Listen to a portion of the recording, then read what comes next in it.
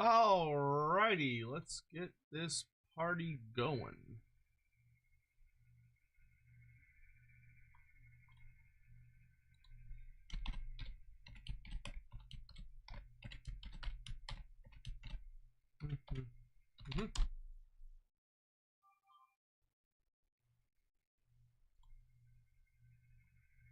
Kaboom. Then let's go on to here.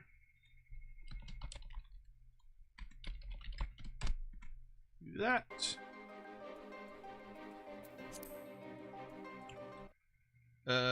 Let's also go here and do. Where is it?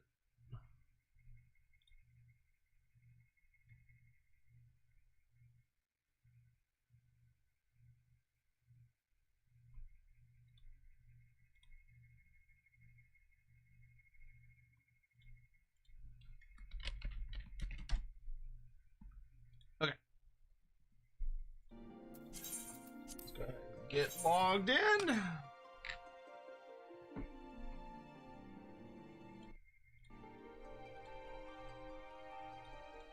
Hello, hello. Good morning, everyone. Or afternoon or evening, depending on where you are in the world. But for me, good morning.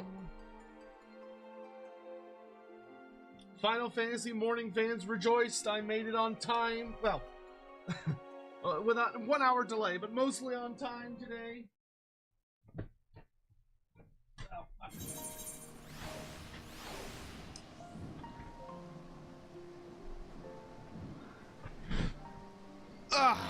Another wretched foul lizard thing joins the red host. Cursed Sotek spawn. A Twitch baby is growing up so fast. Lasai. They do grow up so fast. 27 months? I know, you're at that point where you can't really use months anymore. Almost 3 years old. Raymond, good morning. Because I'm not late. I specifically sent out a message on every platform that there was going to be a slight delay today because it started snowing again, heavy snowing, well, by Texas standards. And so I kind of ran around with Sadie out in the backyard for a bit to let us enjoy it, because after today, the snow will be gone. So, because I think tomorrow it's supposed to get up to like 50 degrees. So, all the snow will melt pretty much immediately. T-Dubs, hello, Schroeder9000, good to see you. Shout out to your stream for keeping your work week sane. Well, I'm glad I could do that for you. Alright, so let's do our usual thing that we do while we're kind of waiting for everybody to show up for the stream. We're just gonna hop straight into doing our, like, casual daily stuff that doesn't require that, you know, if someone were to miss, they wouldn't be like, oh no, I missed something. They'd just go, oh, thank God, I missed the boring part. But, hope everyone's having a great morning. Doing well. I am pleased to announce that I'm nearly done with the Kislev recommended changes script. The only thing I still have to do is the Clark's Call. Only thing I still need to do is the Adamants, which should I love be that long. consistent streaming Sotek. Very orgasmic. Very orgasmic. I think you mean to say. Did you mean to say that, or did you mean to say like organic, orgasmic? I don't know. I feel like our standards are getting too low if a man having a consistent streaming schedule is enough to get you going. But maybe that's just where we're at as a society these days. You woke up having a panic attack, dude. I fucking hate when that happens. Make sure you're taking care of yourself, living legend. And, you know, the only upside there is, you know, whatever it was that was bothering you that much in your sleep, at least it's gone, you know? That's almost the nice thing about when it's like from a dream or like sleep or something, is that when you can wake up, you can be like, oh, it wasn't real. All right, like whatever it was that was getting me or was bothering me, it's not a true threat. You got enough real life problems. You shouldn't worry about dream-related ones as well. Jet 27 SSG X100 Tuber says that keeping to a schedule for almost 5 days. Actually, we're doing better than 5 days, I think. Well, unless you're talking about like the schedule. In which case, yeah. I mean, I'm okay with our current schedule. Like, if this is what it looks for us most weeks for 2025, you know, of 12 planned streams a week, and we make like 10 to 11 of them, and a couple of them maybe start like an hour late or whatever, I'm totally fine with that. Like, that is an acceptable schedule for me. But yeah, I'm glad y'all are enjoying. Waiting for lunch to finish cooking, says Raymond. What are you cooking? What you doing? But anyway, thanks for the bits, guys. But as I was saying, so the Kislev script is almost done. I've talked about, in the script, I've addressed the devotion currency system, the chaos incursion mechanic, the ice training. I also talked already about the Motherland invocations. And I also talked about was that? I feel like there was one more thing and I'm forgetting what it was.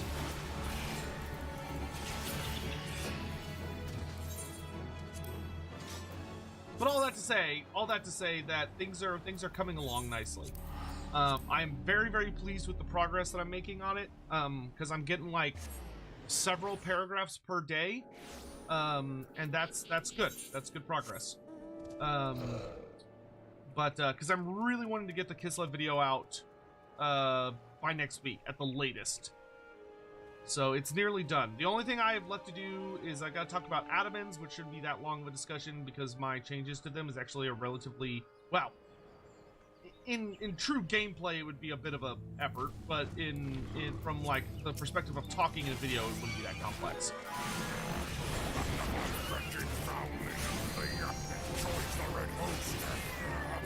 Cursed Sotek spawn. Hey, Nala, thank you so much for 2 months. I appreciate the continued support. I'm glad that you're enjoying your time with us here. Thank you very much. That's very kind of you. I hope you're having an excellent day wherever you may be in the world. Oh, I need one more.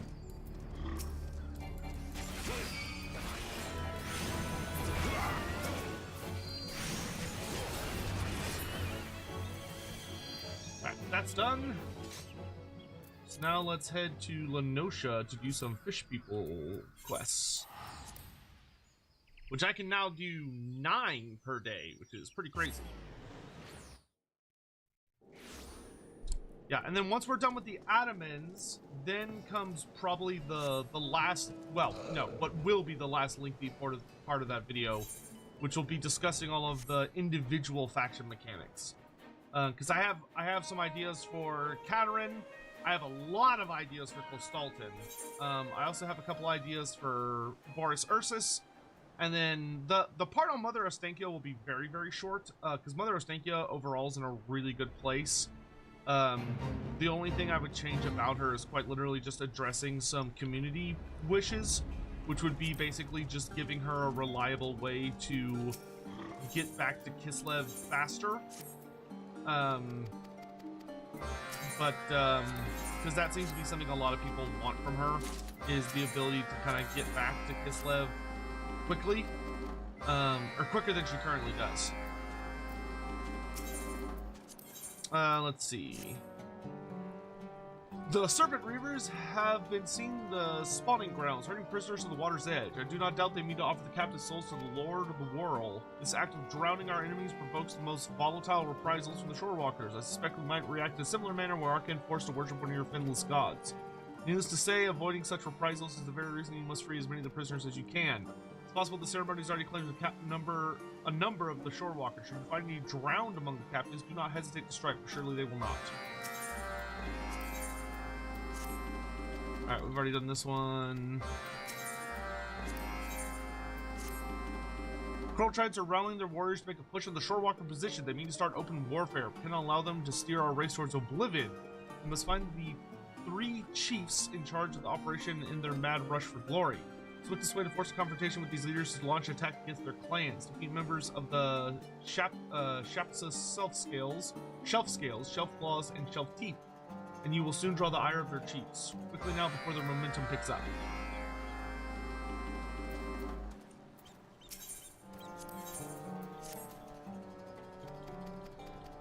Is that a fishman? These are indeed. They're not only fishmen, they're red-finned, or red-crested, you might say.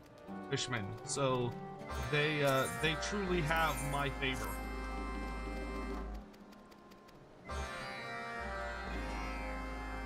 And they have earned it. And they've earned it well.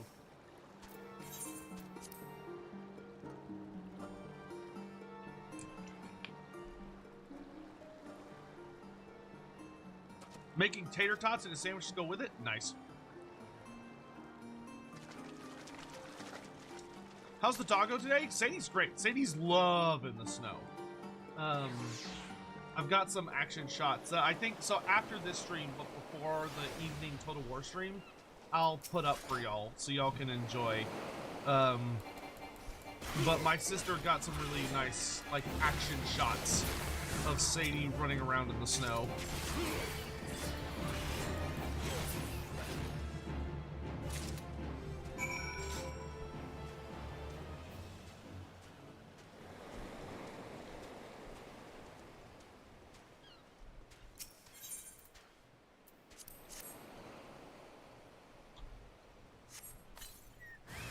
Thought you could do fishman stuff without Biofoot here. Is that in your contract? No. Unfortunately for Biofoot, he has not quite secured exclusivity rights for fishman-related concepts and ideas and streams.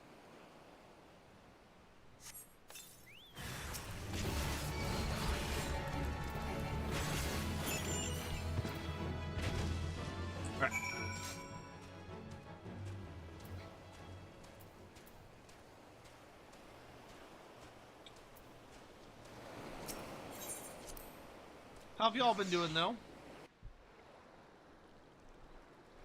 I also should have news here pretty soon on the High Elf video for people that are eagerly awaiting that. Like what I predict will come in the DLC for High Elves. That should quite literally be coming out any day now. Skeleton is working on editing it, which reminds me I actually need to send him a thing, so I'll do that after stream.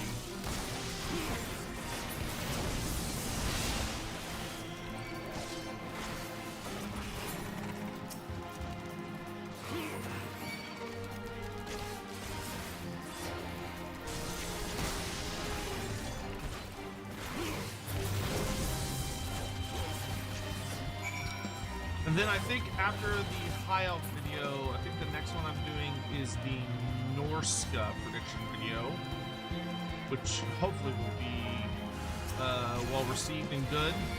I have some cool ideas for that, I think. And once we're done with the Norska video, after that we move on to the Tomb King video. And after the Tomb King video, we have the Ratonia video. And that will finally be the end of that little saga for the Slaanesh prediction series. Well, like the next group of videos that I actively have in my head that I'm working on. So we've got, yeah, the DLC prediction videos for High Elves is now in editing. and then I need to write and record Norska Tomb King's Bretoni. And then I'm currently writing the Kislev rework video, but I'd also like to do a video talking about zinc, and I'd also like to do a video talking about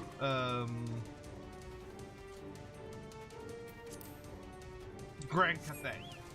And then I think the last thing that's like heavily on my mind in regards to things I want to discuss in a video is I have 2 hatch rework concepts that I really want to do videos on.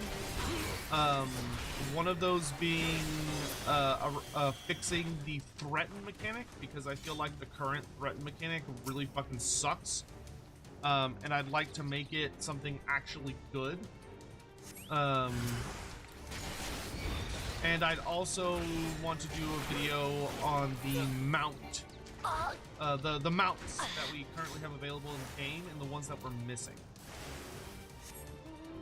Because I very deeply feel like there's a whole bunch of mounts that should be added to the game that have not been yet. And I'm talking about mounts that are already in game, so not DLC. Like, I'm very specifically talking non-DLC stuff. But things like how the Manticore should be available as a mount to the oh, I have to kill the big one. Like the I have to hit him with the hold on.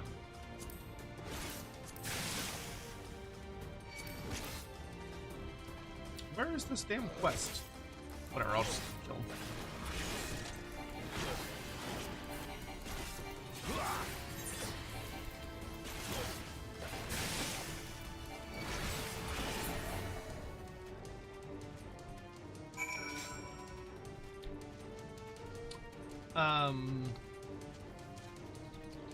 But like making so the Manticore should be available to the Dark Elf Master as a mount. The Griffin should be available to the High Elf Noble. The Kimrian War Sphinx should be available to the Tomb Prince. Those are all things from tabletop that and like you have those mounts in game, it should not be hard to do that. So we just kind of gotta poke CA to make sure that they get around to it.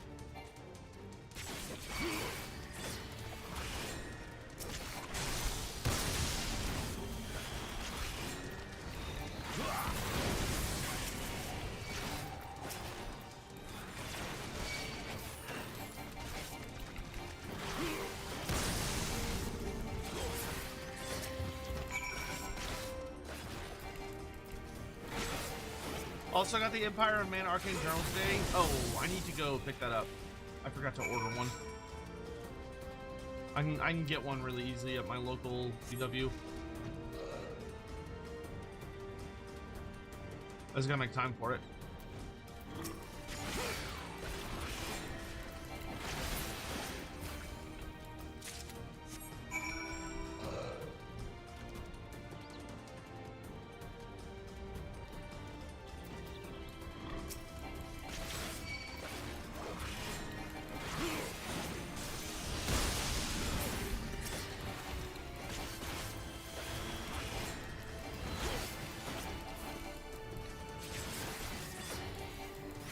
And before it's another Dwarf Arcane Journal and just stops existing for several months.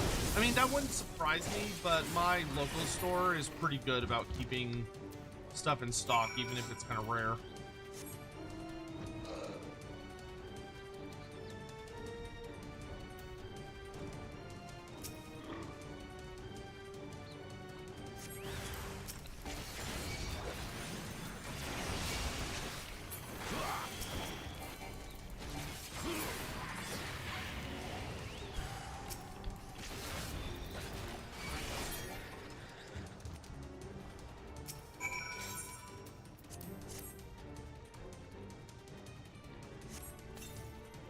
Princes on War Sphinx might be busted in multiplayer. Not if you make it super expensive. And also, that's what, like, monster limits are for. It's not my problem. The multiplayer community is not my problem. I've got bigger fish to fry. My job is to get fun things into the game and make it a fun experience. Not to worry about multiplayer balance. That's a them problem.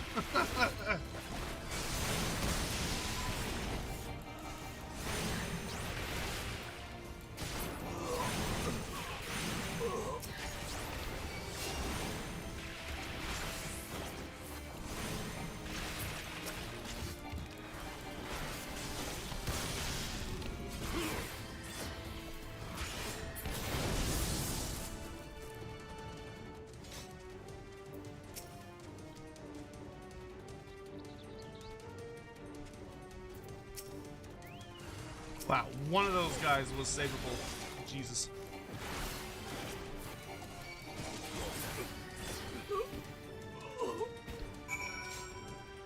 Alright, I think that's everything. Looks like it.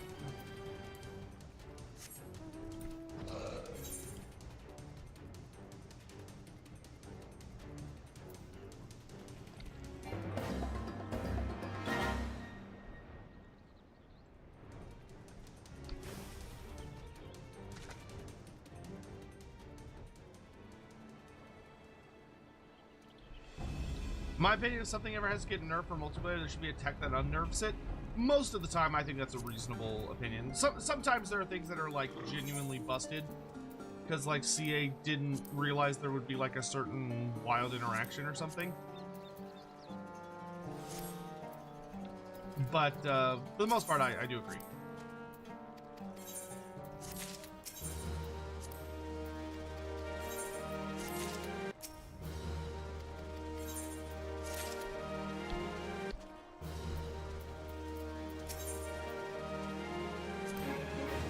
Let's see.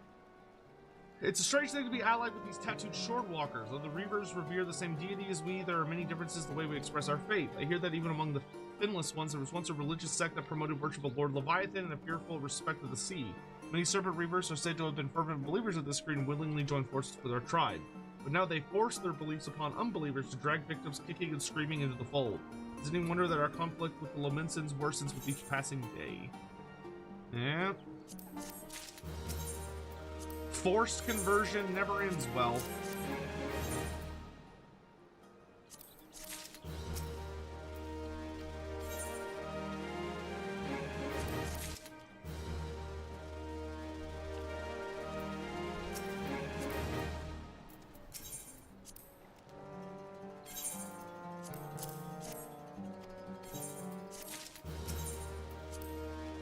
The nice thing is this will also give us enough elegant tomestones that we should be able to buy the last piece of armor we need for this set that we've been wearing. So we can go back to Lenosha and we can talk to that person because we were like just short. Your poor Satang? What's wrong with Satang? Oh, he got nerfed in multiplayer. Satang was like fucking nuts. Hey, it's Unagi again.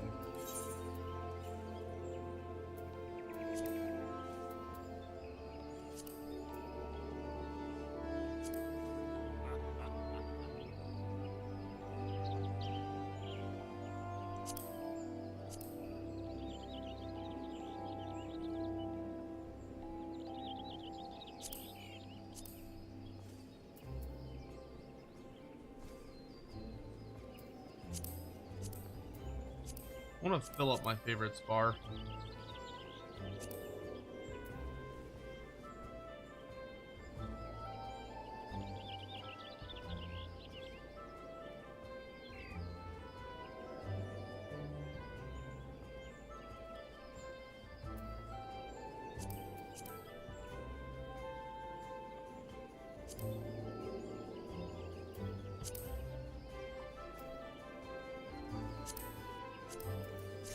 That'll work.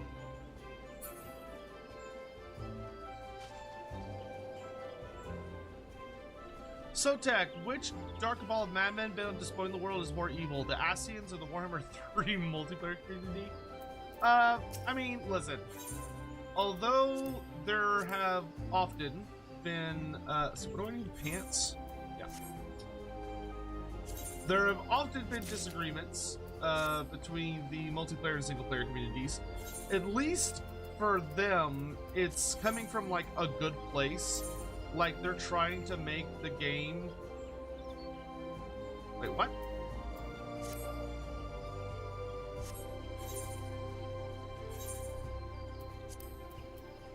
Are these better than the augmented?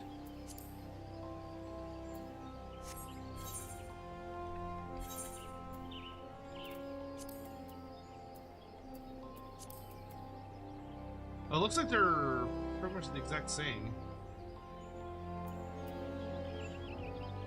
They're both 140.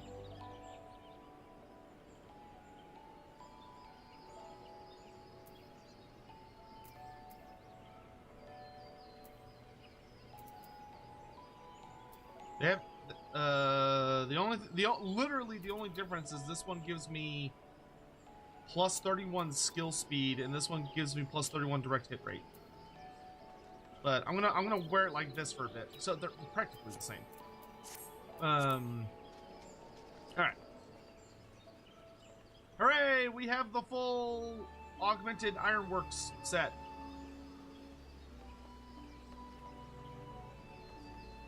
It's the same item level because the 53 dungeon was meant to be the last dungeon you could theoretically do with. Ah.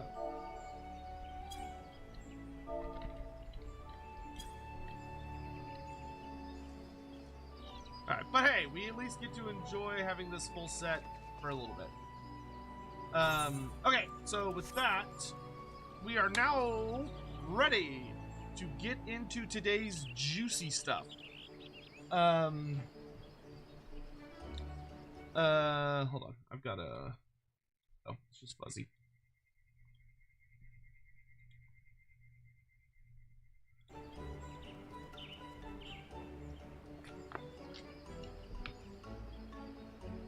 We're gonna start today.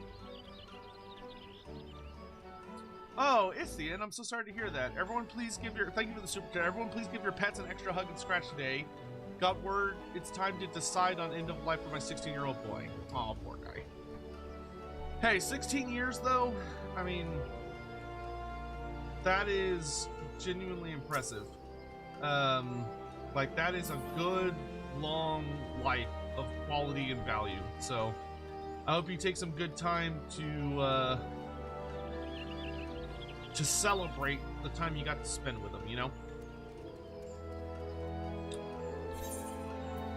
Alright, let's go. I think the first thing we're going to do today is we're going to go finish the Dragoon storyline. So this is the last quest for the Dragoon storyline. It's called Dragoon's Fate. And I think we're gonna find out whether Houston can be saved or if she's gonna full on turn into a dragon person. But it also seems like the time has come for us to finally kill Graoully, which will be an interesting fight.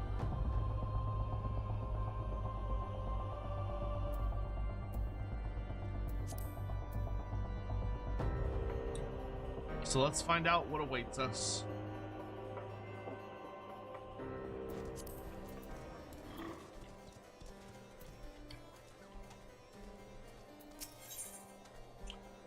There it is. And we get the Dragon Lancer's armor set. Lishlord Chris. She only needs a single drop of god blood from the bear god Urson to cure her curse. Damn it, if only we had thought of that. And we'll get a new ability called Gator's Gold Cool. That looks sick. Delivers an attack to all enemies in a straight line before you with a potency of 200 for the first enemy and 50% less for everyone else. Also grants you the blood of the dragon effect, which increases all damage by 10%. Damn. Alright. Here we go. Dalcarius, the hour of reckoning is at hand. Graoully is on the move once more. According to our astrologians, the creature shall soon pass near the dreaming dragon in the Western Highlands. Hustian will be aware of this, and she will seek to confront her nemesis. We must go to her aid. Alex says, the coffer you get from this quest, by the way, store it away when you don't need it anymore. Level 60 job gear from Heavensward is the most annoying to reobtain because it requires Centurio seals. So Alex, are you saying that, like, when I open the chest and I don't want that gear anymore, I should store it away for safekeeping or like as cosmetic? Or are you talking about don't open the chest and store the chest away? Now, it would not do if she were to be seen by her comrades at this juncture. As such, I will assure the congregation that you have the situation in hand. By the same token, however, this means we will receive no support from the Dragoons. We fight this battle alone. Yes, store it in the armory. Store what? Store the chest or store the armor? The gear. Okay, thank you. But without further ado, let us be on our way. Proceed your preparations, then meet me at the convictory.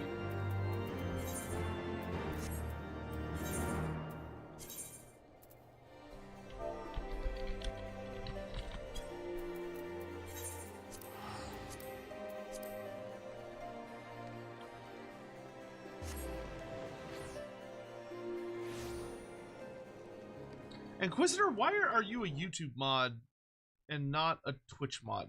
Here, let's fix that. You're either going to be a mod on both or a mod on neither, but for right now, let's do both. You blow something up, we can go over to neither.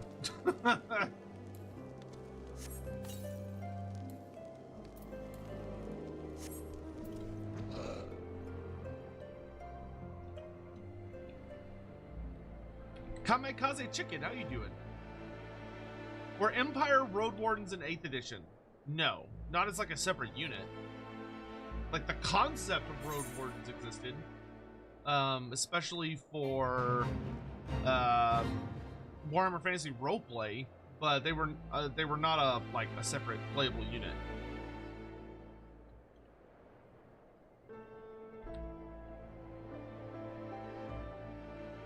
Hoppit asks, outside of Tomb Guard chariots, all I want for Tomb Guard are Necroserpents without riders. Yeah, Necroserpents would be nice. They make for an easy additional unit.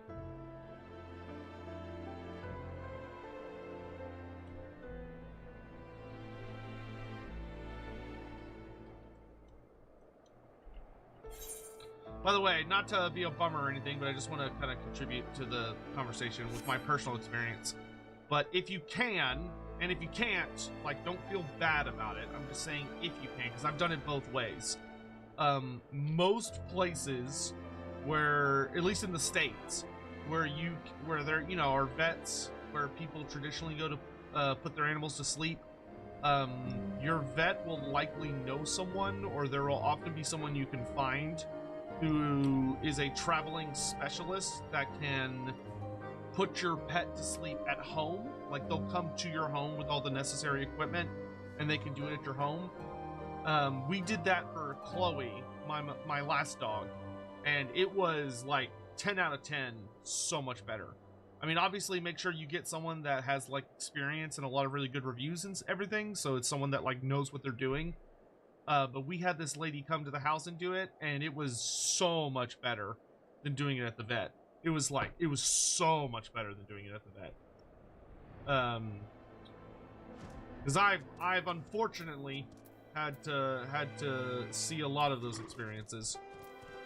Because the first dog I grew up with, which was Amy.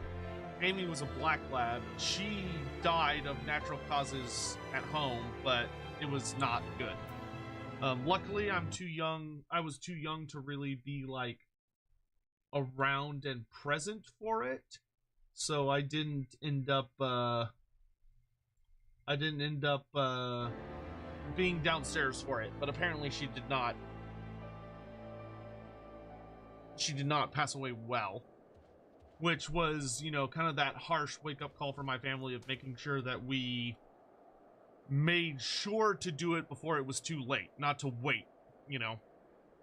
And then my second dog, which was my dog that I got as a gift when I was a kid, Ranger, he passed away my first year of college, and we did it with him at the vet, which was okay.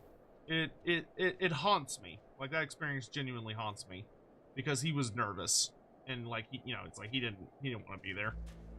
And then Chloe, we did at home, which was 3 years ago now. And doing it with Chloe at home, which it was at the tail end of COVID as well. So like, COVID was a thing, but we just, you know, we had everybody mask up and yeah. But we did it at home, and that was a very, very good experience. Like, obviously it sucked. Like, you know, obviously it was really sad and heartbreaking, but like, it was like, okay, this is an acceptable, this is the best way we could have done this. So if you have the ability to do it that way, I highly recommend it, but you know, not everyone has the ability in that case. But I always beg people to make sure that if your pet is going to, you know, is getting to that point in their life, that you really should be the one to pull the trigger on it, and make sure that they're able to pass peacefully and not drag it out. You know, do what's right for your pet. Don't just keep them alive because you're being selfish. You know, make sure their quality of life is high, and if their quality of life is no longer there, you know, it's time to be the responsible parent, you know. But anyway, I'm off my soapbox now. Oh, this is her dad. Okay. Forgive me, but I insisted that I must join you. Though I'm long retired, I will not hesitate to take up my lance again for my daughter. I have spoken with the people here. A woman fitting Hustein's description has been sighted nearby. She was headed north, they say, a lance in her hand, and a trail of dead heretics in her wake. Remnants of the blood-bearers, 'twould seem. Sir Albrecht has told me all. Matters not what my daughter has become. I am resolved to bring her home. I beg of you, please help her through the coming trial. Let us split up, the quicker to find Hustein. Lord Montaguns shall come with me. Master Dalcarius?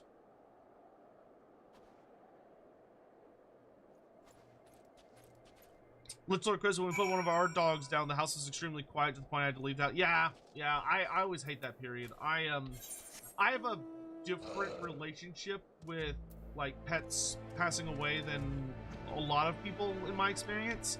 I am someone who, like, I grieve as it's coming up.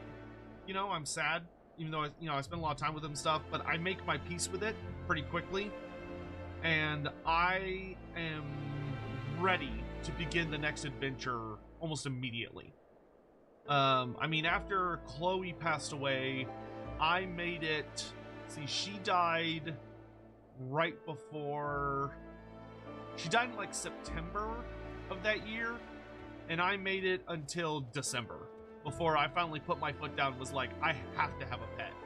Like, I have to have some kind of animal in my life that gives me a reason to get up in the morning and get my day started, and, you know, as a companion that I'm running around with and taking with me on trips and doing all this stuff. Like, I cannot just, I can't just be by myself, which caused a lot of headbutting between me and my folks, because I still live with my family, and I wanted to be respectful of their grieving process. Though I think for my father, it was more of a didn't want to deal with having another pet in the house. But I finally very bluntly said, either I'm getting a pet or I'm leaving. Like, I will move out and I will leave. if I can't have a pet, because I need to have that companion. And that finally reached the point where they were like, okay, well, how about like in the new year? So I started looking for dogs, and I found Sadie, and I went to go meet her. And my goal was to get Sadie right after I got back from a trip in January. But the people that had her were like, oh, yeah, we're about to go on like a 2-month vacation, and like you're not going to be able to get her if you don't, like, until we're back, unless you take her home now. And it was like the second week of December, and I was like, well, I guess we're taking her now. But yeah. Let's see. A fierce battle took place here recently. A solitary set of footsteps leads to the north. Okay.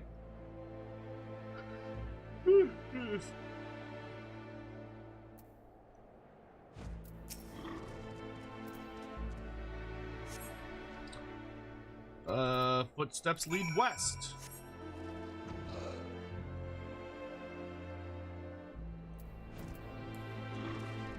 There's old Graoully. Is that him? He's smaller than I remember. Hey, Vorn, how you doing?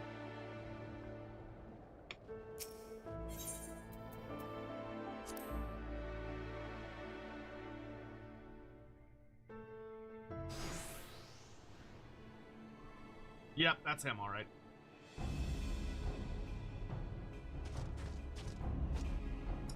So you have come. Behold, then, the malign face of my torment, Graoully. It gives me heart to know that the Azure Dragoon stands with me against my nemesis. Ugh! The craving grows stronger by the day, but I shall not succumb to it. Nay, I shall be no dragon's thrall. I failed in my duty before. I shan't fail again. Today I shall claim Graoully's head. Alright, here we go. Defeat Graoully. Come and meet your doom, dragon.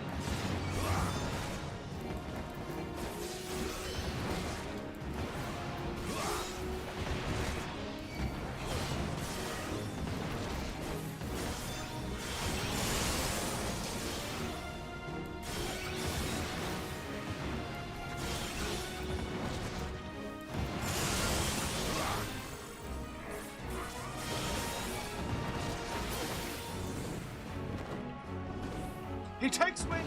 Keep your eyes up above! Oh my god, he's using actual, like, crazy mechanics.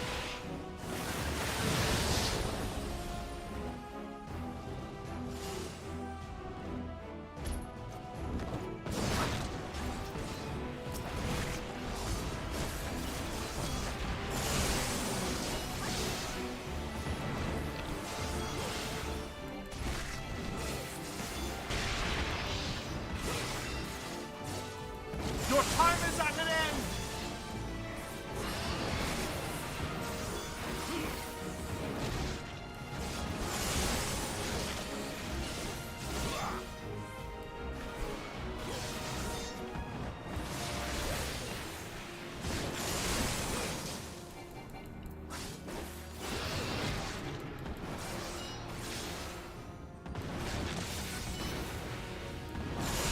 Oh, he throws her, jerk.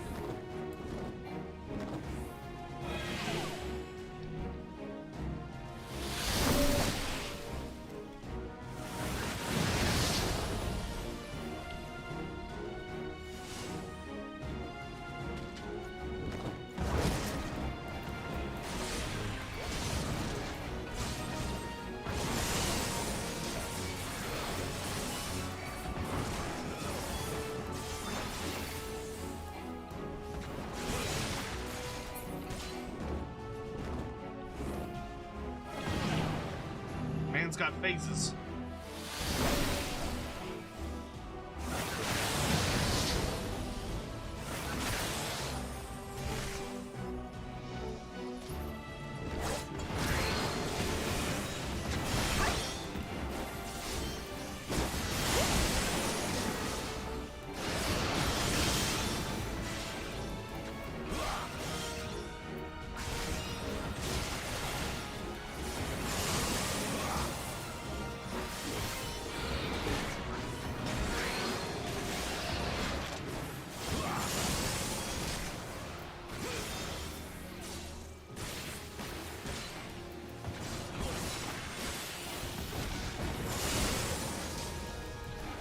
happen!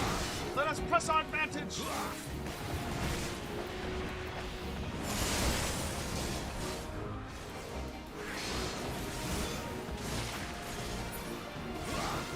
Alright, here's his last phase.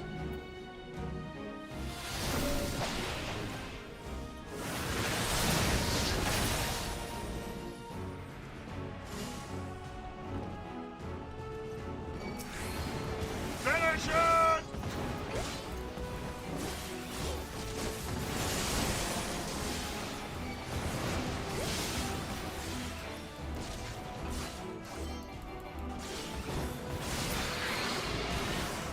At last, my duty is fulfilled. So falls Graoully. Eat his delicious eyeballs! Yeah. Please, please, no, not the eyes.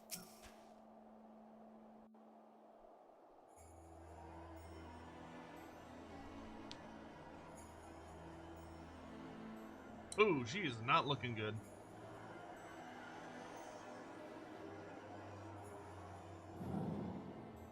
Nope. Okay, looks like she suppressed it.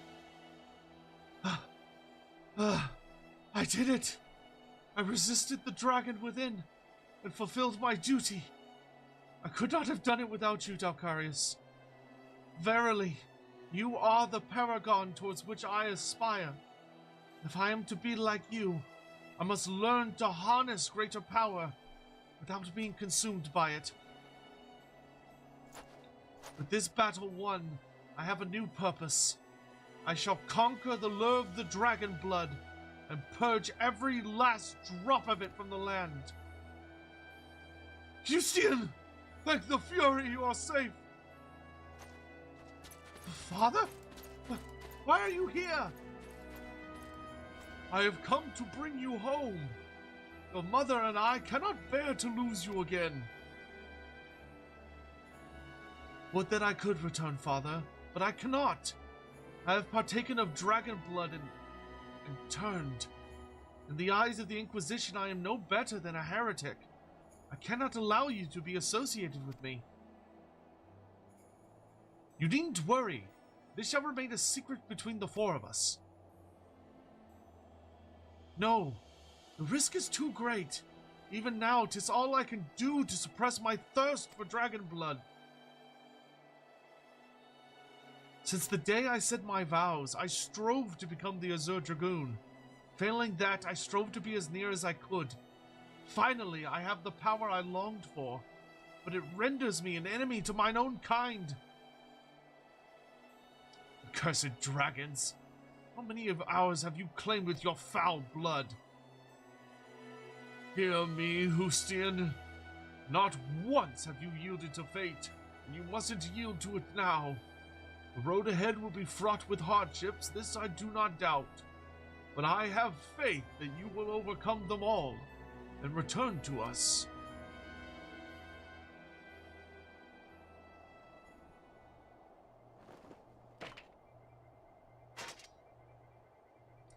Thank you, Father.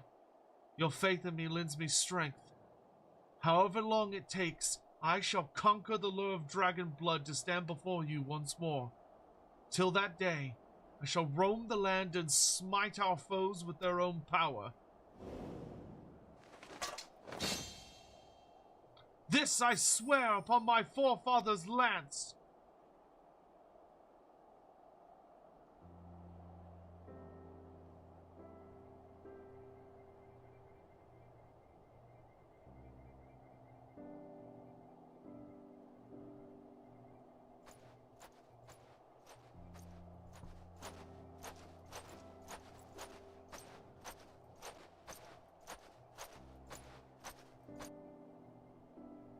She is a very, very good knight story. Like, it's that perfect balance of, like, tragic and heroic, which is like what knights, you know, that's like the ultimate fantasy knight storyline.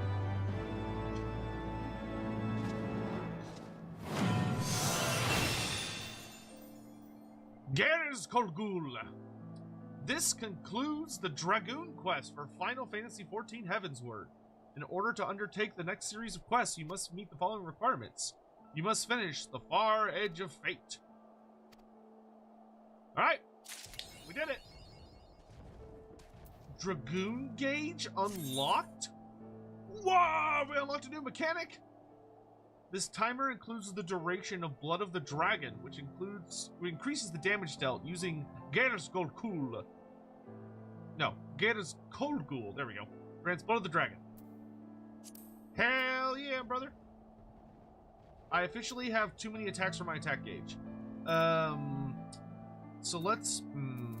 how do I want to do this? Why don't we do... Let's put... Okay, well this one's on a damage ability. This is just a gap closer. So let's put that next to our throwing attack, and let's do it like that. Alright. That's a sexy looking gauge, dude. Like, that's nice. I want to see what this attack looks like. You there, unfortunate ice commander. Ah, that's sick. You, like, shoot a dragon out.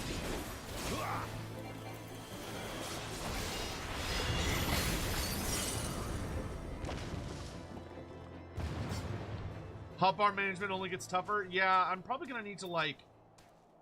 I'm probably gonna need to go to my HUD layout and redo some things at some point. I'm not gonna do it right now, but at some point we're probably gonna need to, like, rearrange and redo some things.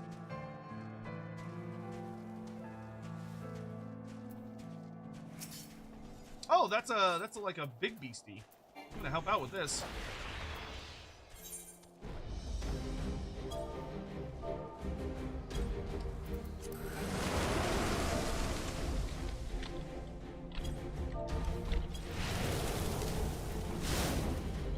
Frozen. Well, let's help this guy.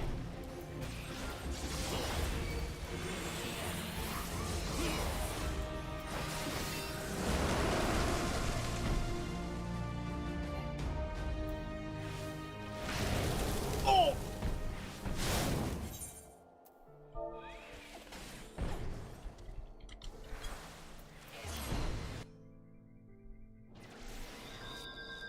It sent me all the way back here? Well, that's bullshit.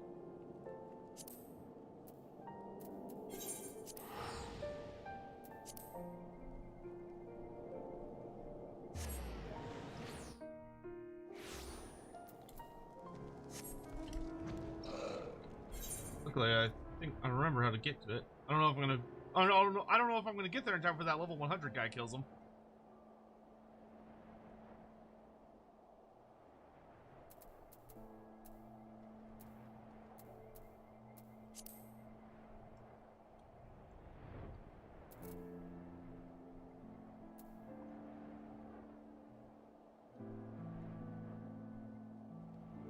I didn't realize it was going to send me all the way back to Ishgard. At least I can fly here now.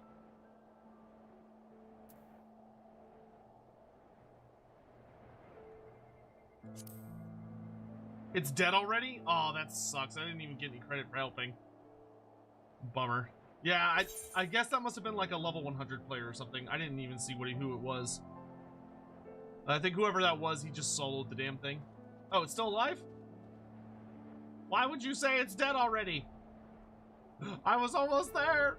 It's gonna be dead by the time I get there, but you never know. Maybe I can slap it for revenge.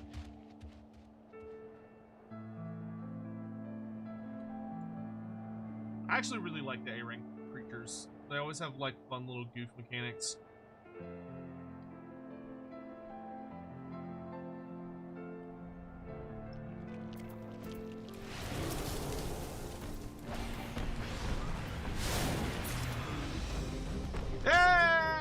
I contributed. I literally made it for the finishing blow. Hey, you know what? I got 4 Centurial seals out of that. I wish I could have contributed more, but I got there for the last 0.3%. Okay. Now we're going to finish the Dark Knight storyline. But we're not going to be able to... We'll do the level 56 and level 58 Dark Knight quests. I'm probably not going to be able to do the... I'm probably not going to reach 60. But we'll do as much of it as we can.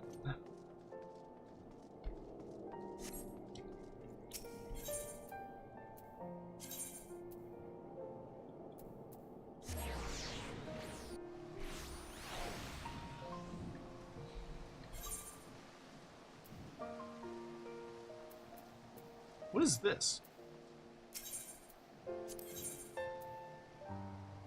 Requires disciple of the land or hand. Level 50. My leather worker should be high enough for that, shouldn't it? What is my leather worker? Yeah, 53.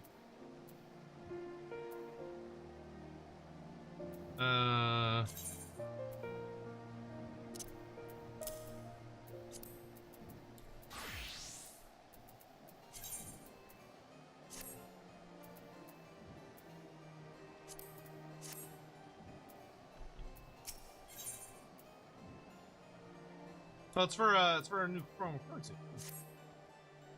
You're a leather worker, yes? Aye, I thought so. I pride myself on having an eye for talent, and you, sir, have it in abundance. I suppose you've heard of this new collectibles fad, have you? No? Oh, well, we've got to do something about that then. Here, take this letter to Liderlona in Revenant's Toll. She'll take care of the rest.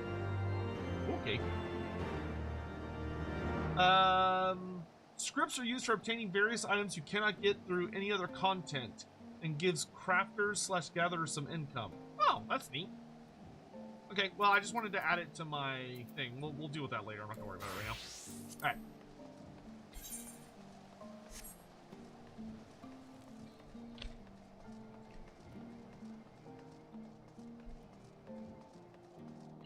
Where am I going? I'm wandering around like an idiot.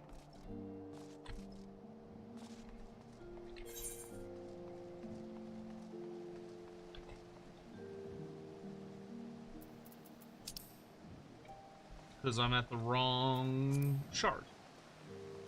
I saw side quest and my brain was like, that's where I need to go.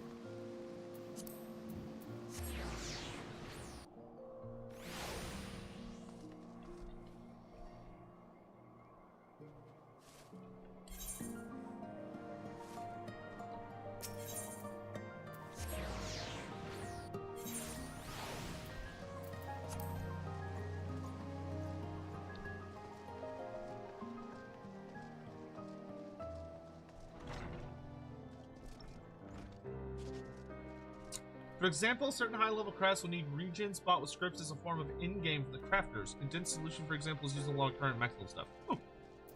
All right, let's see what Sid and Riel are up to. Come back soon. Well, I'm back now. We're gonna get a new ability called Abyssal Drain. Deals unaspected damage with potency of 240 to target and all enemies near it. It also heals my health and has an additional effect of restoring MP. Ooh. Shares a recast timer with Carve and Spit. I've been thinking, Dalcarius. The Padjal likened Riel's spiritual presence to that of a Dravanian. Hence why he suggested she had partaken of dragon blood. Regardless of the cause, if she does hold some affinity with dragons, she will never be safe here in Ishgard. If, being the operative word, of course. We need to know for certain, which means we must parley with the Dravanian. It will not be easy, I realize. The Dravanians are wont to entertain outsiders, especially ones hailing from Ishgard. You've spoken with their leaders? Beg pardon, I did not think you would so readily admit it. Well, pray lead the way, Dalcarius. Yeah, bro, me and Iceheart are like... I pray this Vidofnir can give us the answers we seek. Ever since you've joined us, we visited so many new places. I'm sure Frey would have enjoyed it too. Yeah, good old Frey. Sion, hello. Just DM'd you a good video on setting up hotbar effectively. It's only 3 minutes. I am not watching that right now, but I'll do it after stream. I'm not gonna do it during stream. But thank you. I'll do it that later. Let's see. Go see Vidofnir.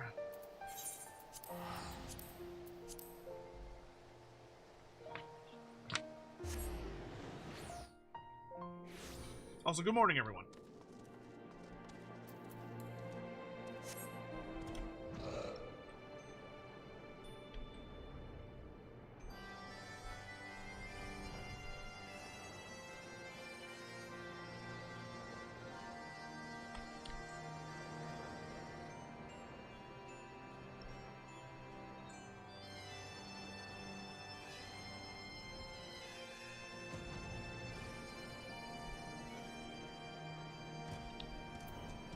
It's Mommy Vidofnir. I've never seen a dragon up close before. They're so big. She is rather large, isn't she? Hey, Mama Dragon. Thou keepest curious company, mortal. I see. Though I trust in thy words, thy companions are unknown to me. A token, then, for them to declare their intent. I would have them gather up Graoully and Avalonia Fallen and bring it to me. But where the beasts which are drawn in by their fragrance? So dragons like flowers, just like we do. Right then, gathering flowers for a dragon. No point in questioning it. Riel and I will search the lands north of here. You take the south. Doubtless she has her reasons. I merely wish I was privy to them. Alrighty.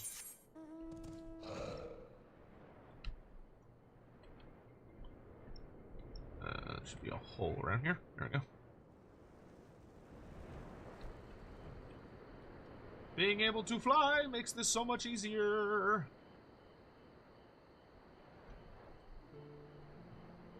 Can I fly on top of these towers? I feel like if... Yeah, there should be...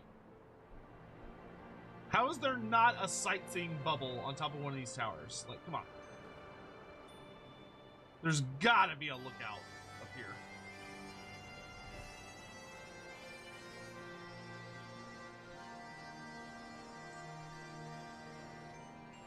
These dragons really like their tall as fuck buildings, don't they?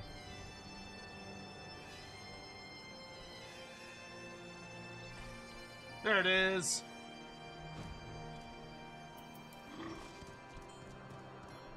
This is so high up, you can't really see that many details from here.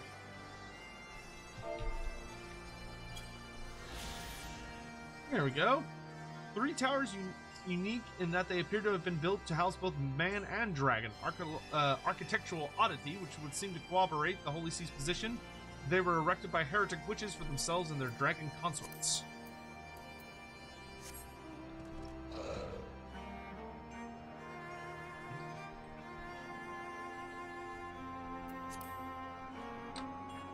These towers used to be popular spots for roleplay background. I bet they were. Doing a roleplay server would probably be quite fun.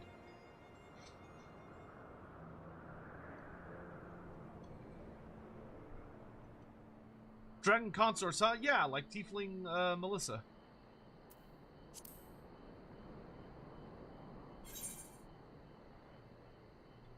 Not that I know anything about that.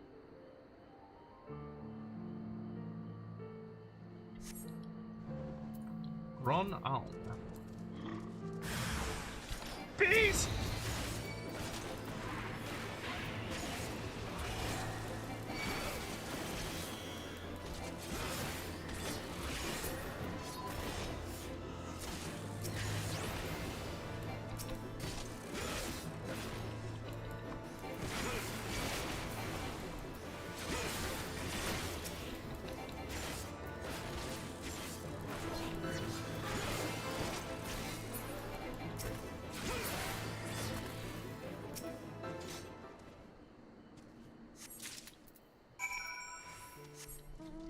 Alright, back to see Dragon Mama.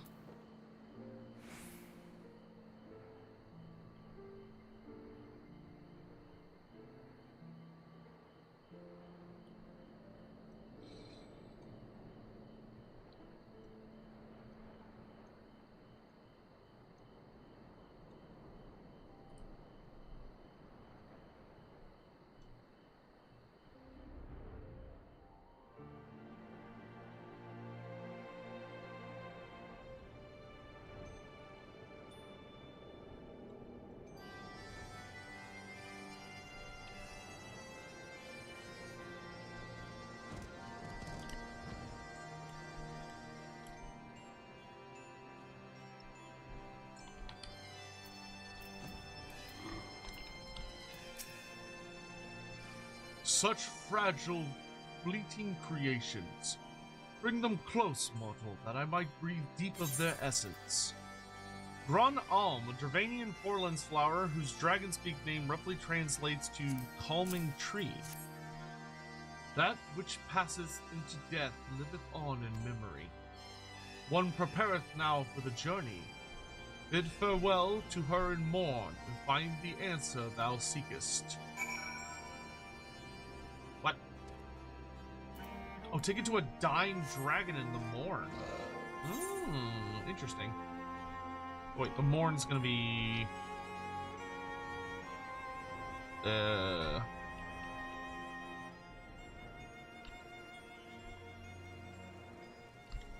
Is it... Wait, it's not this... Is it this level? I think it's this level, yeah. Oh, I remember the dying dragon. There's a dragon corpse. I can find the dying dragon.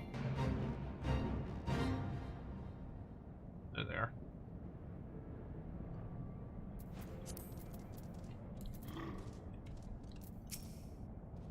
Let me linger a while longer, hunter. Soon my soul shall take wing.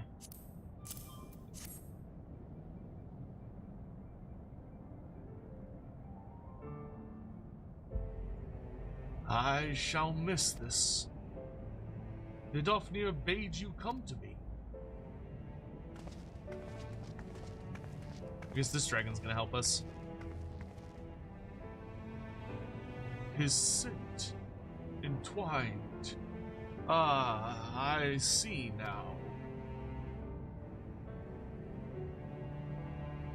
We seek no quarrel, O Ancient One, only answers. Come forward, child.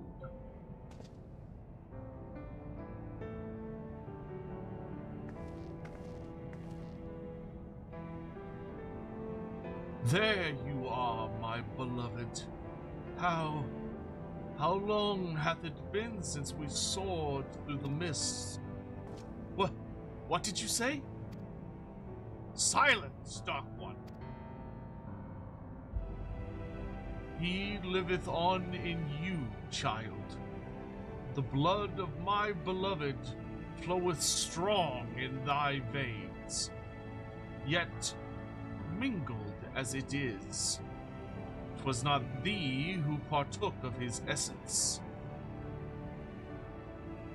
Were it not so, thou wouldst have been overcome. Thy progenitors drank deep to spur their own becoming. Then it's true. And the Temple Knights knew? Then they will never stop. They cannot! Even if we flee, Ishgard. If we could but harness the abyss. Thou speakest strange, Dark One. What dost thou seek? Oh, shrouded in thy rancor, thou standest apart from thy charge. The folly of youth. Even the tiny beings who frolic in the midst of some all know a better way. What?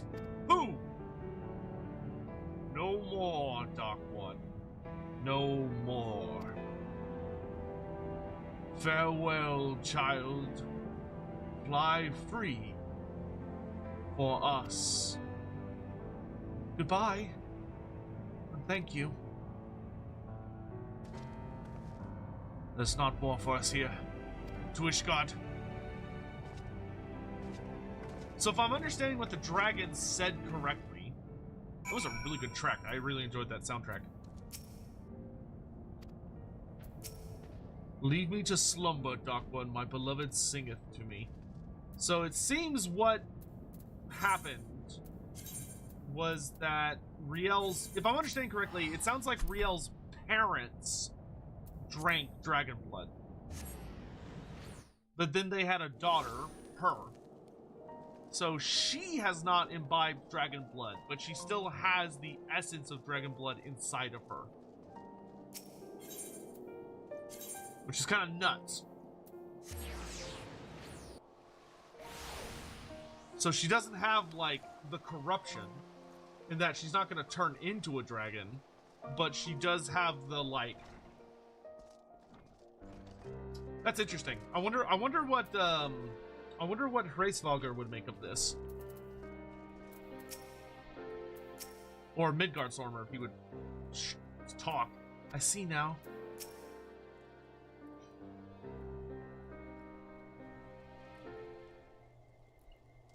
This changes nothing.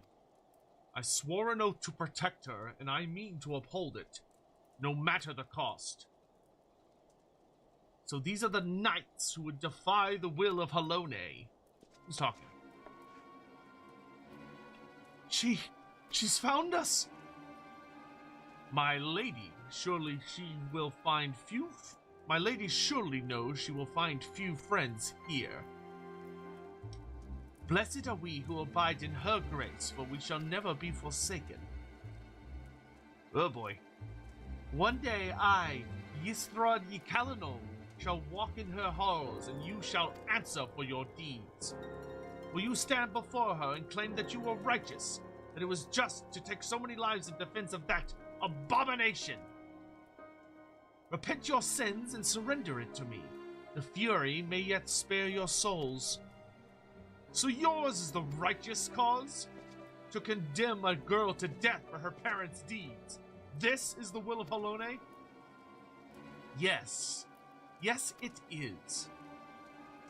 If you will not see reason, even with a full knowledge of the facts, then I make you all a final offer. Submit to a trial by combat. Survive, and you may go in peace.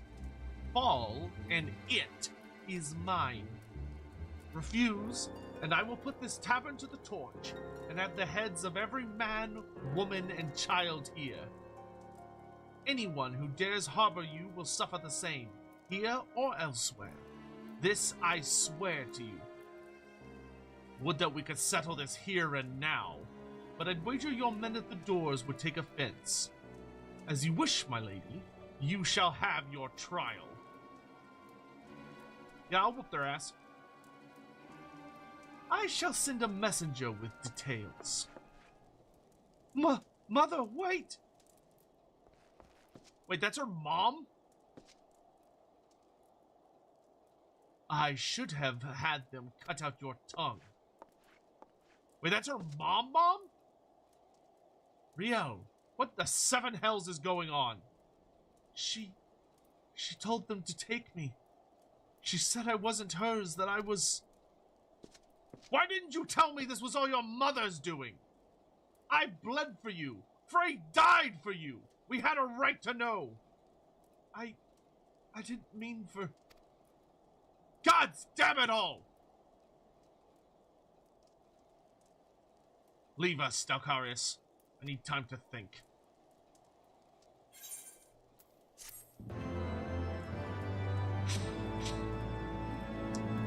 So I'm guessing Dad drank dragon blood. If Mom is a full-on member of the Holy See. This'll drain. Neat.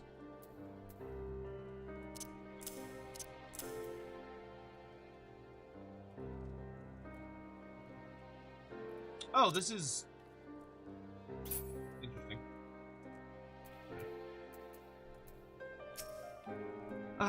I didn't ask for this. I didn't ask for anyone afraid to... Oh, I don't even get a skill for this one. It took considerable effort, but at last I have learned the whole truth. Attend to me, Dalcarius. You have a right to know. For countless generations, the sons and daughters of House Colonial have pledged themselves to the church, so devoted to the faith they are. Many rose to positions of great prominence within the clergy, and for a time, Countess Ystrad de Calanor was poised to do the same. When she and her husband celebrated the birth of their firstborn, the futures of the house seemed brighter than ever. That is, until years later when the Inquisitors came. Information gleaned during an interrogation had implicated her husband as a heretic. When the Countess confronted him with these allegations, he brought a vial to his lips and completed his transformation. One he proudly declared was decades in the making. Wow, so both her parents are kind of shitty. There used to be a skill at 58, but they removed it or whatever it was, got shifted to somewhere else. Oh.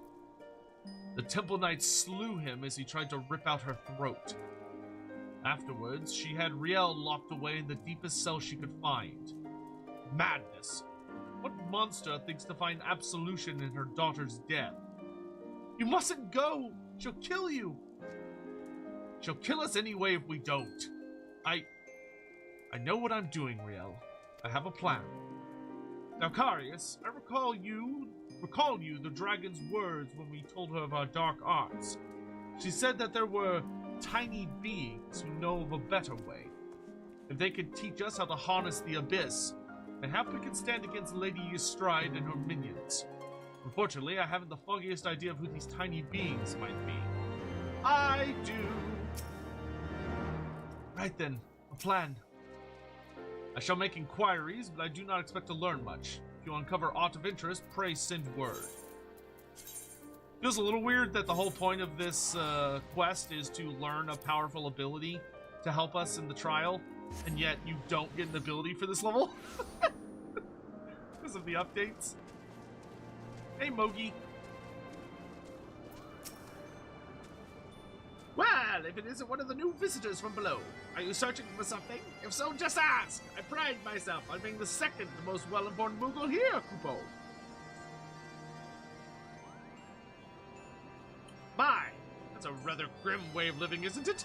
Can't say I've ever heard of knights so infatuated with darkness.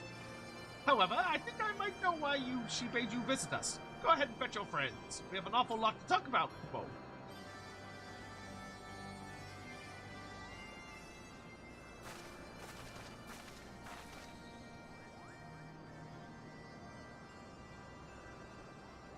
Welcome to Morgholm, Kupo. The little one must be Riel, which makes the big one Sid, right? Yes. I presume you are one of the tiny beings of whom the dragon spoke.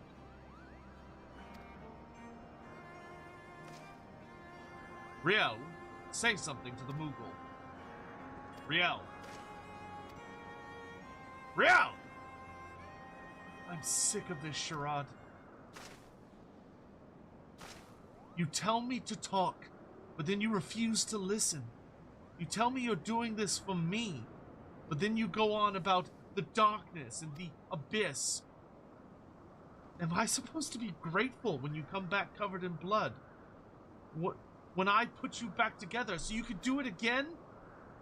You drag me to halfway across the world so you could discover a new way to kill yourself. And you tell me it's for my sake? Why are we here, Sidurgu? Tell me the real reason. Riel, of course it's for your sake.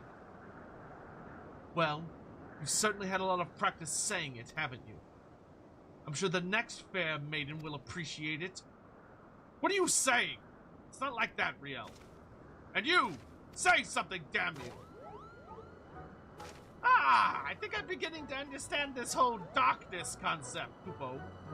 Harnessing the power of your emotions or some such, yes? I'm reminded of an ancient legend about a Moogle named Mog. Not a simple name, I know, but those were simpler times, Kupo.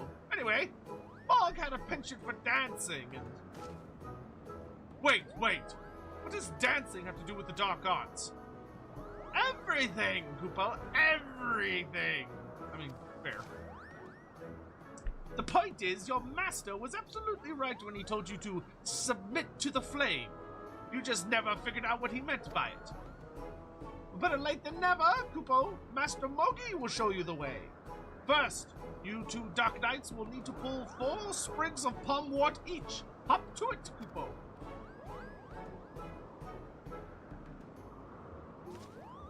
I failed to see what purpose this serves, but fine. You will have your precious palmwort. Oh, and Riel can stay here with us while you're away.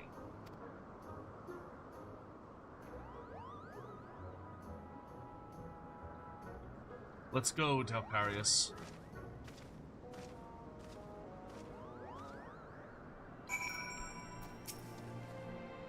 Look after him, will you? No one will be harnessing the darkness or the abyss or whatever else until you bring me plenty of palmwort first, Kupo. This is probably the least... I feel like the Dark Knight having to go to the fucking Mughals of all things was probably the least expected development, but I'm very pleased by this development.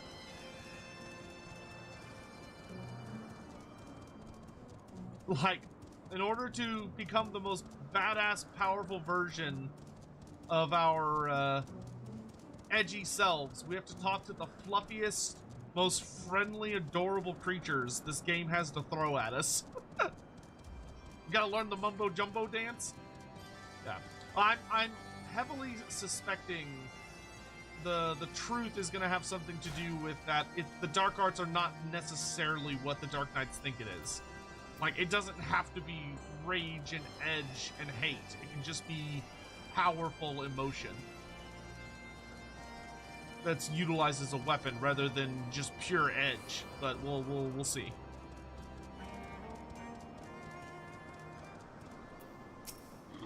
Tussock. Yep. There's Sid. Strength is pain. Strength is suffering. Strength is sacrifice. Gah! Sod this.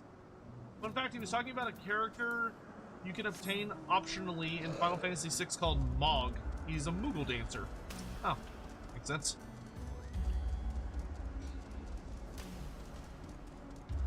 You want to squeeze the little pink balls the Moogles have? Understandable. It does look like a little... It does look like it would be very squishy.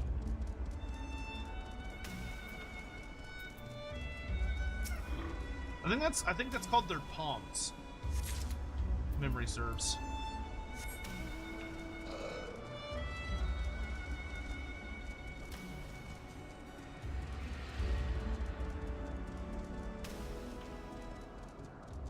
Is Kupo like Smurf or Squanch? Kind of. Well, no, it's not like Squanch. Or like it's used at the end of a sentence. It's not used in place of a word.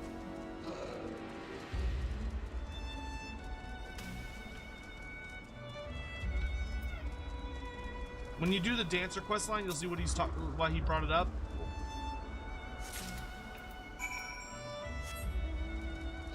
Alright, well that was relatively painless.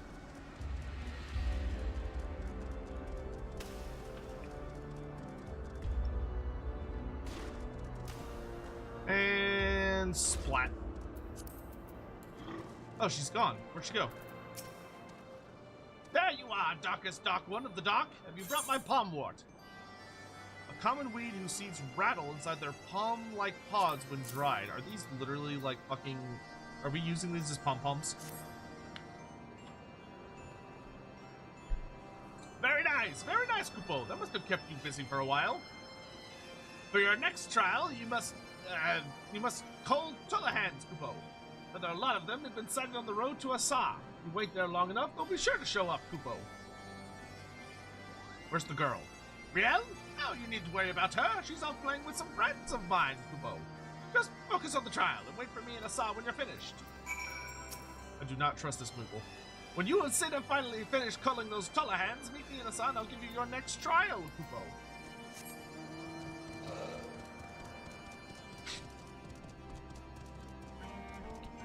I would never trust Moogles as babysitters.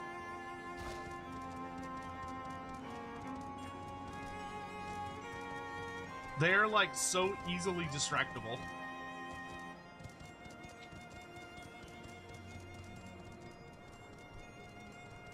Maracas? Yeah, maracas. That's what I was thinking.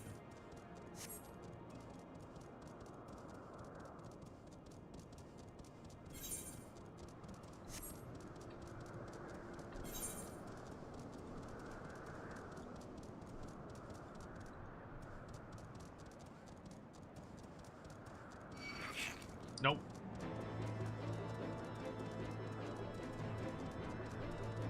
Go, Salamander, go! Bleh.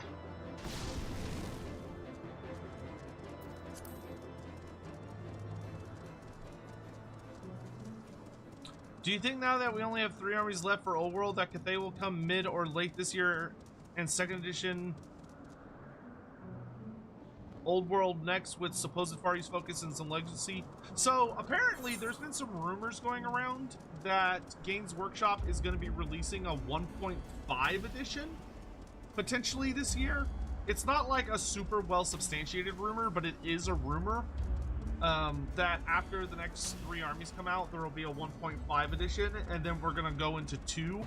I don't know about the 1.5. I'm kind of like, I doubt that one. But I do think that we're gonna finish first edition Old World this year. So either second edition is gonna launch with Grand Cathay and some other faction, or if they are going to do like a 1.5, it'll be with the introduction of new factions like Kislev and Cathay. But we'll have to see. I do think this will be the year that the Old World is going to finally start moving. Bedazzled Tullahand? That's a cool ability.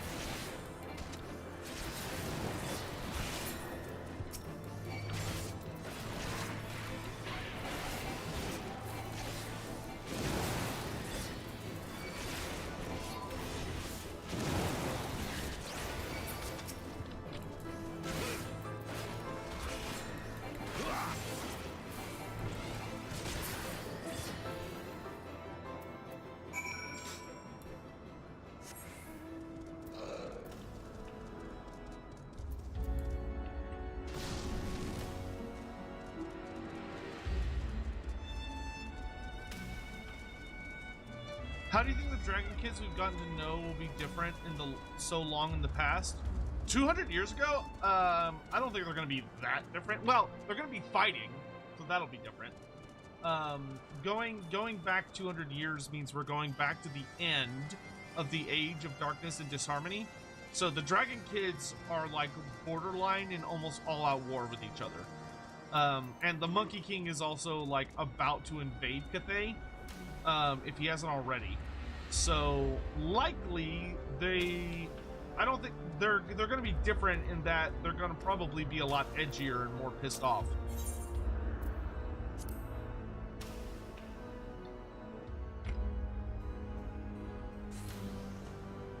Have I played Warhammer Online Age of Reckoning? Yes, I have, quite a bit. I've got a max level Ironbreaker on there right now. What in the hells are we doing, Dalkarius? What could Mughals possibly know about mastering the dark arts? Wah ha ha ha! Foolish fools! What? Right then. What's all this? While you two were busy gathering palmwort and slaying Tullahans, we kidnapped Riel, Kupo! Wah ha ha ha ha! What? Oh yes, Kupo! We had so much fun playing together! So much fun indeed, Kupo! So much fun that we thought we might keep her here forever! I feel like they're just trying to piss us off. You wouldn't dare.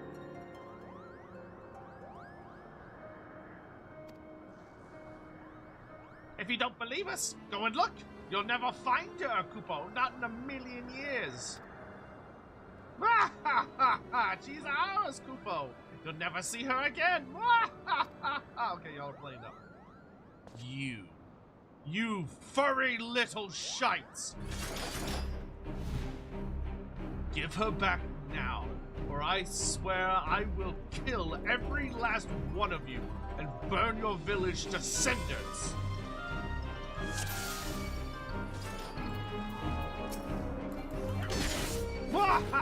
Do your worst, Kupo! You really miss your Riel, Kupo? Well, too bad. She's our Riel now. I'm going to rip that palm off your head and shove it down your goddamn throat.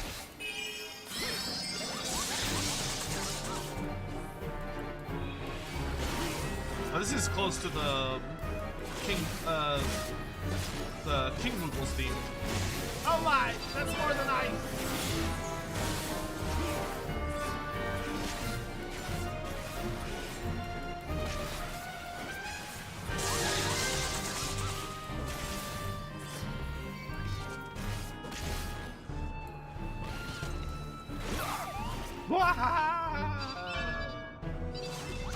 Oh, there's more of them. Power turn, Kupo. This is the full-on Kupo guard. Give her back to me. Give her back. You just don't get it, do you? She's gone forever.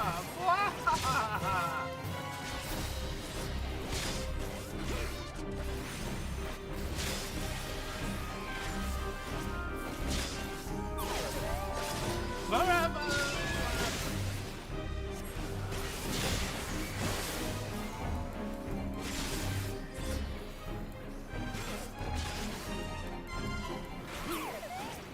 Bit much if you ask me. Doesn't matter how hard you fight, you're never going to see her again. What, are you gonna cry now, Kupo? Go on then, cry at me. Cry. I think he is, Kupo. Look. God damn you! Die! Dude, they are literally just doing everything they can to make Sid as bad as possible. This isn't what I just beat shit out of them.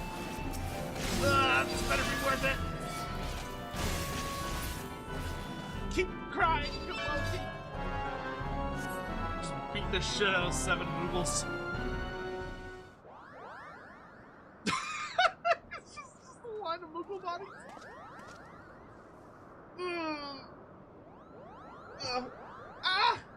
You really could hurt someone carrying on like that, Kupo.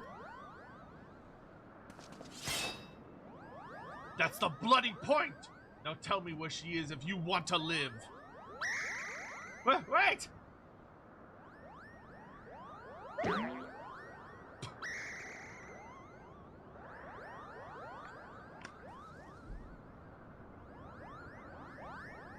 They're missing one. Did he fall asleep?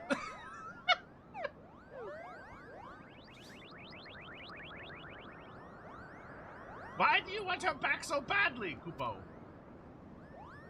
What kind of question is that? You kidnapped her! But you don't seem to like having her around that much anyway, right? She's just a burden to you. So why do you care what happens to her? I swore an oath to protect her. That's what we Dark Knights do. You think that will give you the strength enough to protect her? Duty and honor? I'll tell you what you need, Kupo. If this was a show, this would be the exact moment that the Moogles would break out into song. Like, if this was a musical, this would be the moment they would break out into song.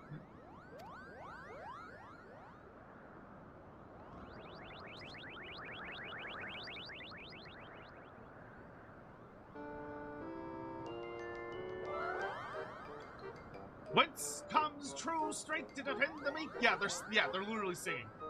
Whence comes true strength to defend the meek? Is it honor? Is it justice? How bland!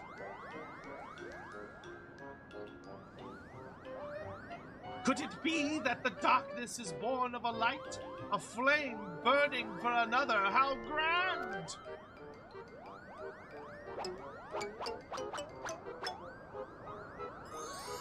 Bro, I feel like Sid's gonna have a stroke.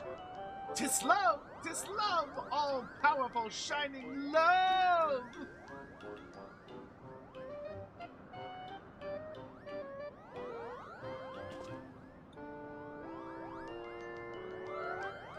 Rather blunt, I'll admit, but subtlety doesn't seem to be your strong suit, Kupo.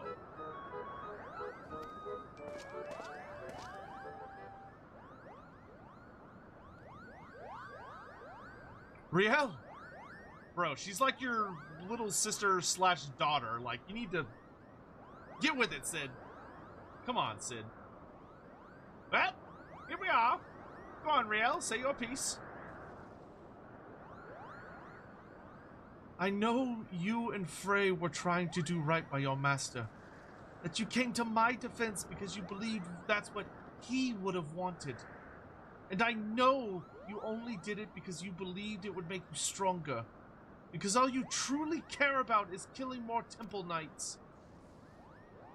I've seen how you look at them, how you curse them under your breath, how you relish every opportunity to cut them down. So don't tell me it's open for me. Don't tell me that Frey died for me.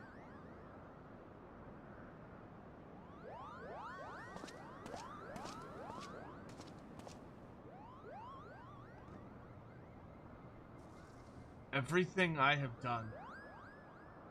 done for my mother and my father, for my master, and yes, most of all for me.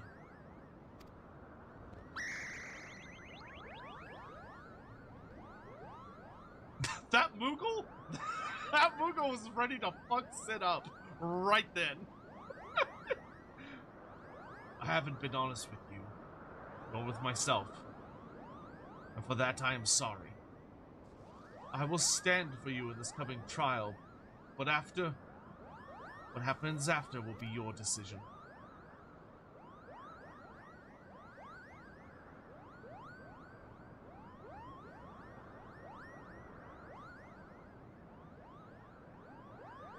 Good. That's a promise.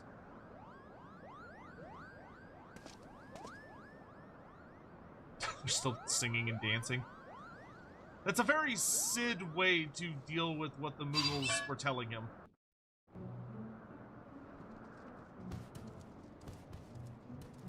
Now, the power of the Dark Knight isn't being dark and edgy. It's emotion. It's fighting for a purpose, fighting for a cause. The edginess is not the point. Frey and Sid clearly didn't understand that. For what it's worth, I'm sorry it had to come to this. Furry little bastards had us fooled, eh? Shame their wisdom is bollocks. I mean, really now, love? That's how you need to harness the abyss? I mean, I suppose there's something to be said for caring deeply for your charge, but no. No, I will not give those cretins even a sliver of credit. This was an utter waste of time, and that's that. Still, I'm glad to have come to an understanding with Riel. She returned to Ishgard. The hour of the trial draws close. Come along, Riel. Motherfuckers never saw episode 3 of Star Wars. Have they learned nothing from the sacrifice of the Jedi? No. I actually really enjoyed that quest. That was a very enjoyable quest line. Like, I am not good at voice acting, so obviously I can't portray it right, but I really enjoyed the dialogue of that quest. So I got held up with a phone call. You unlocked a new title for completing the Heavensward job quest. I did.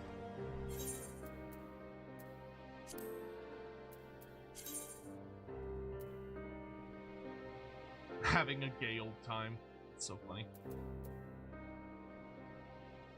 Oh, is it the Azure Dragoon? Oh god, they don't... I don't understand the order they put these in.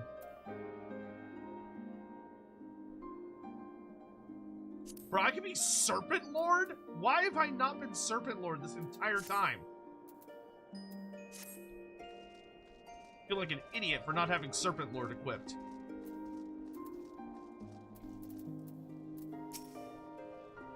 It needed to be said.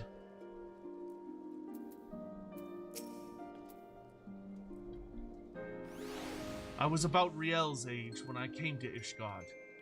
My parents, they said we would find a better life here. When the Temple Knights we had shown mercy returned, they let us choose the order in which we would die. That would be their mercy to us, they declared. I watched my parents kneel in the dirt.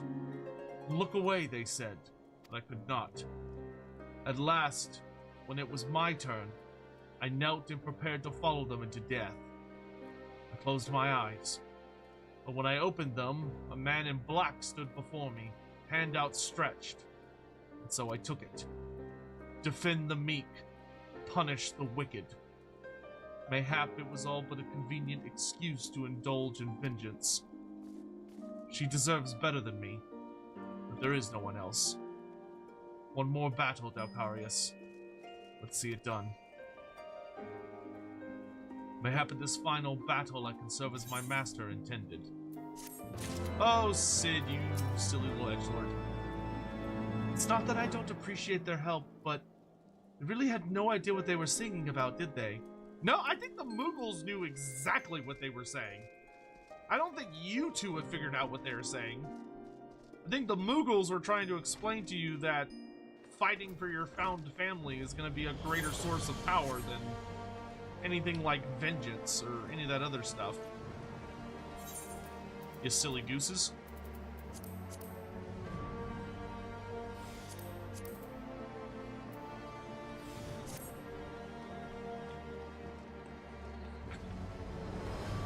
All right. Without further ado, chat, it's time to get back to the main story quest. That is fucked up what they did to Sid's parents, though.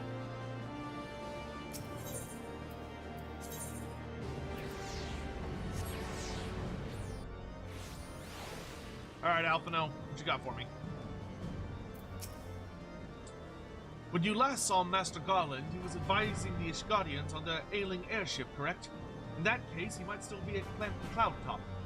Failing that, we could try the airship landing, or mayhap even the Skysteel manufactory. But let us not waste time searching aimlessly. Someone in the city is sure to know where to find him. The question is, who? Sir Emmerich would seem the obvious choice, but there's no guaranteeing he would be able to grant us an audience at short notice. Ah, I have it! Count Edmond's youngest son prides himself on knowing all of the Holy See's juiciest rumors. Let us return to the manor and see if Lord Emmanuel is about.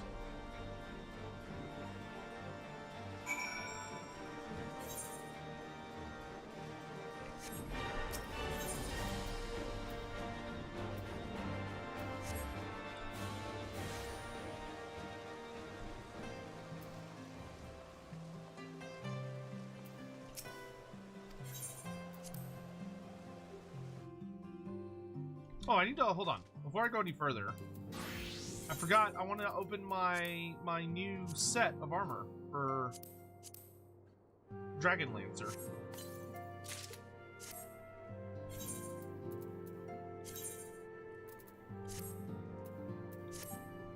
Not bad, not bad. Okay, so I look like the main character from the trailer now.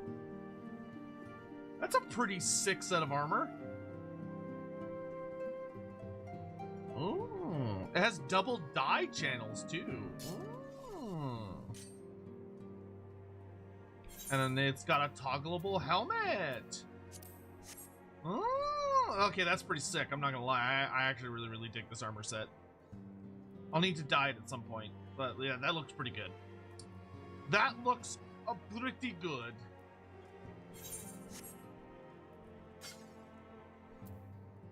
All right, let's make sure we update gear set. Cool. And then switch back to Darkbane. All right.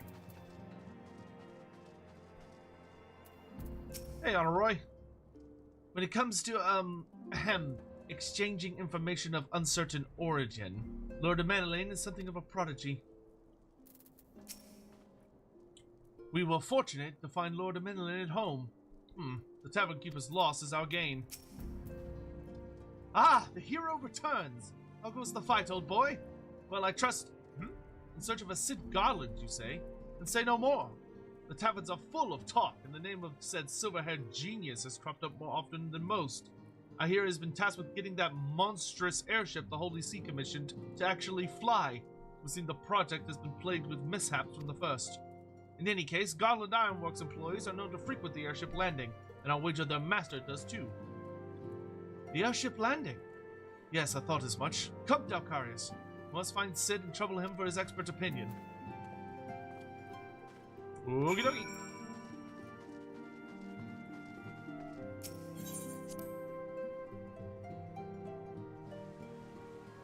Congratulations, you said old boy with sufficient pompous flourish, awarded honorary British citizenship. Well, thank you. I'm honored.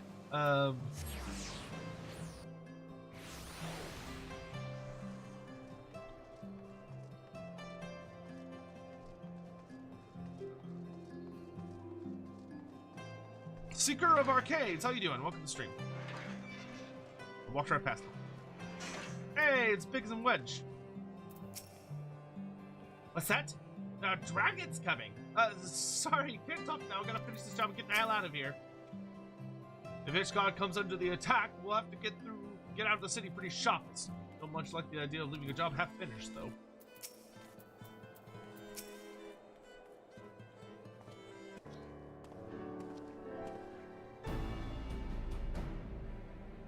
Dakarius, Alphino, how fare you both? Not terribly well, judging by your faces.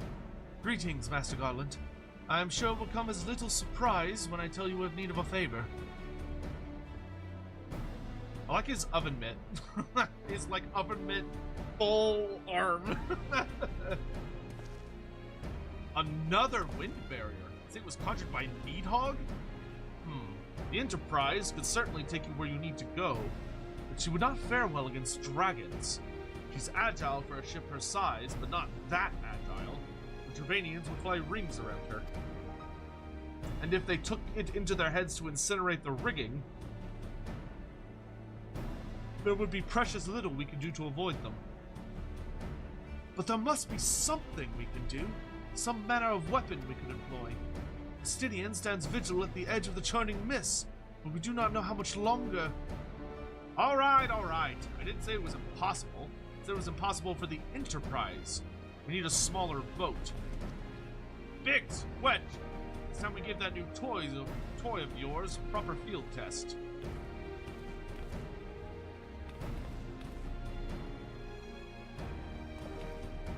It's probably best if I let the lads show you. Come on, the manufactory's not far.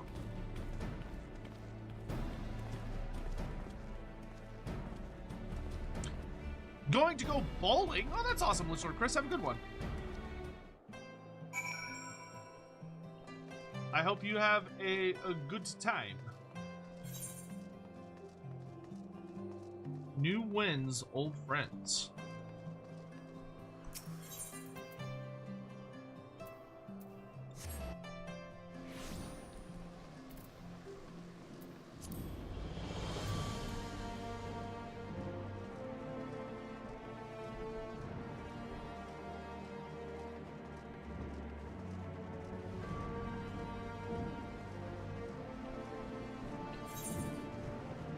How do I...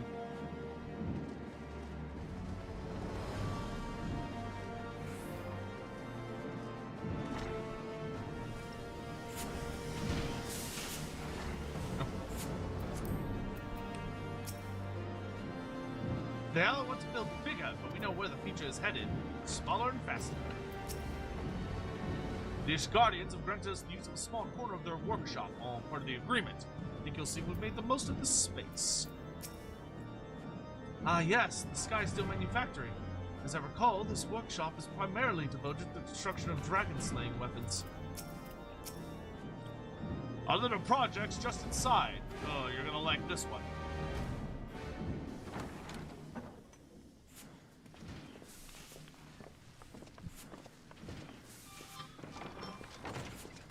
Slap Wedge? I like Wedge.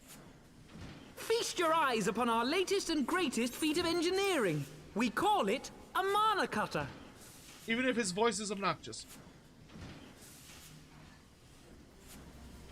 Ooh, that is sleek.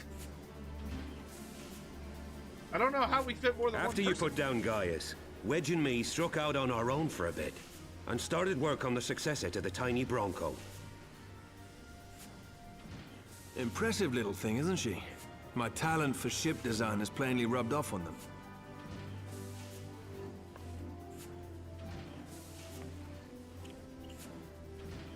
They've adapted the principles of corrupted crystal technology and constructed a mechanism which converts ether from its surroundings into elemental wind. Said wind is then harnessed by the specially engineered sails, providing the craft with propulsion and lift. All in all, a most elegant solution. I'm actually a little upset that I didn't think of it myself. The design does, however, come with one small flaw. The energy conversion ratio is bloody awful. To generate enough power to get you off the ground, you need to be in an area awash with predominantly wind-aspected ether. I know just the place. In other words, there are a few places you can fly, and lots of places you can't. The new Ishgardian airship hasn't left the boys much time for tinkering. meaning it may be a while before this particular project takes off. If you'll forgive the pun. I will not. You're dead to me.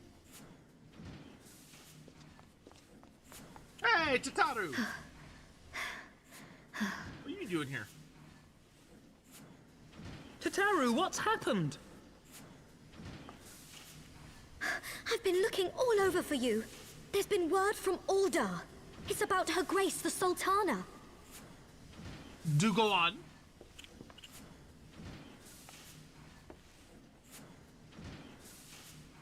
It seems you're required elsewhere. Leave the Mana Cutter with us. We'll see that she's airworthy and suitably equipped to slice through those winds.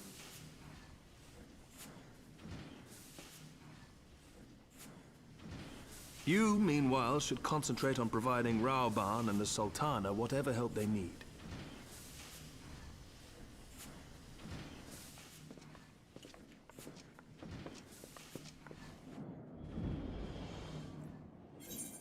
The dialogue is a holdover from when the Roman board didn't have fly zones. Oh, that's funny. They're like, you can't just casually fly around, and then they were like, okay, never mind.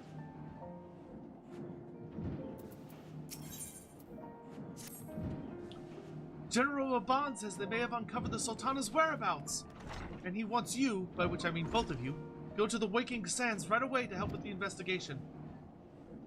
Cub Dalcarius? Where are you? There you are.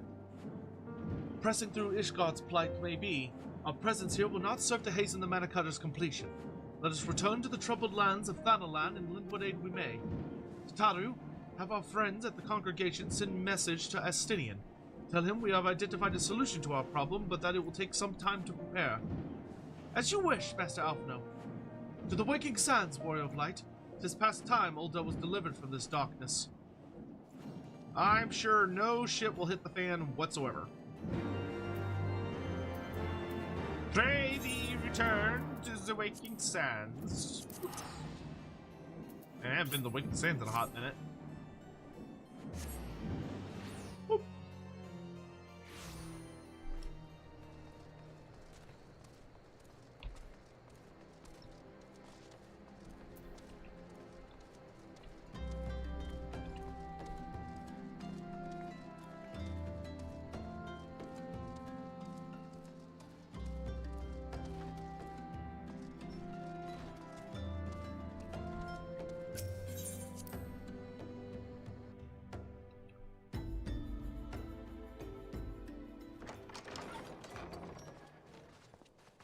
Oh, everybody's here. Hey, Raban, looking good? Thank you for coming. No thanks are necessary, General. I trust your recuperation continues apace. Does he have a new arm yet? I cannot complain. Thanks to Higiri and her ministrations, I've regained much of the strength I lost during my imprisonment. Cloak looks badass. I gather you have made progress in the search for Her Grace. Aye, some good fortune at last. A few days past, Dulala informed us that a sizable shipment of alchemical supplies had been delivered to the palace.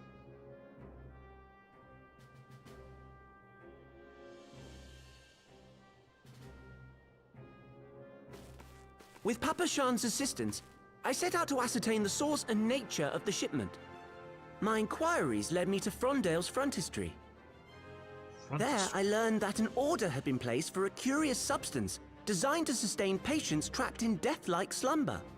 An invention of the former head alchemist, apparently. A death-like slumber? This cannot be a coincidence. It lends some weight to Dulala's claims, aye. Her Grace is likely somewhere within the palace, abed but alive. Before making any attempt to extricate the Sultana, however, it seemed prudent to learn what manner of substance was used to induce her torpor. To that end, I made inquiries as to the whereabouts of the one most like to have administered it. The lady in waiting, Muriel. I'm gonna fuck Muriel up. We sent for you as soon as we learned of her location. All that remains is to apprehend the woman. Traitorous bitch. We shall find our cat's paw in the Silver Bazaar. But we must tread carefully. The market is not the bustling place it once was, and someone is sure to mark our coming.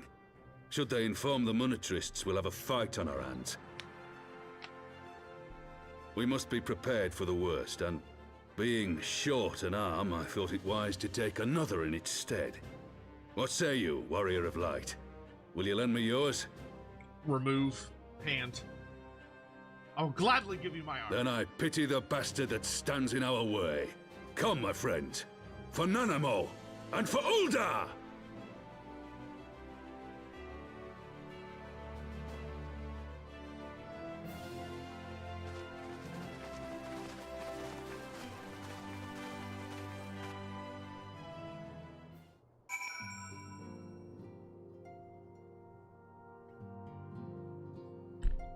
Alright.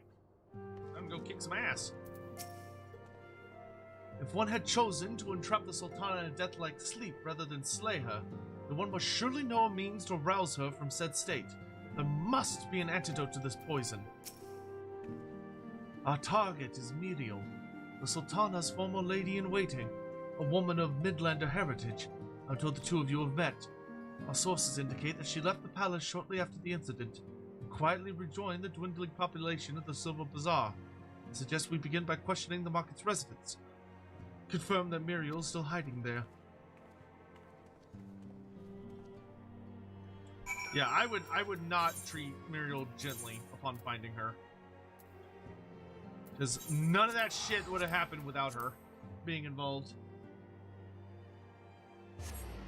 Finally, Sotek's voice can rest. I love when the voice acting is actually in. It's the best thing about main story quests is every once in a while you get to go, oh great, I get to take a break for a bit.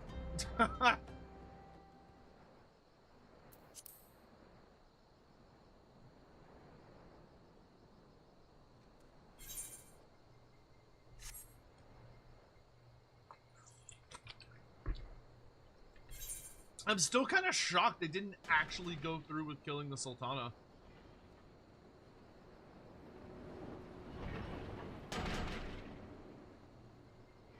Pippin is better in Japanese, I'm sure.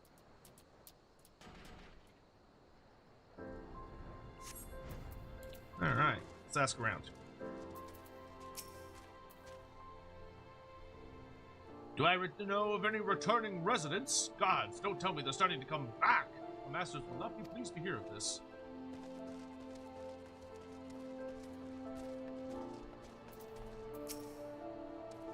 And what brings you to our lonely little hamlet?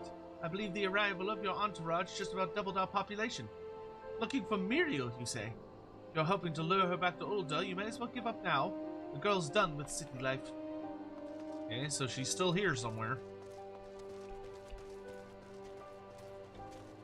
My tinfoil hat theory is the JP community got mad that she died and had to backpedal.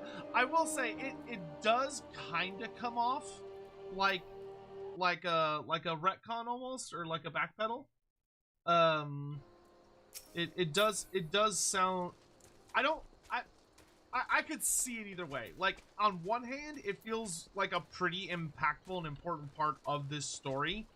So on that hand, it's like, well, it feels like they intended it for it to be a rug pull. But at the same time, it does kind of feel like a no balls moment. You know what I mean? Miriel, aye, she's here. Left the city for good, she says. Barely leaves her house, though. It's the one closest to the market entrance. I'm about to kick that woman's door down. It's a good thing this game will not allow me to be violent towards her, because I would be violent towards her. Traitor. Gods damn it, where is she? I will tear this place apart if I must. Easy now, General. You don't want her bolting down some other hole. Yeah, chill, dude. Dulala came with us? Let us all gather the players together. This has gone on long enough. I suppose it was too much to ask that we stumble upon her buying fruit in the market square.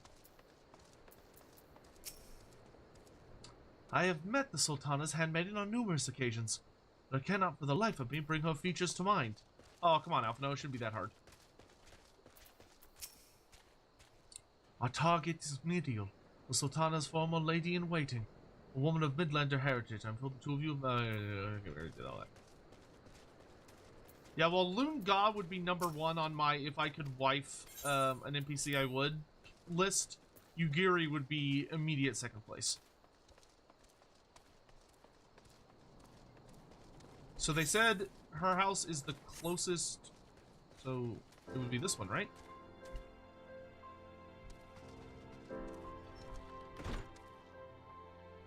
Keep those filthy groppers off the merchandise. Bitch!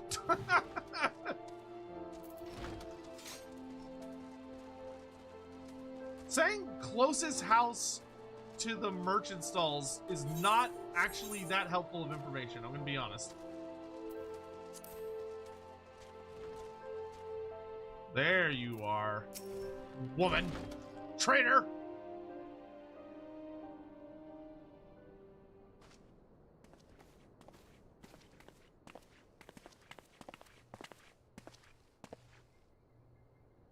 It's a good thing Raban didn't come in here first. He would have snapped her in half.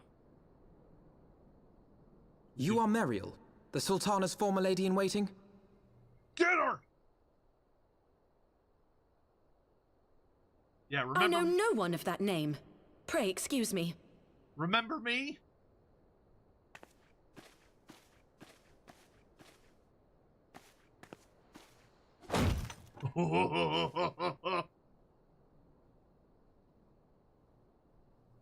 General Alden. Yeah.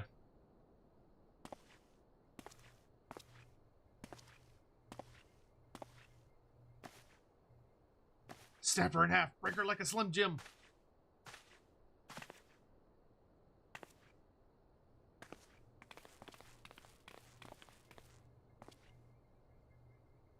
We will have the truth from you, girl.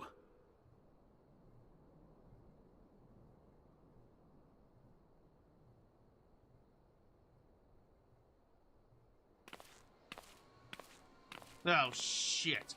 Mayhap it would be better coming from me. Why is that little bastard here? Lolorito, you'd best talk fast. Kill him! Kill him now! Kill him now! As you know, Teleji Adeleji's Cartano reclamation bill was no more than a facade. A means to get his grubby little hands on that Allagan monstrosity Omega. When he learned of Nanamo's intention to abdicate, however, he was forced to amend his plans. Suddenly, assassination seemed the most promising way to further his ambitions. I am told Teleji had discovered a maid in whose veins ran the blood of House Thorn. A new, more pliable puppet to sit the throne. 'Twould have caused an uproar, of course, but few could have contested her claim.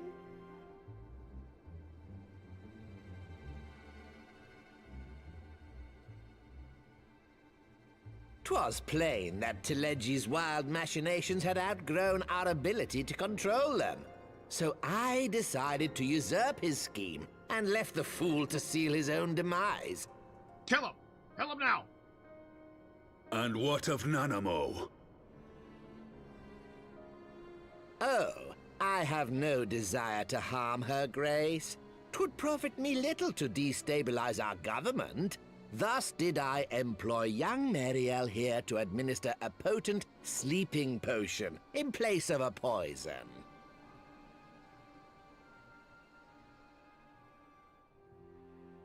You should know, General, that your dear friend Ilberd was fully aware of my plan.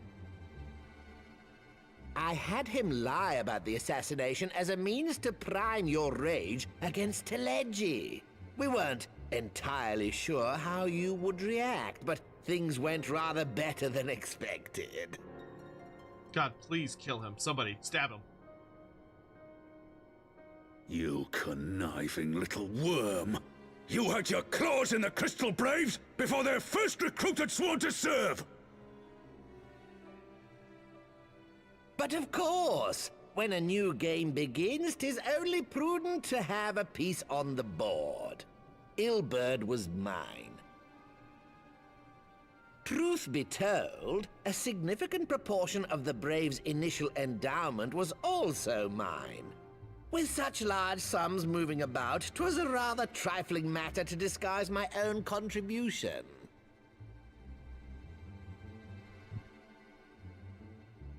Ah, Ilberd. I secured his services with a promise to support his cause once my authority had been solidified. I swear, the man thinks of naught but prizing Alamigo from the grasp of the Empire.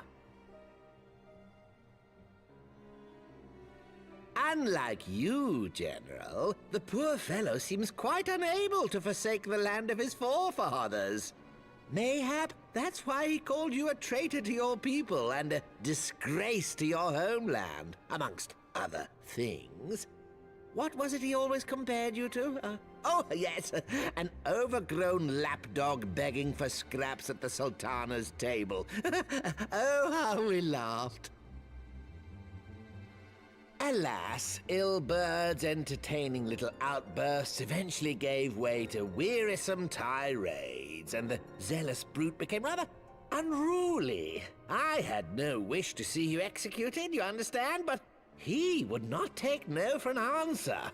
Rest assured, his employment with me has long since ended. Which brings us neatly to the present. What say you, General? Both you and the Sultana are alive. We have one corpse and one fugitive. And preparations have been made to restore your good name. Shall we cry quits and start again with a blank ledger? I would snap that man's leg so fast. The hells we will! Do you honestly expect me to forgive and forget? After all you've done? You're guilty of high treason! I would snap his little neck. Stay your blade, Master Alden. You yourself are not innocent. Or have you forgotten your own crime in executing Teleji Adeleji without trial? I would snap your neck next. Though you acted out of loyalty to the Sultana, such deeds are in violation of both the word and spirit of the law.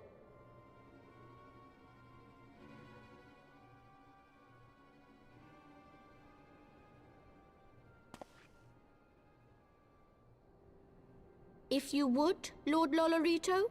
Just kill all the Lalafels.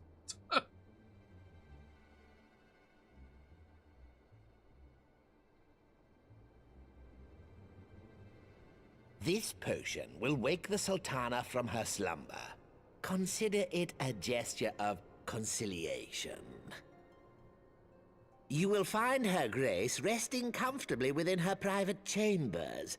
Should you doubt my word, I shall willingly accompany you to the palace as your hostage.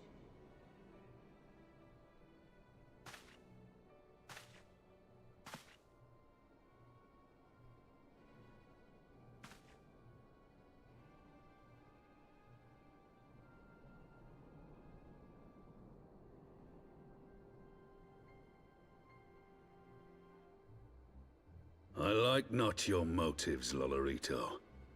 But you saved the Sultana's life, and for that, you have my gratitude.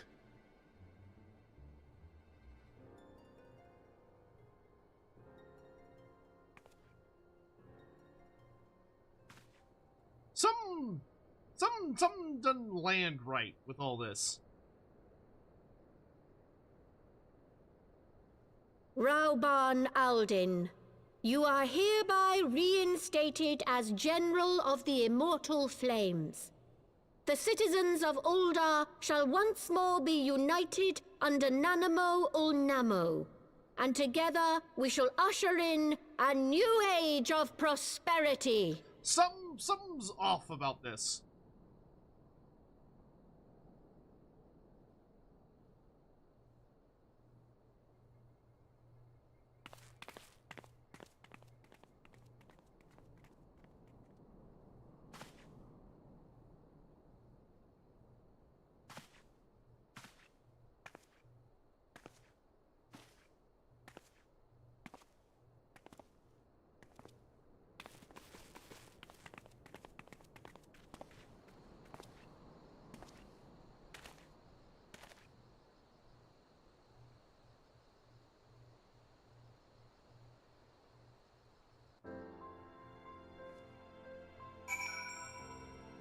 Well, that was bizarrely unsatisfying. Alright.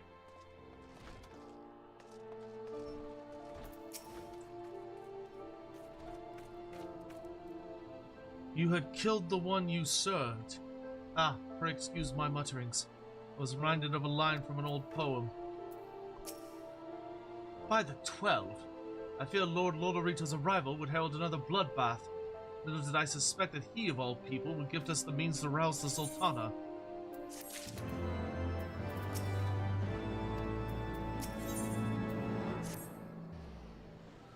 Shall we make our way to Ul'dah? I should expect Bartholomew has been instructed to aid us.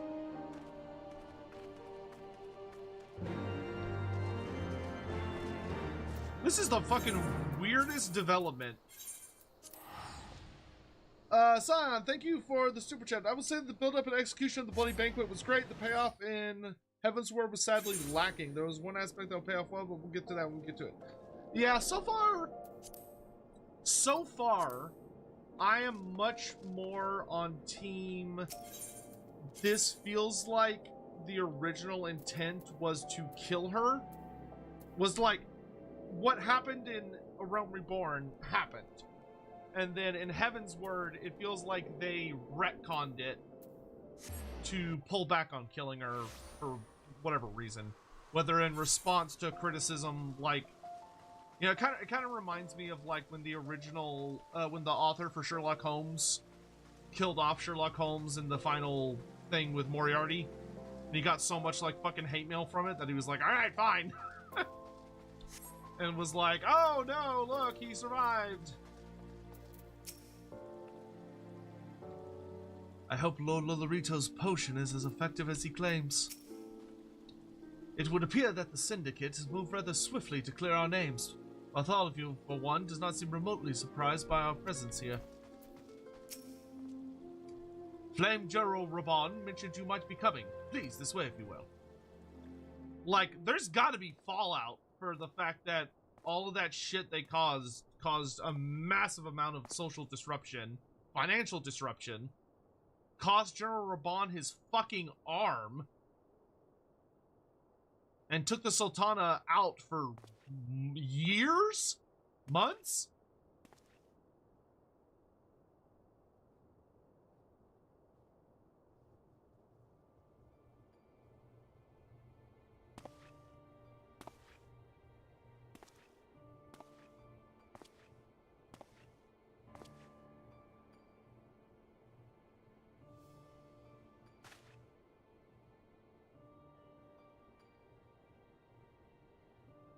Your issue with that cutscene is Lodorito's VA was directed differently from what was intended? I mean, you could say that, but the stuff that he said was still pretty damning. Like, it has nothing to do with the voice directing for him to have the whole thing where he's genuinely mocking Raban by talking about, like, everything with Ilbert. Yeah, she's not dead.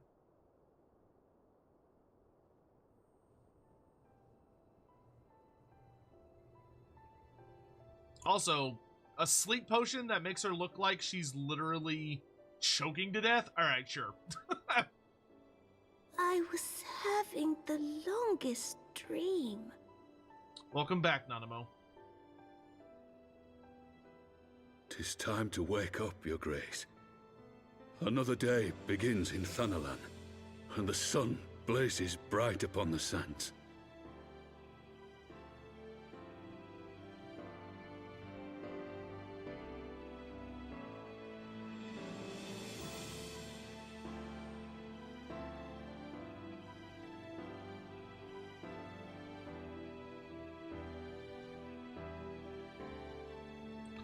She just walks in and points at the monitorist and is like, off with his head, off with her head, just kill them all.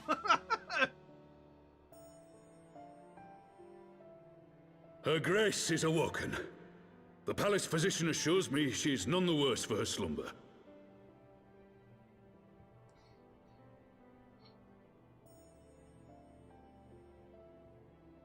I mean, it's good to have a powerful ally, still alive. I believe Her Grace will soon resume her plans to place the government of Uldar into the hands of its citizens. Okay, so she's still going through with her Whatever plan. path she chooses to take, I shall walk it with her. And we shall tread slowly, lest the nation be unsettled in our wake.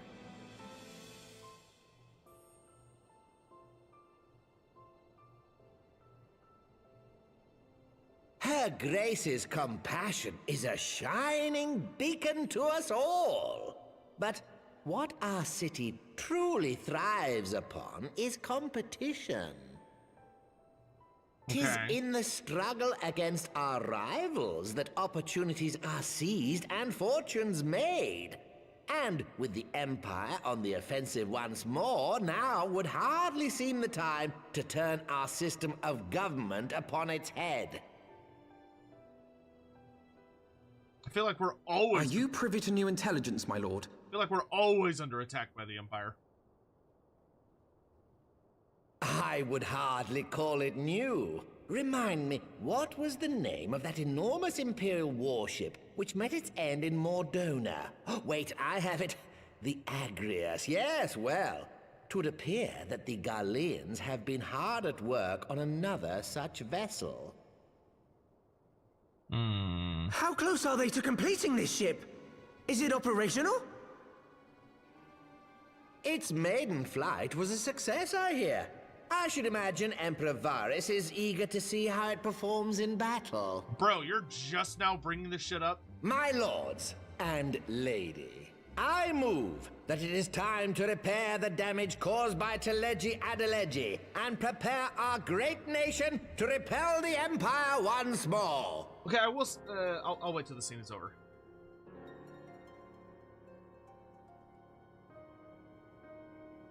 Everybody looks like they're ready to strangle him.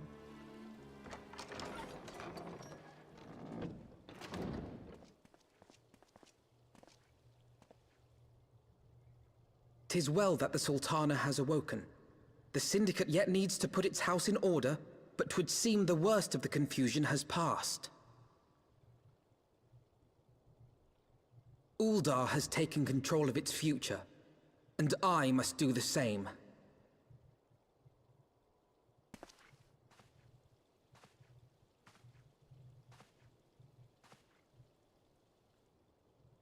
I have decided to disband the Crystal Braves.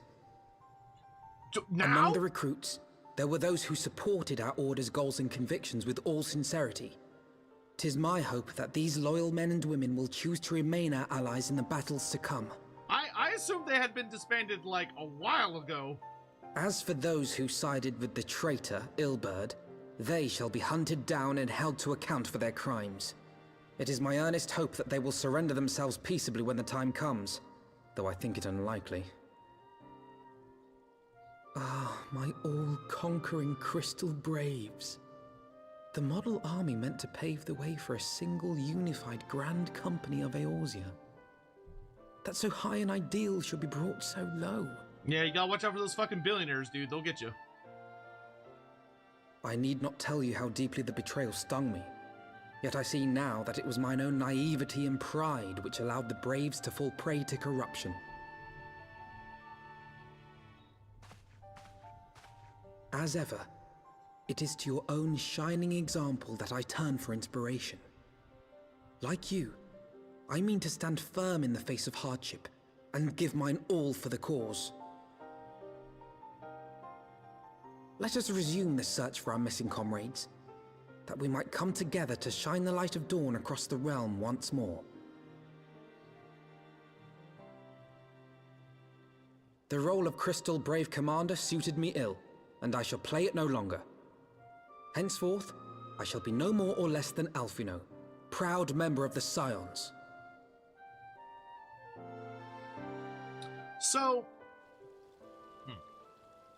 the thing I'll say at the end of that, I feel like they could have gotten this. So let's assume, even though I don't think this is true, but let's assume that this was always the plan, right? Let's assume that when they wrote the A Realm Reborn storyline, they were like, oh yeah, we're gonna have a fake out death with with Nanamo and all that, and we're gonna do that whole thing. Even though I don't think that's what it is. I think they genuinely meant to kill her, and then for whatever reason they pivoted. I still think they could have stuck the landing a lot better than they did in this. Like, this is probably the first part of the DLC where I'm not a huge fan of the way the story went. Because what they should have done for the Ul'dah storyline is that they should have focused a lot more into Lolorito twisting everything to his advantage, right? Like, playing that up as much as they could. Making it where, because on the sitting where we are now, it makes zero sense why Lolorito waited so long to do anything. Like, he waited for many months to, like, get Raban like on board, bring back the Sultana, letting chaos reign for months. Like, that part is the part that I'm like, okay, that's just bad writing. Or like they clearly goofed something up. Of that, what it should have been, like, if they wanted to keep Nanamo alive, which is fine, what they should have done is it should have been that Lolorito was genuinely keeping the situation as chaotic as possible, which this is what he functionally does anyway, but the game doesn't lean into it like this. It should have been that he deliberately causes as much chaos as possible until he gets confirmation that the Garleans are enough of a threat to mess with... The Garleans are enough of a threat that they're going on the offensive again, so that Ul'dah cannot afford to change its political structure. Because that, obviously, he doesn't want that to happen. He doesn't want them to become a democracy or whatever it is they're going to become. Which was the whole point of the end of A Rome Reborn, is that she wanted to step down, give power to the people, yada yada. So I feel like they should have leaned a lot more into Lolorito deliberately kept her asleep and ill this entire time, kept Raban in prison this entire time, and then Raban goes out on the run and all this other shit happens. And they do all of this because he was deliberately buying time until there was enough of a threat to Ul'dah that he could then do what he did in the council meeting, where he goes, oh, well, too bad, so sad. The Garleans are attacking and we can't afford to restructure our government. That would be too dangerous. So, I guess we're just gonna have to, keep things as they are. So they could have landed in the same, we could have landed in the same exact spot that we did land. But I feel like there should have been a lot more interaction with Lolorito deliberately sabotaging efforts to deliberately sabotaging efforts to stabilize Ul'dah. And it should have been Her Grace waking up and being like, hey, I still want to go through with this plan, and Lolorito says, oh no, we can't. And I wish the game would have pointed out that her realizing and acknowledging that Lolorito took what was supposed to be an assassination and twisted it to his own advantage, in order to prevent her from pulling off this objective. Again, that's part of the issue. I don't think the voice direction ruined it at all. I don't think the voice direction is that big of a deal. I really don't.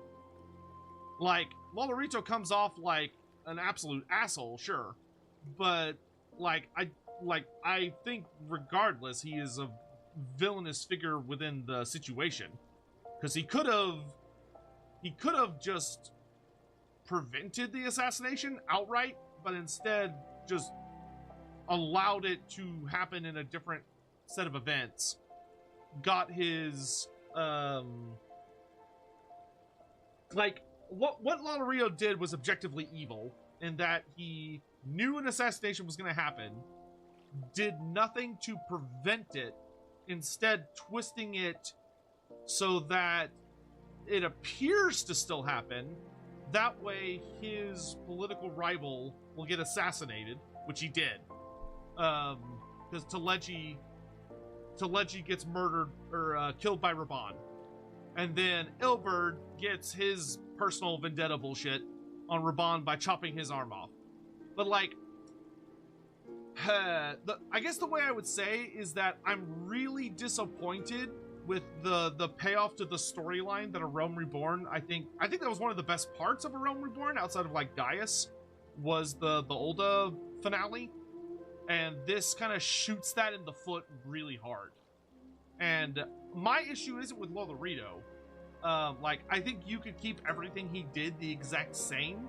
My issue with it is how the writers presented what happened. Of that, they kind of resolve it as a big nothing burger, which is weird. Because everything Lolorito did still has extreme consequences.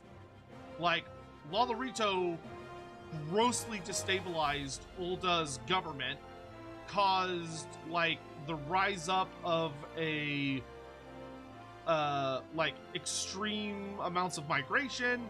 It would have, like, deeply destabilized the economy. It would have destabilized political authority. He definitely would have used that to buy a lot more power for himself. Like, I don't know. It feels like the end of A Realm Reborn was really leaning into showing how the monarchists, the monetarists are evil.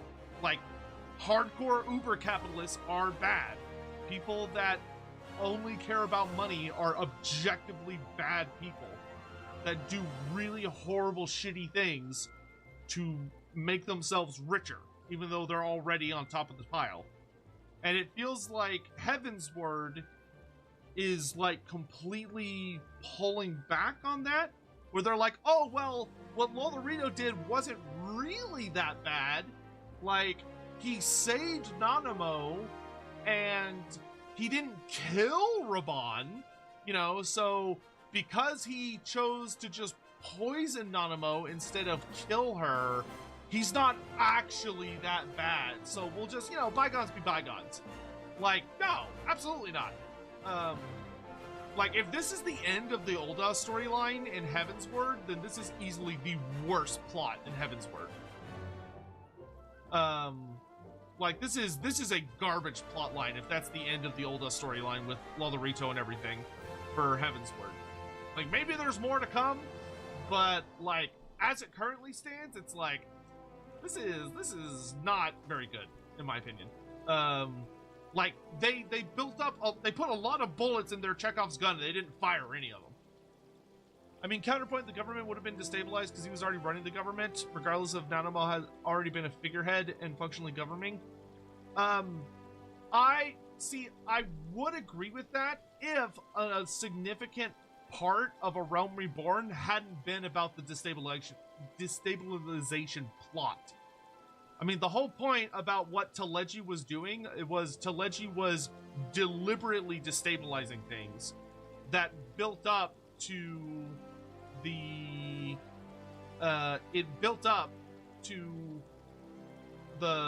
feast and all the shit that went down there, where they attack the Scions of the Seventh Dawn, the Warrior of Light. They take out General Raban, which would have caused huge fucking problems with the other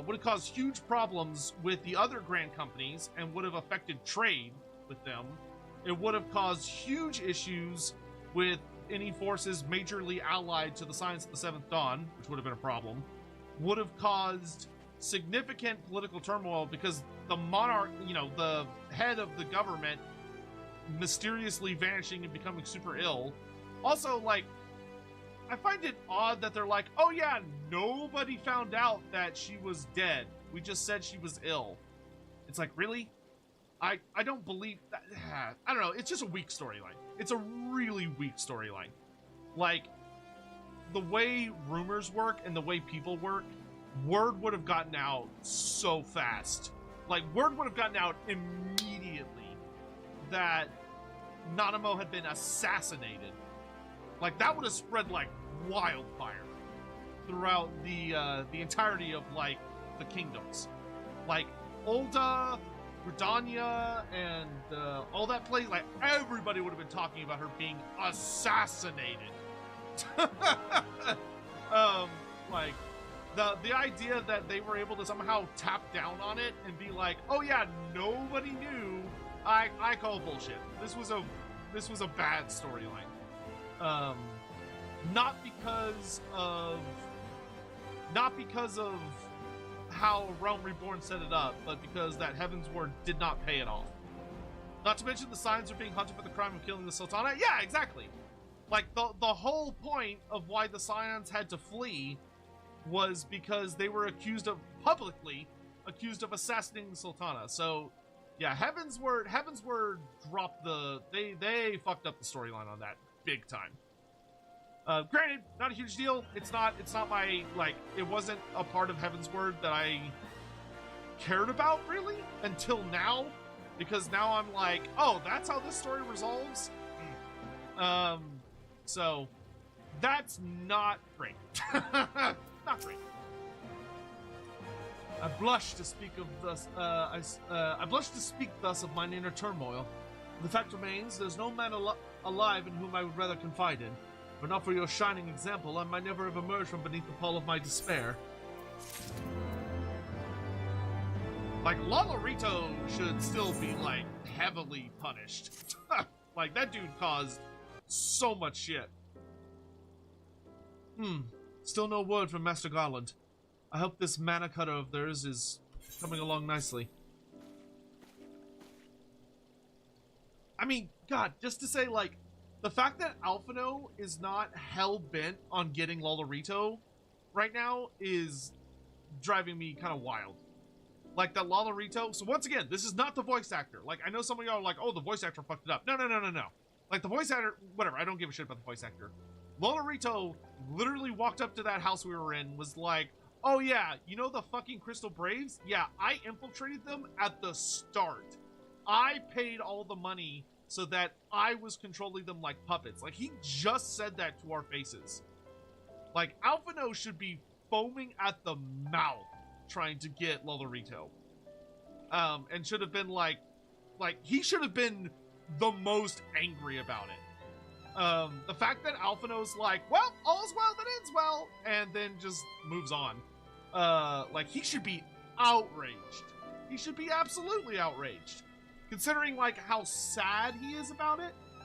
They're trying to portray him as being sad about, like, the Crystal Braves, and he was so hurt about it that, like, the whole opening storyline to Heaven's Word was pulling Alphino back in to adventuring, like, pulling him out of his funk, reminding him that it's still worth fighting, it's still worth doing things, because he was so deeply hurt by the betrayal of the Crystal Braves. The only reason the Crystal Braves betrayed him is because of Lolorito. Like, that had nothing to do with Teleji Adeleji. It had nothing to do with Teleji Adeleji. From Alphino's perspective, Lolorito should be the big bad. Like, he is the enemy. So it's just weird. It's just weird. I'm just saying it's weird. That the whole last scene was the most distracting weirdness I've ever seen in this game's writing. But anyway, I am assured Her Grace will make a full recovery. It's only been a few days in game. A few days since when? Because when I started Heaven's Word, the game has seemed to have made it where it's been a while since, like, everything happened. It has not been, like, a few days since the end of A Realm Reborn. It's been, like, a hot while.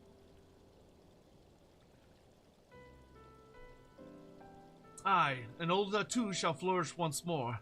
General Ban and his colleagues will have matters well in hand, I believe. Lady Yugiri, a question, if I may. I believe your people might have been keeping a close watch on the Crystal Braves.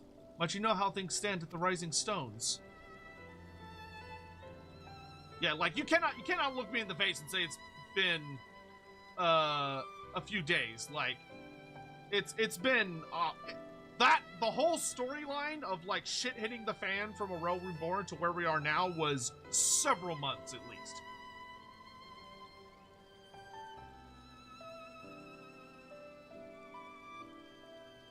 Because, I mean, just looking at the dialogue from, like, the Ishgardian questline,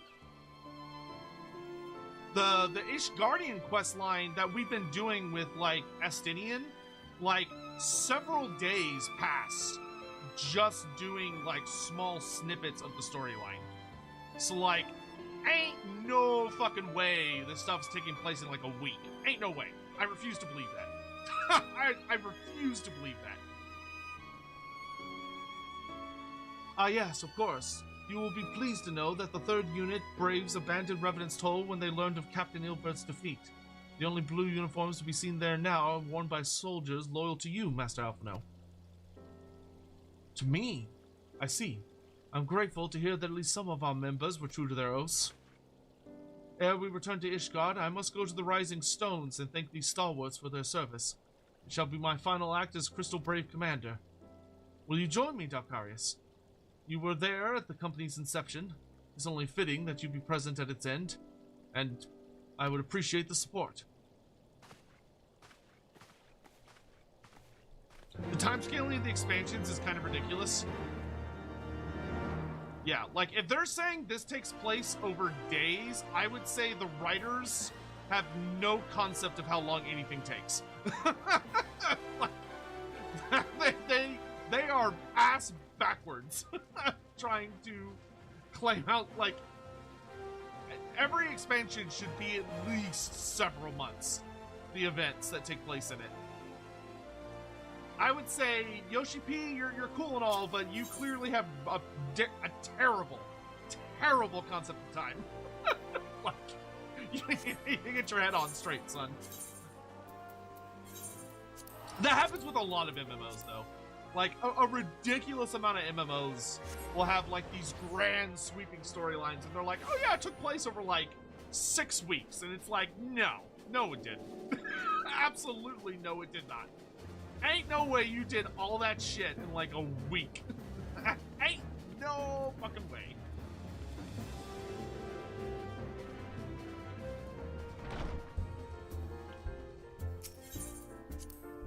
They're, like, allergic to time passing, which I always find weird. Like, in an MMO, I think the default should be you should add more time than you think is necessary, not less. But it feels like a lot of writers are like, oh, well, if we make it too long, people will... It's like, no, let it take time. Commander, you're alive! And Dalkarius, too! I knew you'd scrap through. Alphino's canonically 2 years older by the end of Endwalker. That is dumb. That is dumb. No, that's so stupid. The only reason I could see justifying that would be, like, the only reason I could see the justification for that would be if someone was trying to be, like, someone was like, why do you use the same Alphino model? Like, why does he look the same age the entire time? Shouldn't he age up a little bit? And they're like, it's only been 2 years. And it's like, unless your years are way longer than our years, like, in the amount of hours that are in a year, how in God's green earth did you do that much shit in 2 years? Like, you did not. You absolutely did not. Like, this would take so much time. Especially because, like, this game has in-game time scale. Like, there's a day-night cycle.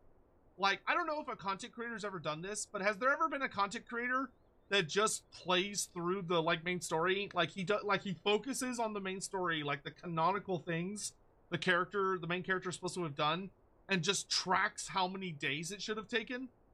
Like, just keeping track of the in-game clock? Because I bet if he did that, it would take a while. My splendid Crystal Braves, I have wronged all of you. All of you. I've wronged you. All of you. My promises of glory and salvation have brought you naught but blood and betrayal. Bah, you'll not hear us complaining. 'Twas a sight messier than expected, aye, but we're still fighting for the freedom of all, just like we swore. Ain't that right, mates? Aye!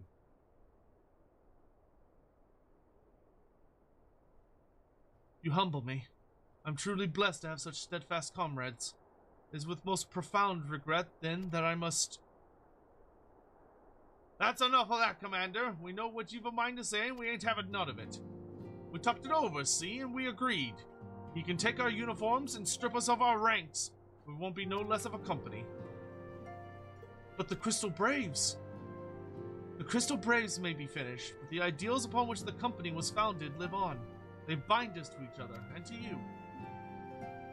Commander, Alphino, our minds are made up, so you may as well get used to it. Let us help the Scions. Let us help you find Minfilia and the others.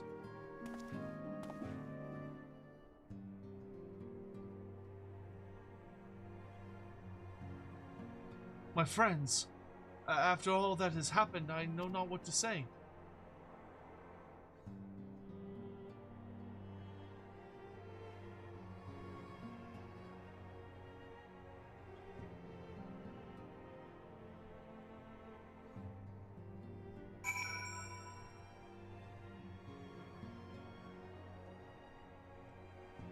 And we're gonna install a Lolorito sign over there that people can throw darts and axes and stuff at, because he is the one true enemy of the Crystal Braves. Like, fuck the Asians, dude. We need to deal with the rich people first. I sent Shinobi to spy upon the Brass Blades, and it would seem that Ida and Papalimo's resistance accounted for a sizable number of the company's soldiers.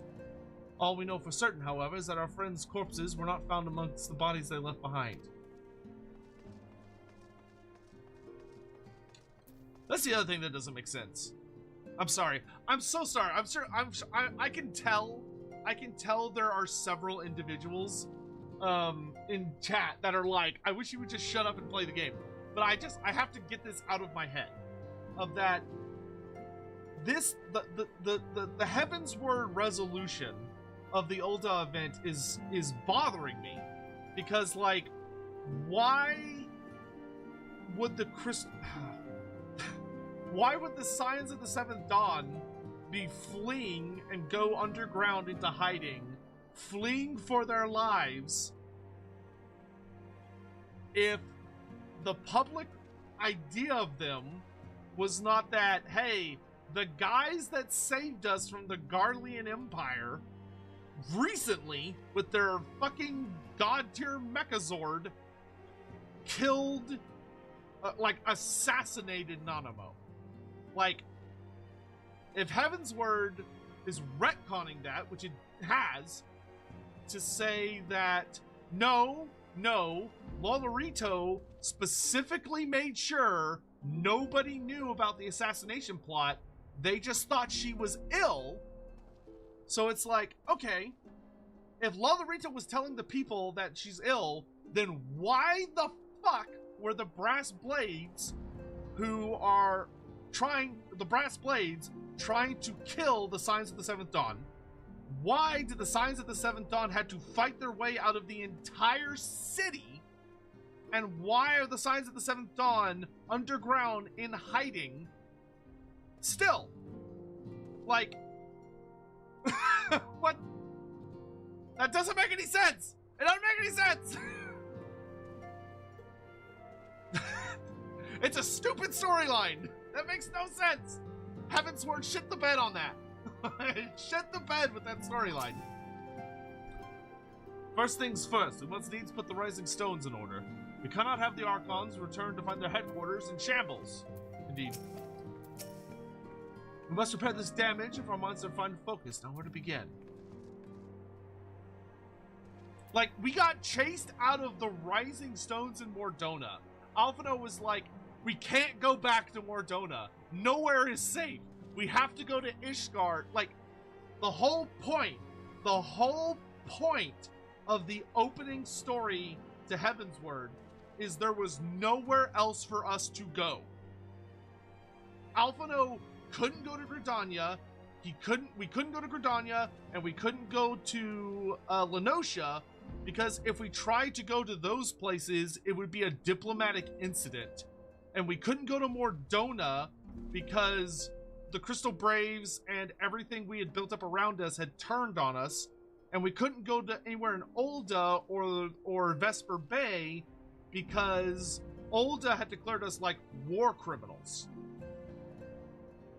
So we had to go and beg for someone in Ishgard to take us in.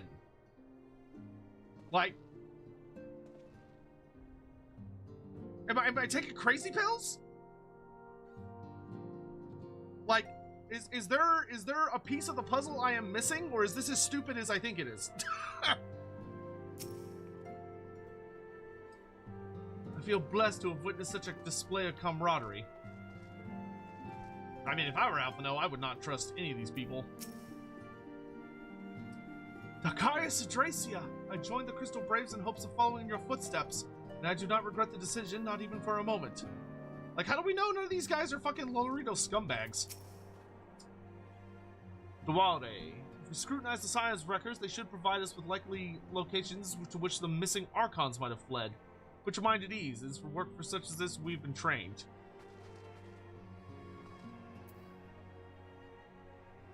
Because Game of Thrones was cool at the time, but it was a good story. That's the thing. I mean, that's the reason that I'm so irritated by it, is that the story of the Scions being blamed for the assassination of Nanamo dying, throwing Ul'dah into turmoil, and a bunch of rich assholes taking advantage of the turmoil to try and make themselves richer, only for that to hopefully eventually blow up in their face. That would have been a cool storyline. And that's not what Heavensward did with the storyline. Heavensward pulled back when it should have leaned in. Like, Lolorito should have been a big bad. Like, a big bad. And it's in the opening cinematic for Heavensward, Lolorito is shown off as like he's gonna be one of the biggest villains of the expansion. Like, if we go back and watch that trailer for Heavensward's announcement, like, one of the big villains they show off in the trailer is fucking Lolorito. We'll find the missing Scions, I promise you. Between us and the Immortal Flames, no stone nor Orzea will be left unturned. I don't know if you know, but during that goddamn feast, Flumin got ambushed by some 3rd unit cur over in Limsa. I'm told she danced free of their noose, though. Ain't heard nothing since, but I guess she's lying low somewhere in the port. Pray excuse me, I thought my tears spent. My grandfather used to say that one could measure a man by the constancy of his comrades. Mayhap I am the exception, which proves the rule. Nay, do not protest. I know I am not worthy of their loyalty, Dacarius. But as Thaliak is my witness, I shall do everything in my power to earn it. I must speak of future plans of the remaining Braves. Any information we uncover on the missing Scions will need to be shared with our allies across the realm. Specifically, Urianger in the Waking Sands and Tataru in Ishgard. We are organizing our various channels of communication. I would ask you to call upon Master Garland at the manufactory. We'll join you in Ishgard as soon as I am able. At least the dragon storyline is good.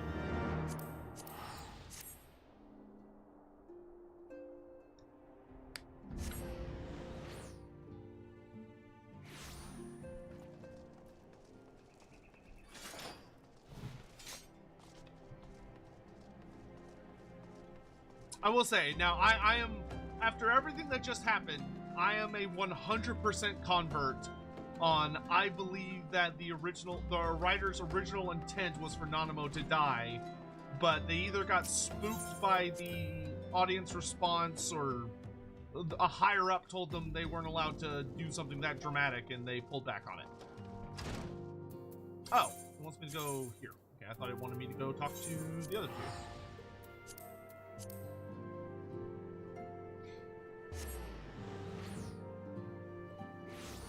Yes, the trailer also shows Race Valgar as a villain. Lolorito is a villain and is a bastard, but this is Skyrim. Can't just stab Nazim until the guards are staying and pay off the fine. No, but someone like Lolorito should face, like, repercussions for his crimes.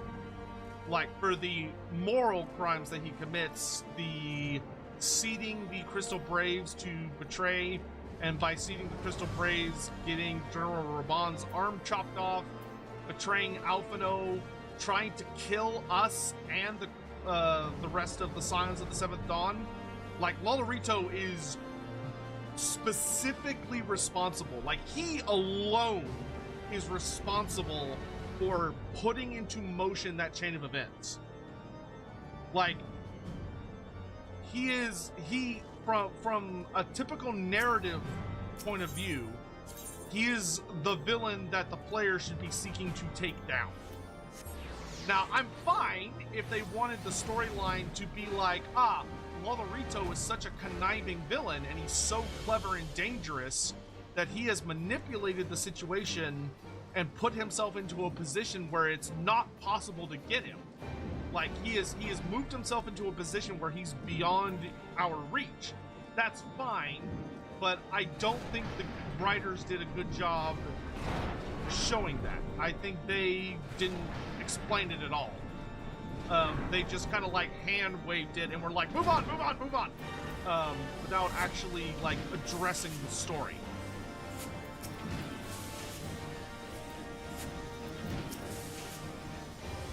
Kakarius, how in the 7th house do you do it? I was just about to send for you. We have, for this moment, completed the Mana Cutter's first successful test flight. A few minor adjustments and she'll be ready to go. While we see to the finishing touches, you might want to pay a visit to Forton Manor. A Dragoon by the name of Astinian was looking for you. Astinian's here, that's not good. Hope we get to chuck him off the cliff one day. Me too, I would love to kill Lolorito. I would stab the absolute shit out of him.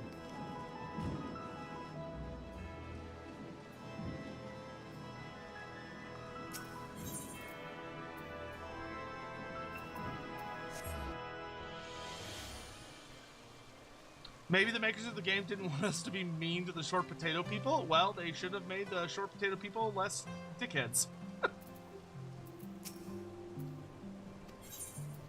To be fair, I don't think it would have mattered what species the Monitarists are. The Monitarists in A Realm Reborn were really well designed as villains.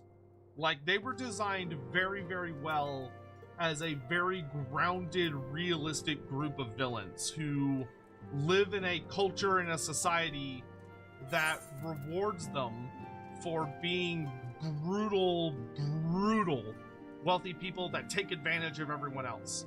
And you have the whole storyline about how they're like super against, you know, trying to help others. They don't want to bring in like certain kinds of immigrants. All they care about is finances.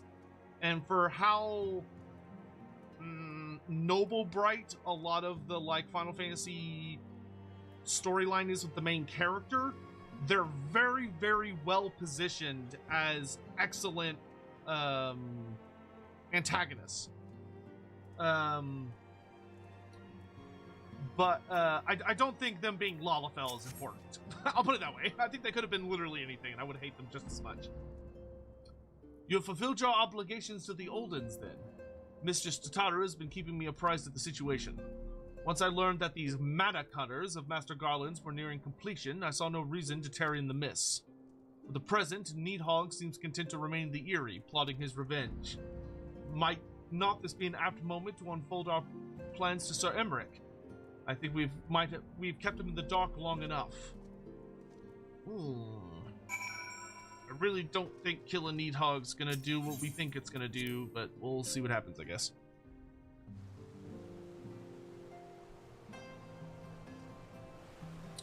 Oh yeah, no, they are all Lalafells, but except for like maybe one or two of them, but they didn't need to be. The writer, Yoshi P just, I guess, wanted them all to be little bastards. I think though, I think that actually shows them off well. I think there's something to be said for the juxtaposition of these small, physically weak-looking, almost childlike creatures to end up being the most ruthless, the most underhanded, backstabbing little bastards of the story. I think that's actually a very good juxtaposition. Like, you wouldn't expect them to be the most dangerous, but of all the races we met in A Realm Reborn, with the exception of the Ascians, the Lalafels are the most dangerous. Just because of their relationship with Ulda and their role as, like, the major political authority through the Syndicate. That little council of Lalafels are, like, the most dangerous antagonists because they're in a position where the player can't just go in and kill them. You know, it's like, they're not like most of the other threats where it's like, well, you just gotta get powerful enough to go in there and beat the shit out of them with your sword or whatever, and once you beat the shit out of them, problem solved. Like Garlemald, beat it with a stick. Ascians, beat it with a stick. Dragons, beat it with a stick. But the Syndicate, because the players are sympathetic to certain aspects of Ulda, you can't just beat them with a stick. It's kind of like, with this character, we started in Gridania, and Gridania had a similar issue that I really enjoyed, which was the Elementals, where the Elementals were a genuinely nasty, like, cruel, cold-hearted set of entities. That a lot of the Gridania storyline is about how non-compromising they are, and they can be pretty cruel, but you can't just beat them with a stick. Like, you have to work with them, which is good and fun and great. It's like, don't get me wrong, I want to be very, very clear. I don't hate Lolorito as a character. I like Lolorito as a character. I just don't like the way they resolved that storyline, because I feel like they could have done a much better job of positioning Lolorito as an antagonist that you can't kill. Like, you want to kill him so badly, but he's in a position where that's not the way you can deal with him. But I don't think they did a good job sticking the landing for the setup they did with A Realm Reborn.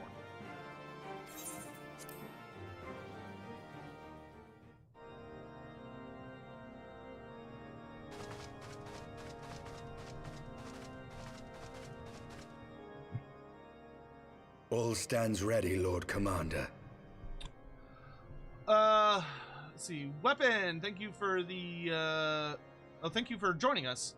Best part it plays in my head is that the brass blades, like the one guy said, the Scions are wanted. Crystal Braves were actually in on things with Teleji, where Scions names need to be cleared. Wasn't for assassination, like, Thinker was wanted for dark art stuff. Yeah, I don't know. I wish they'd just done some different stuff. I just wish they had done it differently in Heaven's Word. I think they could have stuck the landing if they had written it differently. The moment has come then. Anyway, back to dragons. Pray excuse my lateness. I paid a brief visit to the workshop to inquire about the mana cutters. The engineers assure me that they're ready.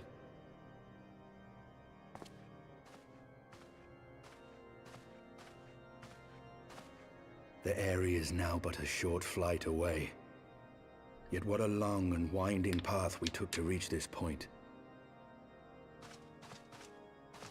Were it not for Master Alphino's proposal, we never would have attempted to parley with the dragons. Though our negotiations yielded little, our expedition with Lady Isar taught us much.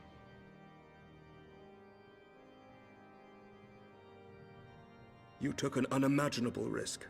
I could scarce believe the tale Estinian told. Well, we did kill Nidhogg's consort at least, so it wasn't all useless. Aye. 'Tis true that many of our countrymen would sooner die than join hands with the heretic's mistress. Oh, a conversation that went rather poorly, as I recall. I hate that. Alright, whatever.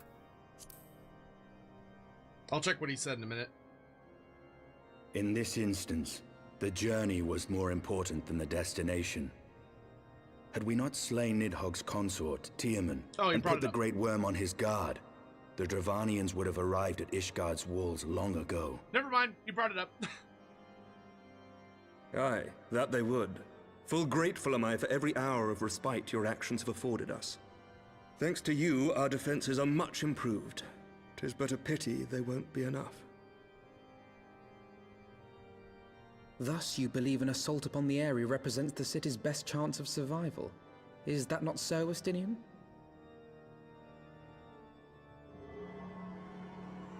I am under no illusions. Nidhogg's might is legendary. But with his eye in my possession, I can stifle his strength at the source. Victory will be hard won, even so. And I shall be glad indeed to have the Warrior of Light at my side. You shall have my blade as well. There are more of these mana cutters to be had, yes? Lord Commander, no! How can I, a proud knight of Ishgard, stand by and do naught while an outsider risks life and limb for our homeland? I swore an oath to protect this city. Pray leave the slaying of dragons to dragoons, Sir Knight. Your duty to command the city's defense is no less vital. It's like, stay in your lane. Should we fail, and Nidhogg slip through our grasp, who then will hold the walls against him? Will you leave Ishgard in the hands of the Holy Sea's zealots? There are others. Who but you has the authority and the standing to orchestrate a city-wide defense? I do not, and neither does the Warrior of Light. That is why it is our place to fight, and yours to remain here, Lord Commander. What? You too, Master Alphino? By the Fury! You have shown some promise, but this adversary is far beyond your skills. Stinian just cut him off, he didn't even let him say it.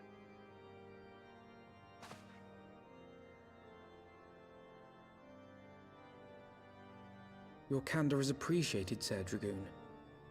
I shall remain then and cheer you from afar. Alphino's like, and I? He's like, shut up! Well, my friend, 'twould seem I have discouraged the last of the volunteers, and claimed the task as ours alone. But if any alive can best this worm, 'tis surely we too.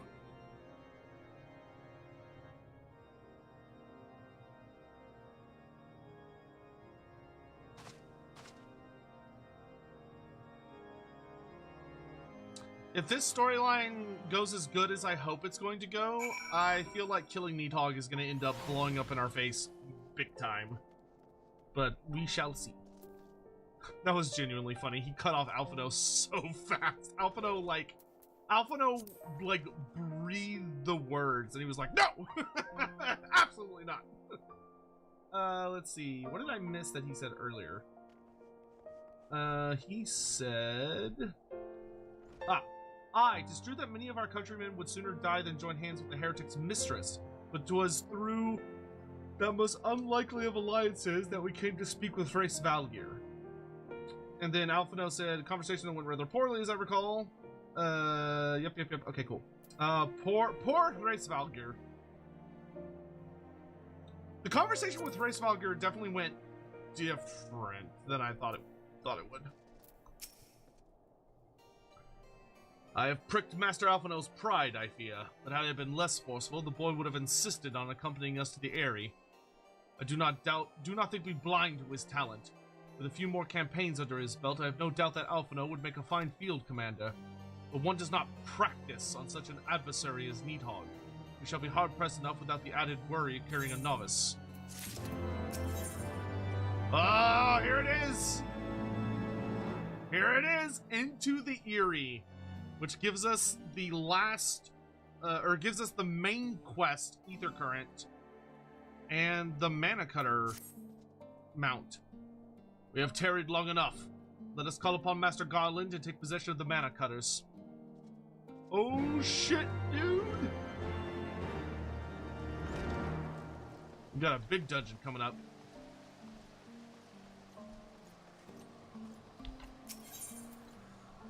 We can do this with eye level sync or normal difficulty. No real difference other than the first boss may melt a bit. The bosses will return to random duty fighter.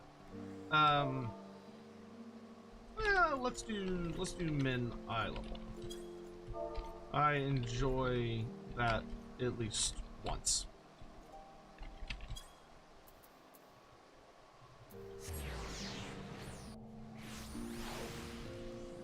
You must be this tall to fight the Dragoon. I wonder how many short people we have in chat.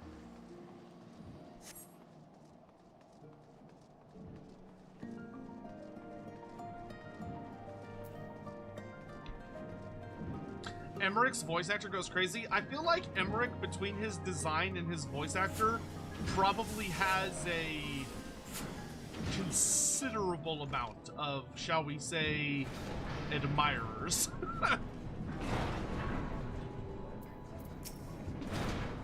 These little beauties are our pride and joy. Now they're yours, so be careful with them,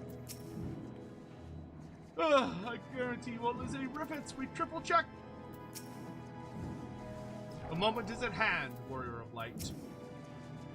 Dakarius, old friend. Cutters are ready when you are.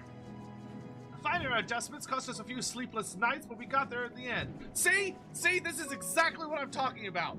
This is exactly the shit I'm talking about, where someone's like, oh, it's only been like a couple days for this expansion. Wedge is like, oh, it's been a few, so at least 3 days. Just between when we talked to them about the mana cutter and now picking up the mana cutter. It's been 3 days. just like those 4 quests took us 3 fucking days. Anyway, moving on. Which means you can get there where you need to go. I tell you, these little beauties will tear through that wind barrier like a cement drill through cottage cheese. And that, my friends, is a Garland Ironworks guarantee. You have our thanks. Come, Warrior of Light. The Dreadworm awaits.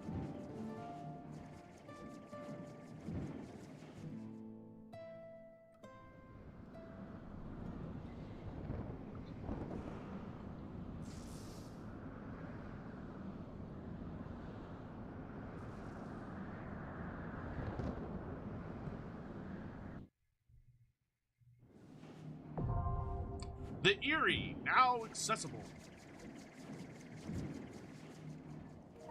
It doesn't even teleport you there. Wow, it doesn't even teleport you there. It's just like, yeah, whatever, it gets the portal.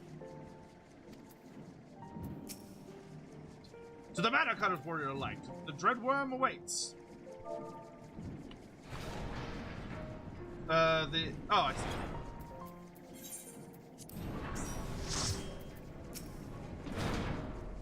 Give that overgrown lizard a kick in the tail for me, eh? We'll be waiting when you get back.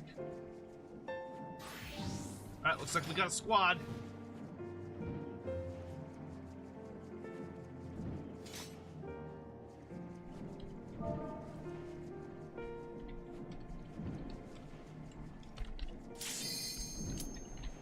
To the Eyrie!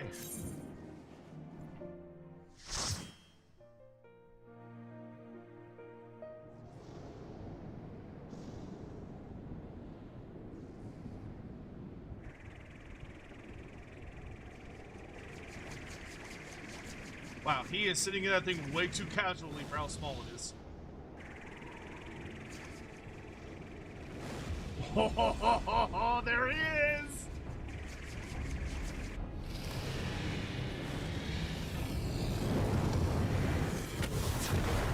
Oh, shit, dude!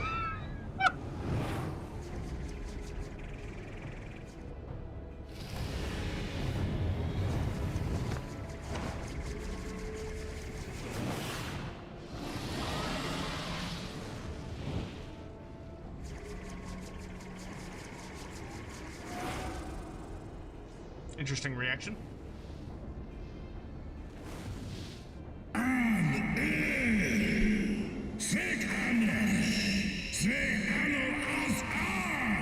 Wicked mortals, I shall melt your flesh and turn your bones to ash. Yeah, I think he's a little upset.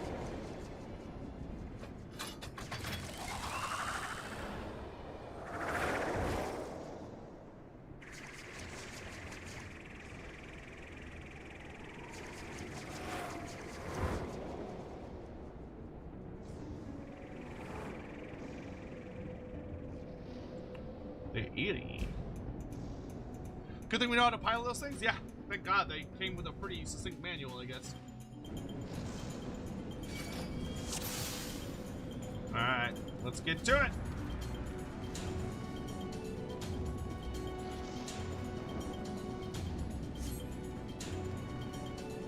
Place should be drowning in dragon baddies. Dranson God. They turn on crit.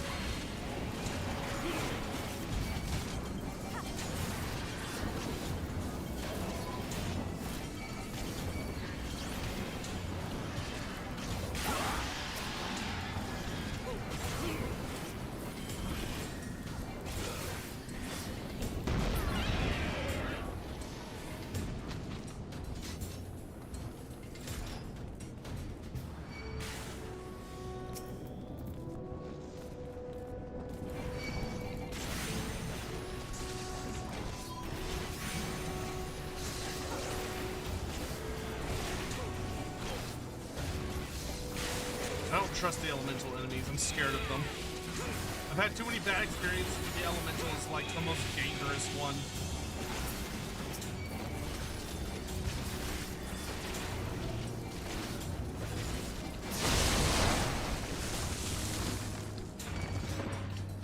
Does this go anywhere?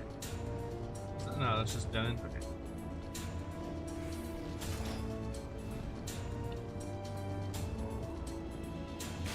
Oh great, random lightning bolts, my favorite.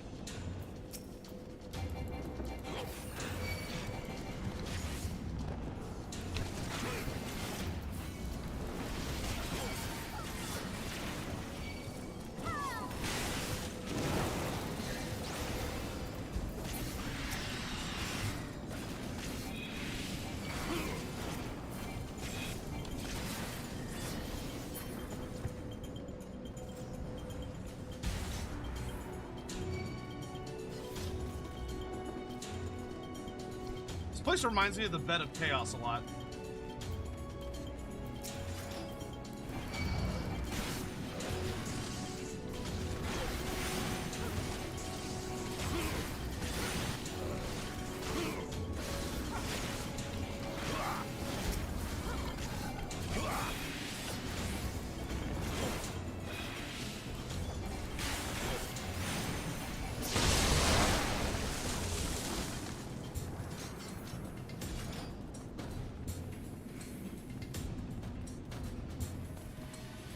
Our first boss. Oh yeah. Ah, it's cool. Rangda. It's like a big old worm. He's got big old whiskers too.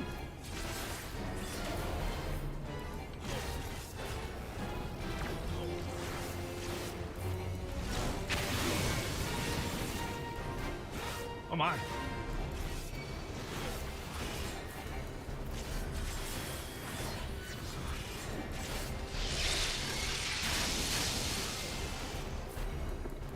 Oh, he's got chain lightning.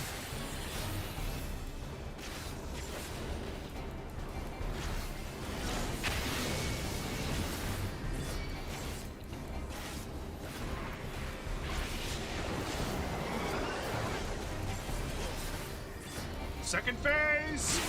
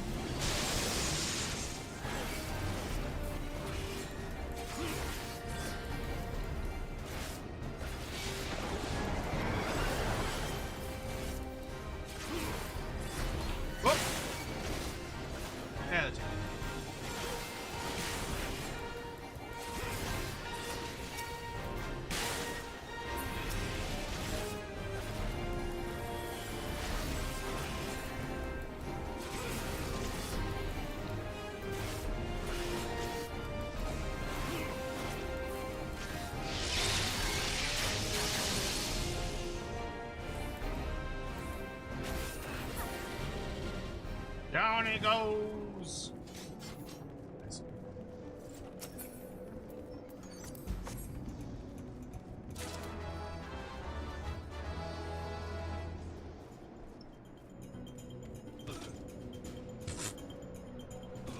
feel like I was supposed to like slide down that, instead I just crunched. And so the warrior of light ended, breaking his kneecaps, sliding down a concrete slide. What the hell is that? Ah! Nidhogg brute.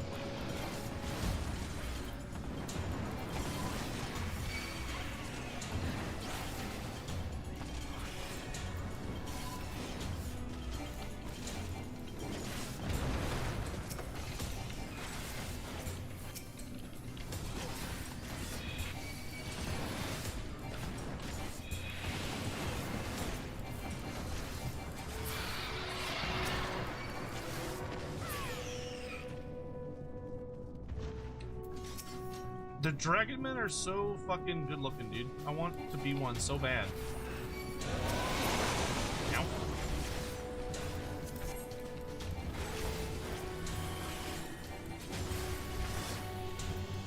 Like, look how good that design is.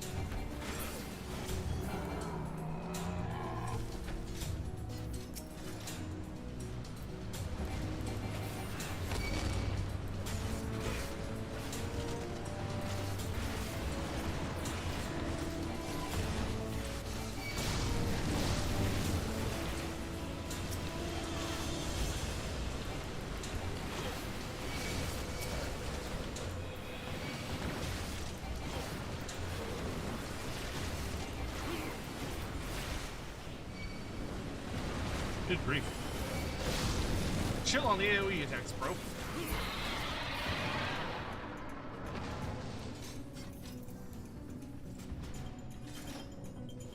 Is it better than the Total War Croc score? Yes, it is. It is much better than the Total War score. That horrid, ugly, fat, short-necked piece of shit abomination, no tail club having alligator ass bitch. Yeah, way better.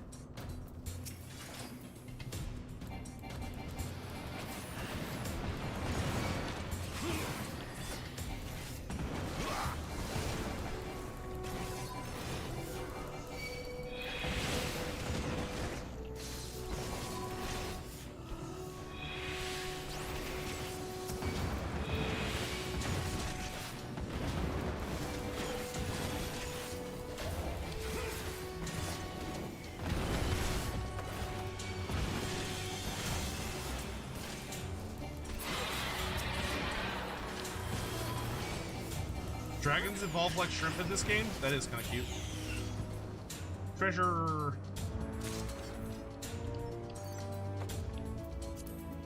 Gimme. It might be cool looking. Give it to me.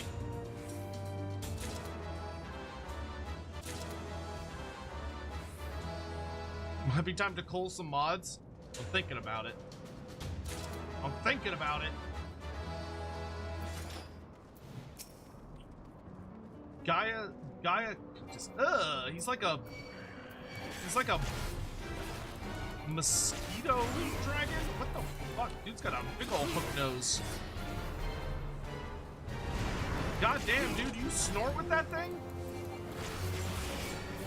Man must smell colors.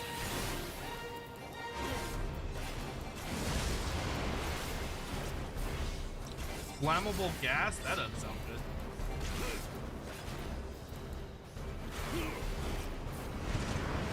Jesus Christ.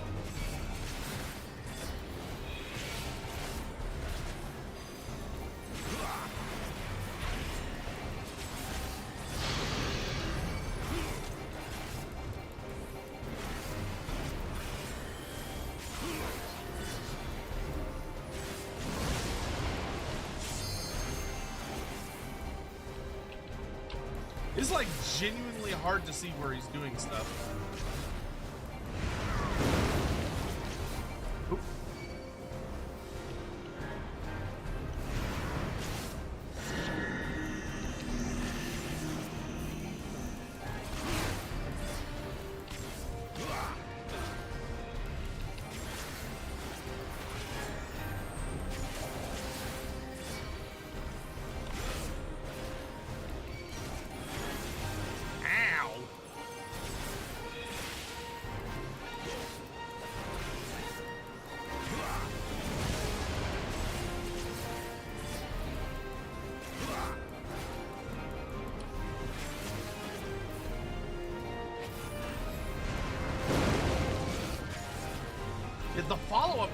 instant.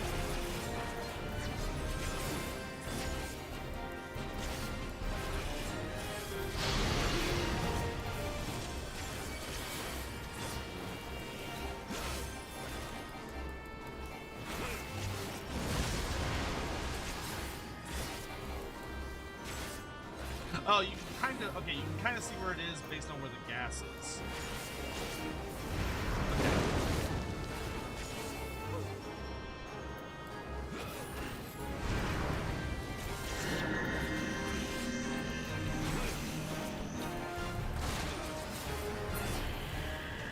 Down he goes. That's a beak worthy of a quaddle. Yeah. It certainly is something.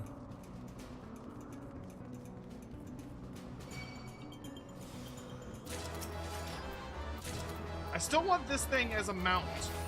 This, like, design. If anybody knows where I can get one of these as a mount, do let me know. And I will prioritize that.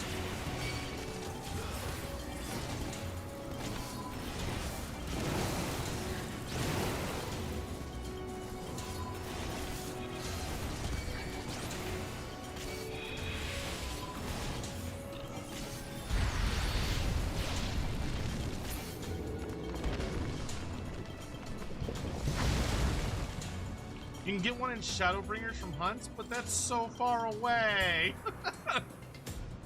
That's so far away.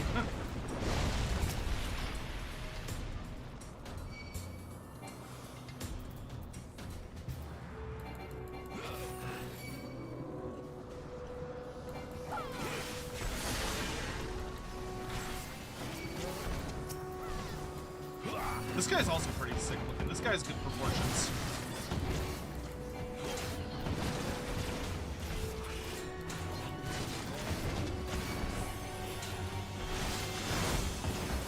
Oof.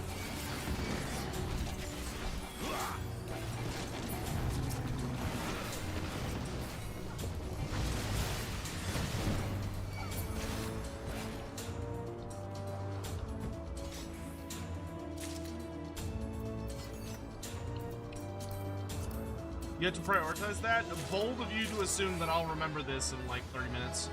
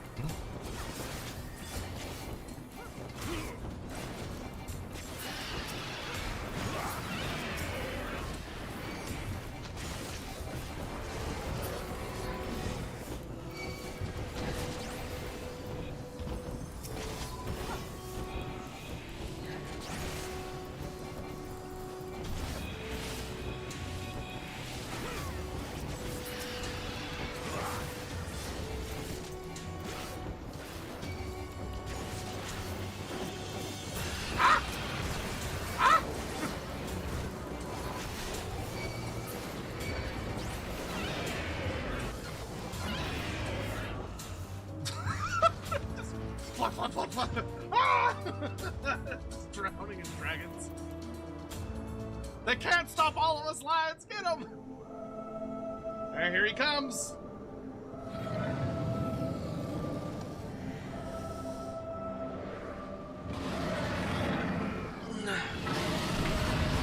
Nidhogg does have to be stopped, but I feel like we're gonna regret this.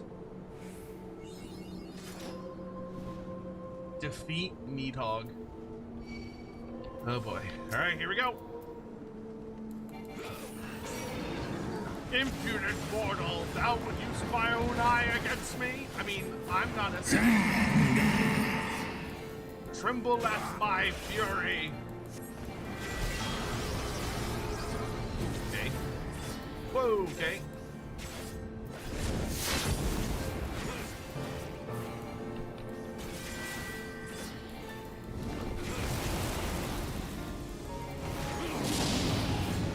I'm a little sad Nidhogg isn't like a raid boss, and he's only a regular dungeon boss.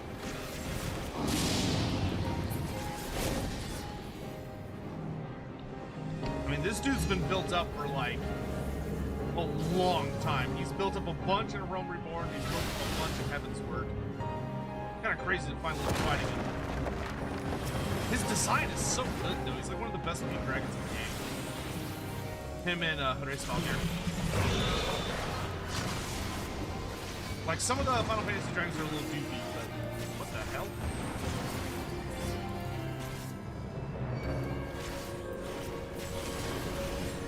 Ow.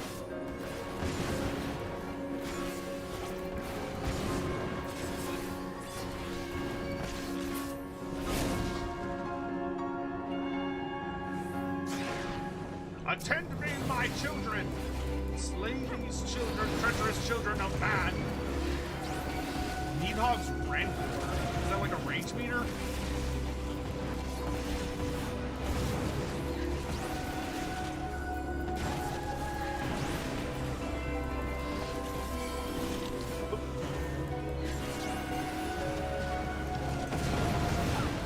Man, dude's got a lot of kids.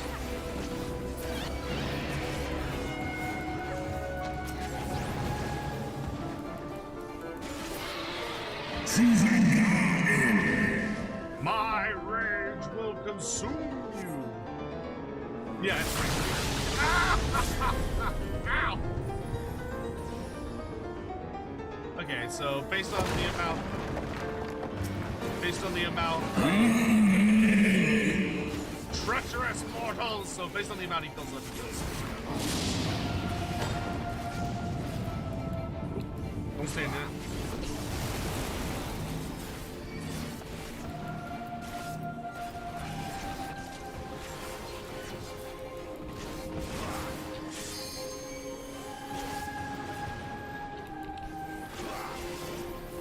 I'm coming.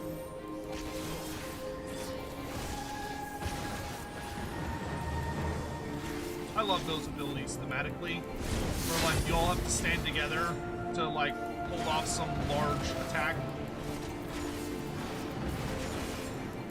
Thematically, those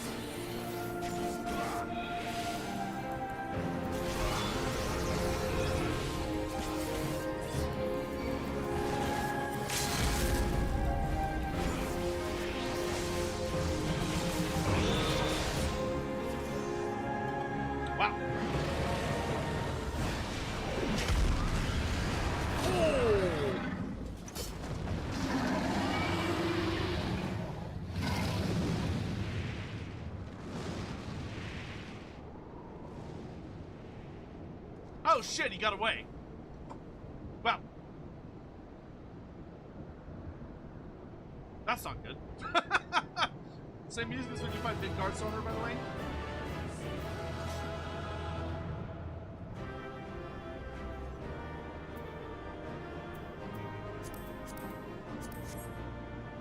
What did he say? I didn't. I think he said like we're not done yet.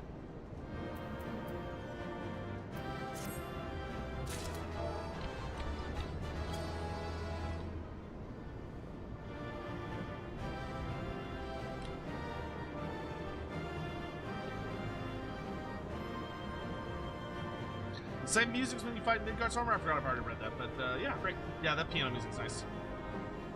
All right, here we go. Let's see if we chase him down.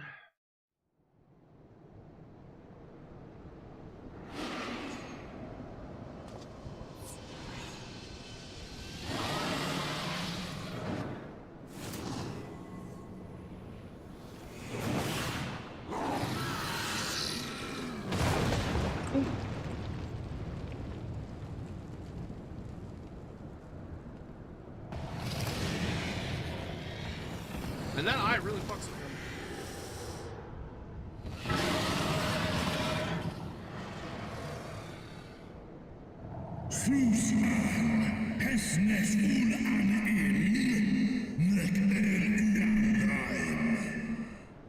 Thou wouldst use my own eye against me. Time hath done naught to dilute thy kind's depravity.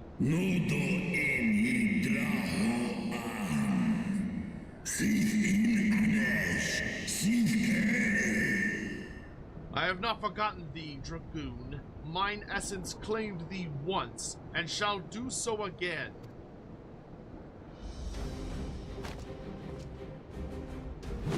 No, Worm!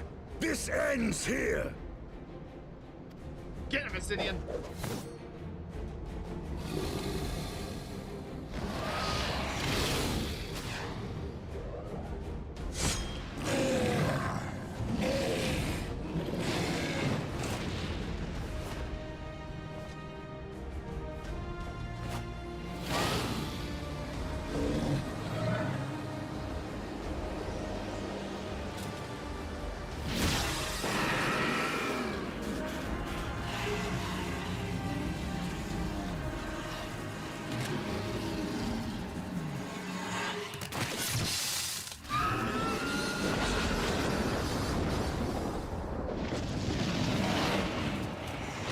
Oh jeez, his armor's covered in blood.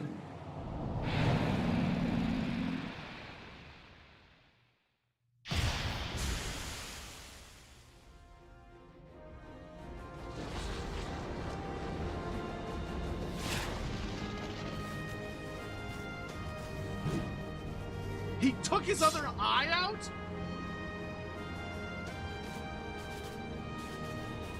You gifted my people 1,000 years of suffering. Now I gift you an eternity in darkness. Ugh, this is getting a little concerning.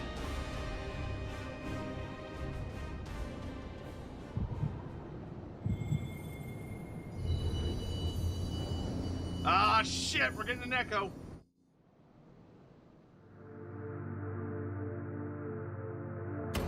Oh, we got another crystal?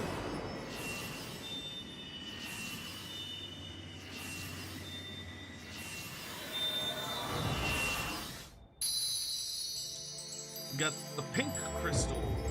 Purple. So we have blue, yellow, and purple, or pink.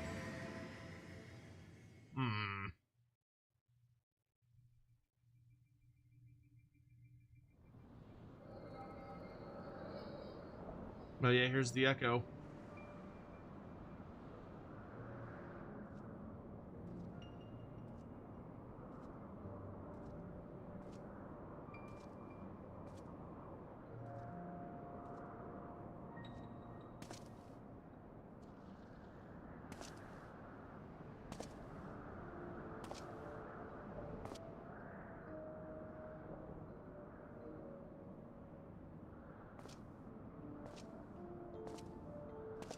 Oh, is that King Thorgard?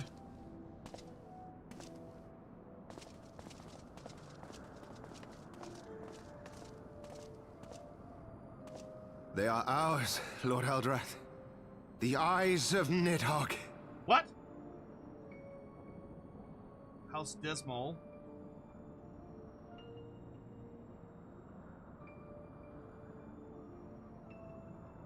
Aye. The worm lies broken and my father is avenged. With the wellspring of his vitality thus denied him, Nidhogg shall not linger long in this world.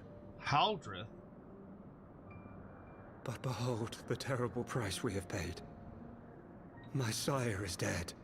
So many brother knights slain. Wait, he has Nidhogg's eyes? We traded our honor for the strength which now courses in our veins. And still we are forced to make such sacrifice. But not in vain, my lord. Hraesvelgr is the only great worm left in Dravania, and he dares not leave his lair. With Nidhogg's eyes in your possession, who now can challenge the might of Ishgard, ascend the throne, and take your rightful place as the ruler of our people?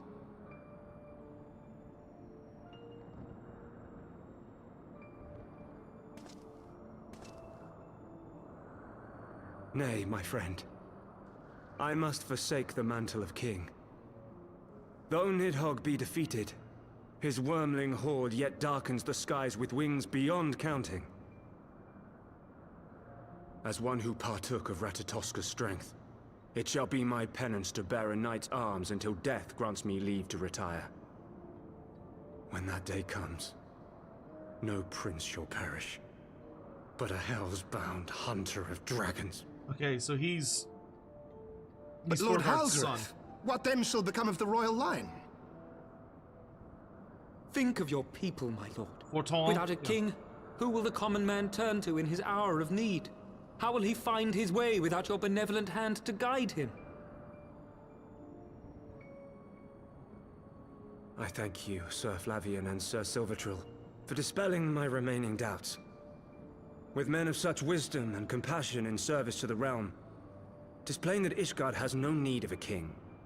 Sir Flavian, Sir Silvertrill. But if you must bow to the demands of tradition, you need look no further than yourselves for one worthy to wear the crown.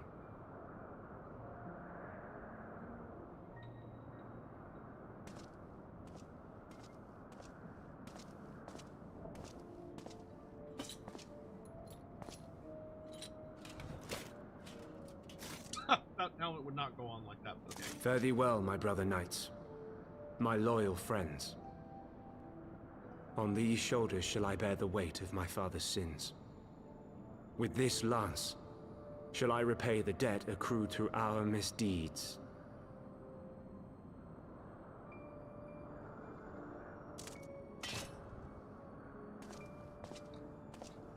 Wait, so he seems to think that they did something bad with Ratatoska. What cruel jest has fate played upon us? Have we seized this desperate victory only to lose a king? We can but act as our lord has bid. We few who remain must divide between us the rulership of Ishgard and her people.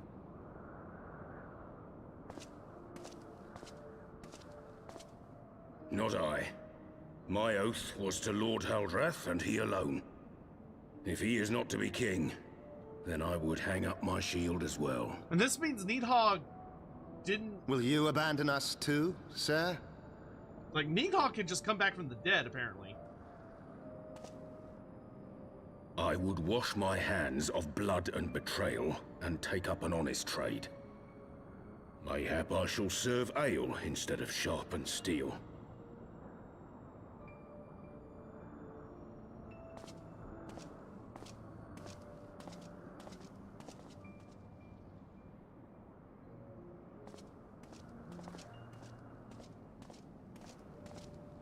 Oh, wow. Several of them retired. Looks like half of them were like, yeah, we're done. We four, then. Forton, Hylanat, Dyrendare, and Zemail. Zemail. But 4 houses to rule all of Ishgard. And what of the throne? We keep it empty. Until the day a king rises once more, we must assume the role of stewards. We shall shape our nation anew with a history of our own making, and let the truth of this dark day die here, upon the battlefield. Okay, so these are the guys that decided to just make shit up.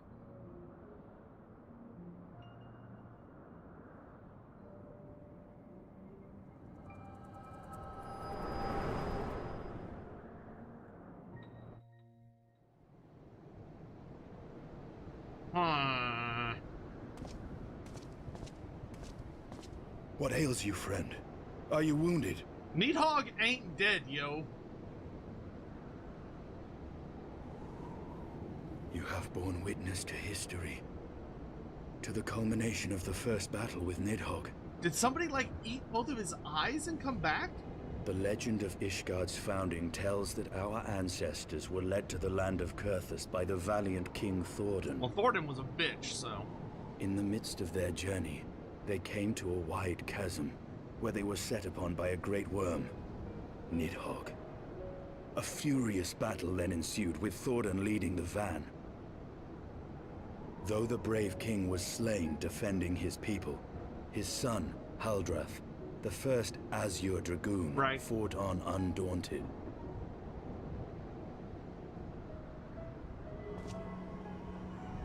And with a mighty thrust of his lance, he gouged out Nidhogg's eye, forcing the wicked creature into retreat. Okay, yeah, that's not what happened. Thus, did this eldritch orb become a sacred treasure of Ishgard, lending its power to every knight deemed worthy to bear the title of Azure Dragoon. It doesn't even look like Nidhogg's eye.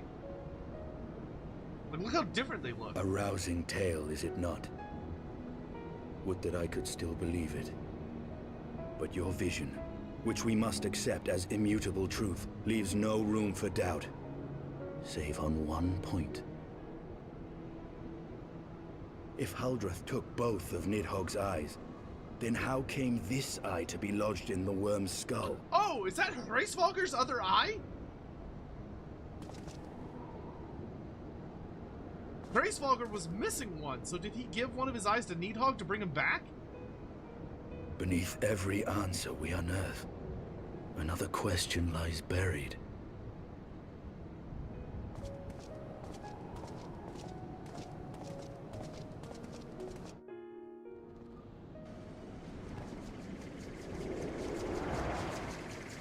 So, Hraesvalger resurrected his brother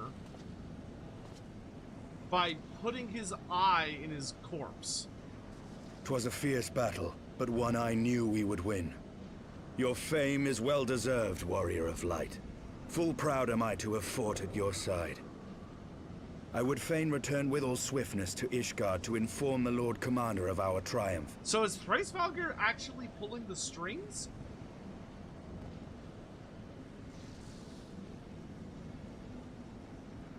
But we must first have words with Hraesvalger.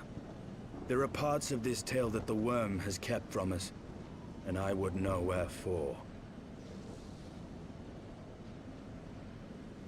Yeah, Hraesvalger also lied to us. Because he said, oh yeah, Nidhogg found out about my sister's death and all that. Like, he left out a pretty notable chunk of the story. Though Nidhogg has fallen, my heart is yet heavy, and this stain of corruption pleases me not. When all has been put to rest, I shall forge my armor anew. Oh, I love that not only is his armor stained with blood, but one of his horns is shattered too. Like, one of his horns snapped off. Yo, what the fuck? Okay, I knew there was going to be a twist with Nidhogg, but this was not the kind of twist I was expecting.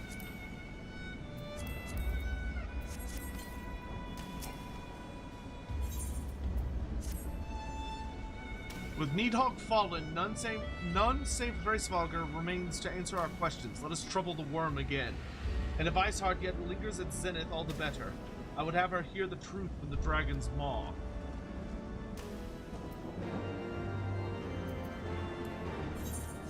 Bro, I am very curious what the fuck Hraesvalger's up to. Because he's up to something. Thank you for the water break. Real quick, before we do that, I'm going to go grab this Moogle quest, because I bet this is the last ether current that I need. Yeah! Hide and seek seemed like such a fun game at first, but I had no idea everyone would be so good at it. Now I just want to go home. Could you find the other 3 Moogles and tell them it's time to leave, Kubo? I sure can.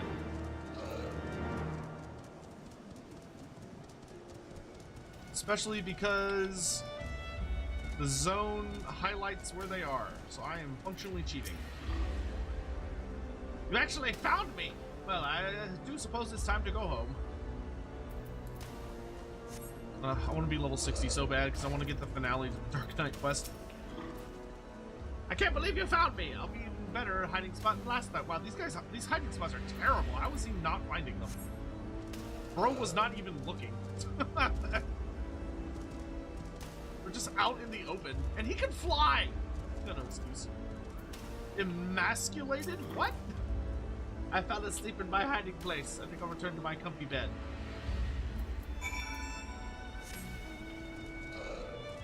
That was such a silly, stupid quest. Why is he emasculated? That's such a weird word to choose. Unbelievable! You already found all the Moogles. Finally, we can go home. I've never seen such skillful sinking in my life, Kupo. Sorry to make you find everyone. We usually don't hide this well. You'll be the first one we invite to our next game. I know, he can literally see one of them from where he was standing. Yo, I can fly! Woohoo! Yeah! Alright. Let's go so I didn't get to say it last time because it jumps straight into a cutscene, but this part with the horn always makes me laugh because playing a horn with any notable like volume is really fucking difficult. Like, it's insanely hard. So the fact that the player character can just do it, like he just walks up and is like and just like plays a loud horn is so funny to me. Because, like, no, if the player character realistically picked up and blew the horn, he would sound like shit. Like, he would sound so terrible. But that's neither here nor there. She has scarce moved since we last parted. Grace Felger's confession will soon shake her from her torpor. I am so fucking curious about what's about to happen. 'Twas you, was it not? The furious screams of the dragons carried far. You have slain Nidhogg. What more could you desire from this place? Will you not allow Grace Felger to mourn the death of his kin in peace? Spare us your sanctimonious judgment, Ice Maiden. We have a gift for the Great Worm, and a mystery that can no longer lie buried. Lady Iceheart, the Dragon Song War has all but consumed your life and claimed many of your followers. 'Tis time you learn the truth of its beginning, the whole truth, that we may at last bring this bitter conflict to an end. Sound the horn, Warrior of Light.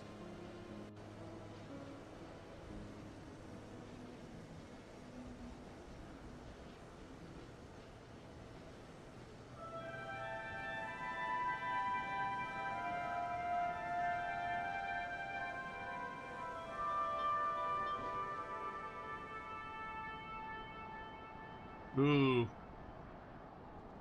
Ooh, I think he's pissed because, like, the weather just changed dramatically.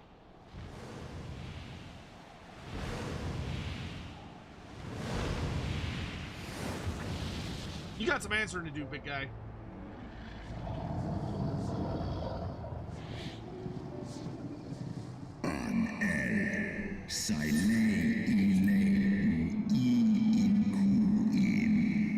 Impatient mortals, ever seeking to bury old wrongs under new.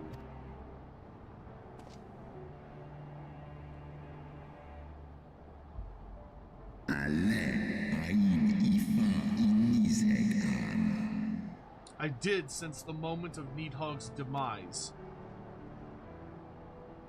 You mean the moment I prized your eye from his head? Yeah, what's that about, Hrisvalger?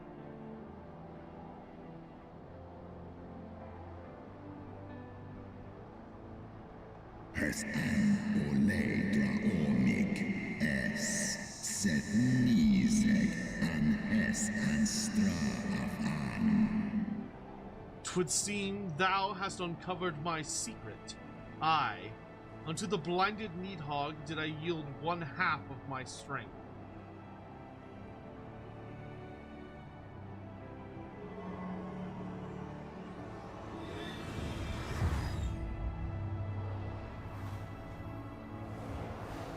And it's back.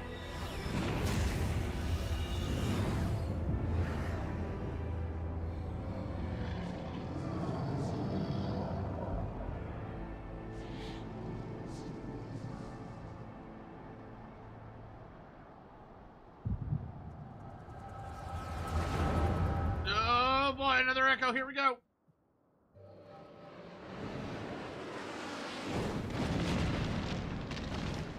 Nidhogg survived his fight. At least for a little bit.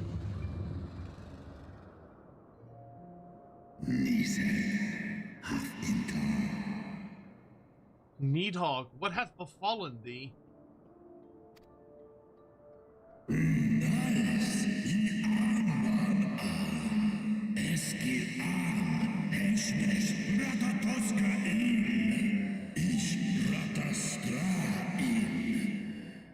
We are undone by covetous mortals. They did take Ratataskar's eyes and glut their appetites upon her essence.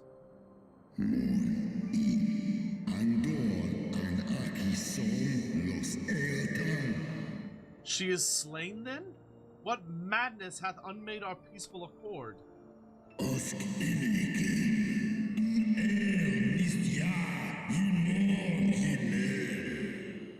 Did I not warn thee, brood brother? They have ever been untrustworthy creatures, these short-lived Elizin.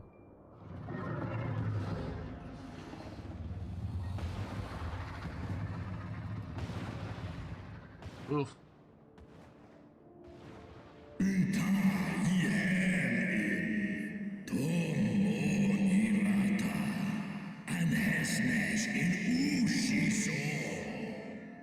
But thou wert enchanted by thy mortal maid. Thy folly hath cost Ratatoskr her life and me mine eyes. Yes.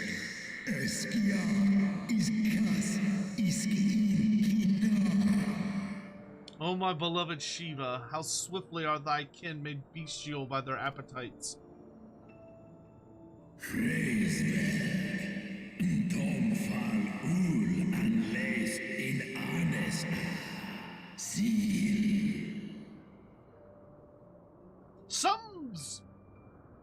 Something's weird about this. Thrace Valgir, 'twas thy blindness that did invite disaster into our lands. Surrender thee an eye to me, and let that be thy penance. Nidhogg.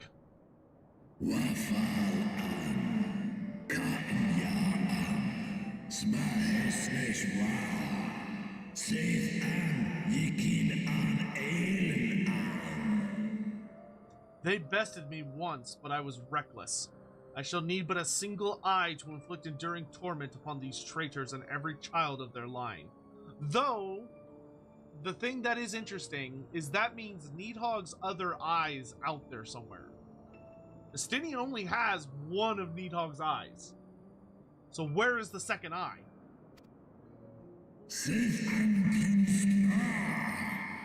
Yield to me thy strength, brood brother.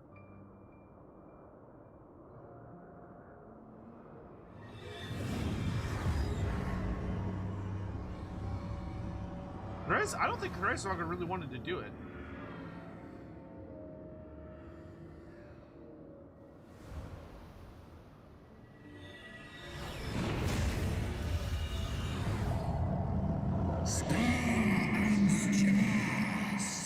My vengeance is begun.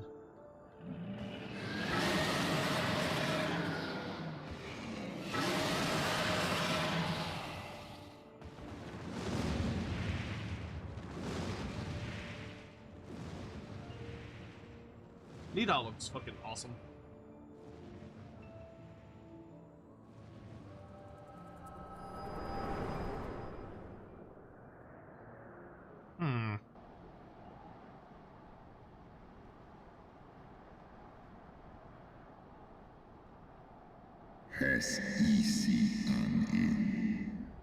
Thou hast borne witness to a scene from my past.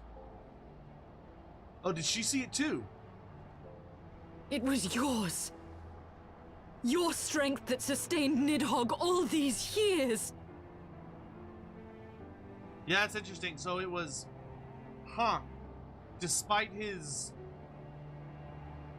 kind of desire to just die so he could be with Shiva, that means the Dragon Song War is almost entirely on Thrace Valgir's back. Like, obviously he wasn't the one committing the acts, but without him, Nidhogg could not have done any of this. Would that Haldreth had dealt the worm a killing blow. Kom an I fåren Kim Luna has morgon in. Nå ska han strå av an Ulstjas anarm. When my brood brother did appear before me, bloody and blinded, his life was all but spent. He demanded half my vigor that he might exact his revenge upon the mortals who have wronged us. I will say, I'm still Team Dragon unless there's some final secret to be revealed about what happened between Nidhogg, Ratatoskr, and Thordan. And so you acquiesced.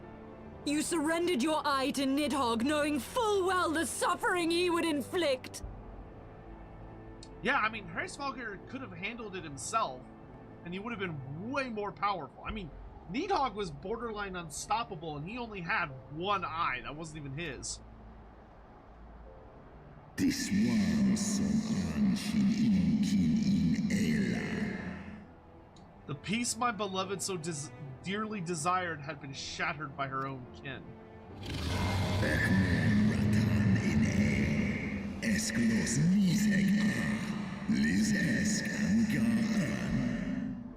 Their treachery claimed my brood sister's life and my brood brother's reason. Thinkest thou thy fits of indignation will move me to remorse?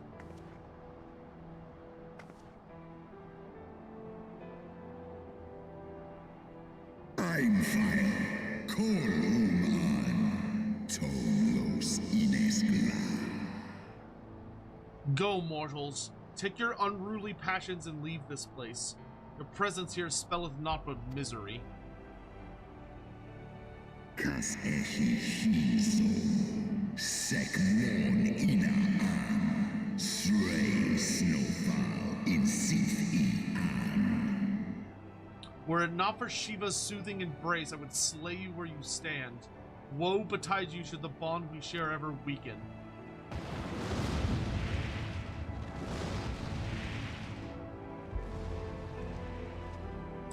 Hraesvelgr is a very interesting character.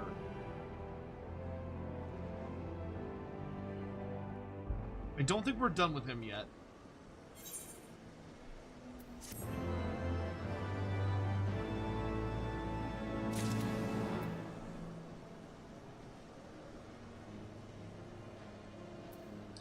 He's still an accomplice. I mean, with both eyes, I feel like he curb stomped us. But Estinian, I think Estinian realizes Hraesvelgr does not want to fight, and I think he also knows that.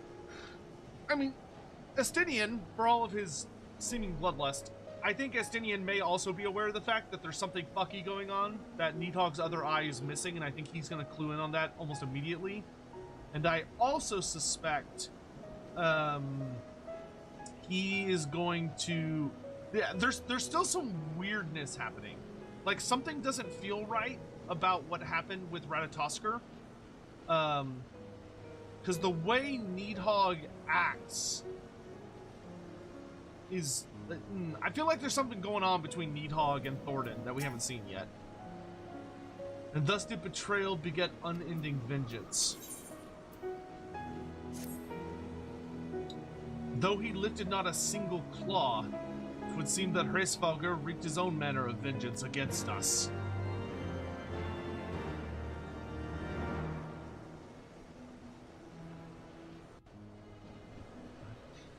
'Twas my life's goal to slay Nidhogg, but I find there is little joy to be had in its accomplishment.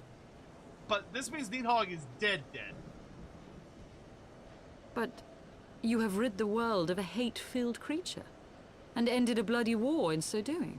Did we? Is the war over? I lost my family to Nidhogg's flames, and 'twas with fury in my heart that I took up the lance. Every blow I struck in the name of vengeance. We were not so different, he and I. Oh, Violet figured it out, did you? I will not judge you for your deeds. I have not the right. Too many innocents have perished in the name of my greater good. Yet even with all that has passed, the tale is incomplete.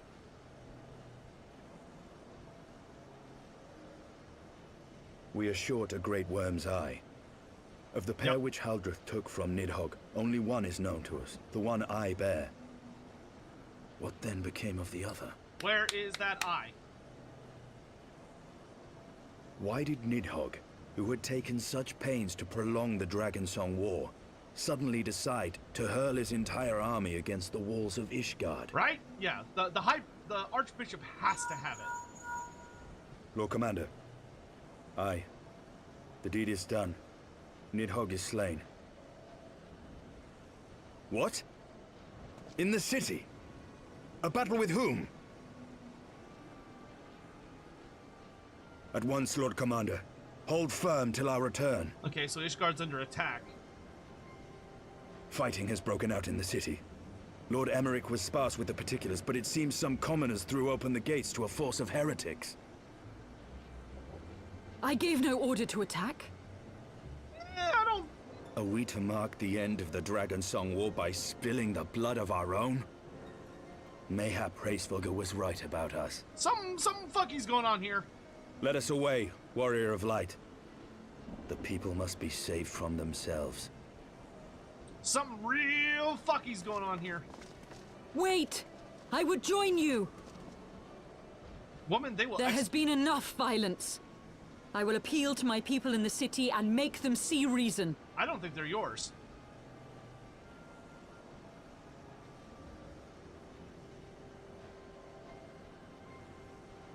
Come then, Lady Iceheart. Let us write the final chapter in this damnable war. Damnable war. The Lazinator, how am I... Oh, I'm loving the game. I'm loving... You missed... You missed a pretty big rant. I was not thrilled with how Heavensward handled, Ulda, but other than that, I'm having a good time. Here it comes.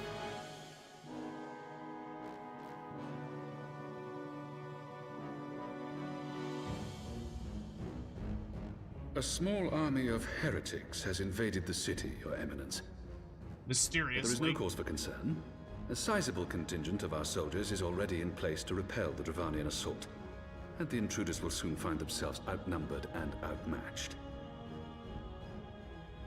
Our plans proceed apace, then? Yes, Your Eminence. This unrest shall serve to feed the people's fear of the heretics and the dragons both. And lend renewed fervor to their prayers for deliverance. Very good. Grant our guests what time they need to sow a measure of chaos, then order the Temple Knights to crush them. Your will be done. What the hell are you playing at, Thornton?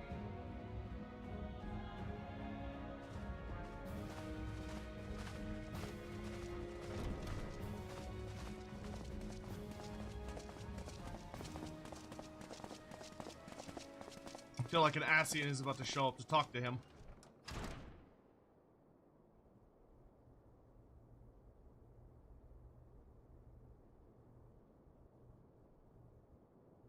There he is. Mahabrea, you bitch. The moment is at hand.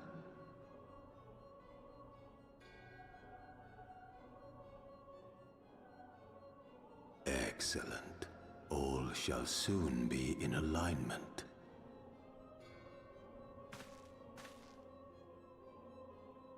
It is time for the Bringer of Light to die. I wonder if they're gonna try and primal summon Halone or do something along those lines.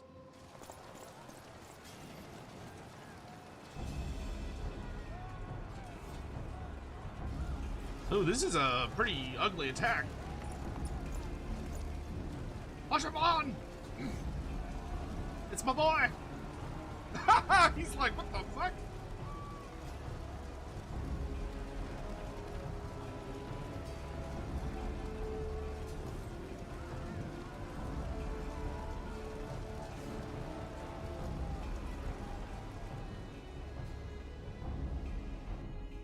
Why do you have a war criminal with you? There!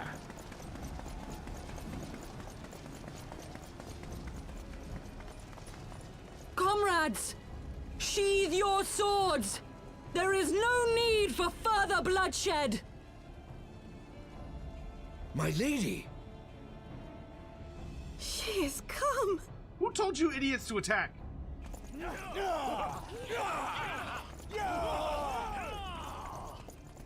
Hear me, brothers and sisters! The war is ended! Nidhogg is no more!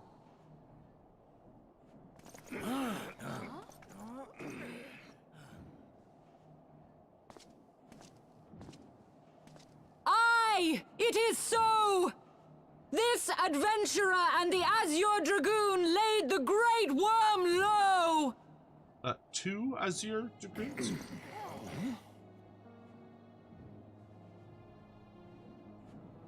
The endless cycle of violence between man and dragon was born of our forefathers' treachery. You have followed me, bled with me, to bring this truth to light that we might all know peace. But Nidhogg is dead. Nidhogg is dead, my friends! He who bore such hatred towards Ishgard is dead! Let his hatred die with him, I say! Let us sheathe our swords and go in peace! Have we lost? No, my friend! Far from it! At long last, the peace for which we have so desperately fought is within our grasp. And I, for one, would not forsake it.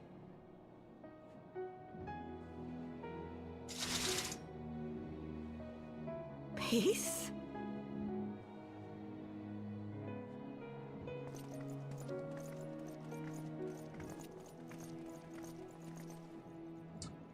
Yeah, there's still the whole, like, the Holy See is lying out their ass, though, to deal with. Seize the witch! Let none escape! Shut up, nerd!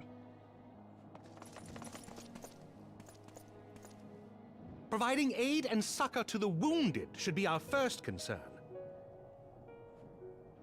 If the heretics mean to observe the peace, then it would be folly not to do the same.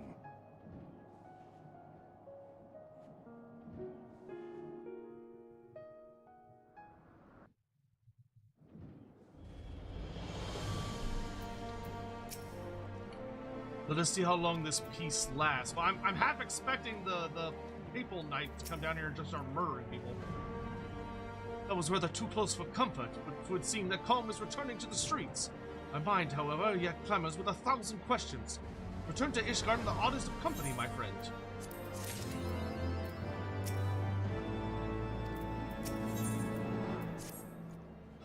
I confess, I was more than a little dismayed to see you in the company of Lady Iceheart. Whatever is going on, Dalkarius? Nidhogg's fucking dead, yo. Beg pardon? You traveled to the Turning Mist together, along with Estidian? Never was there a more unlikely alliance, nor one so magnificently effective. Nidhogg dead? The heretics pacified?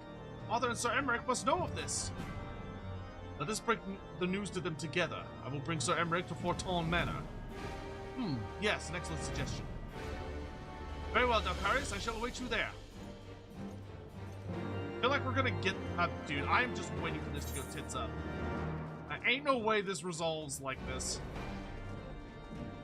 We're gonna, like, walk into the manor, and there's, like...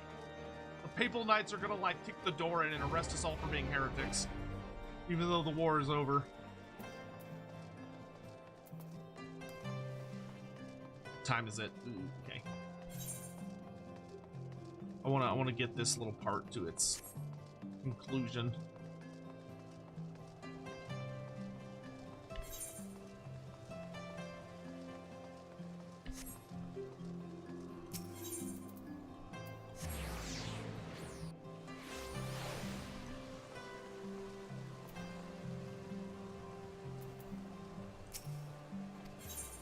It's like, woohoo, the war's over, right, guys?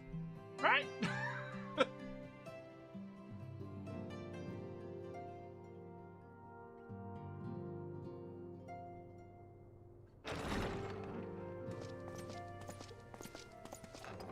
Praise Halone, you are safe. Hey, boss. My safety was never in doubt, Father. For I had the Azure Dragoon and the Warrior of Light by my side. We bring the most wonderful tidings.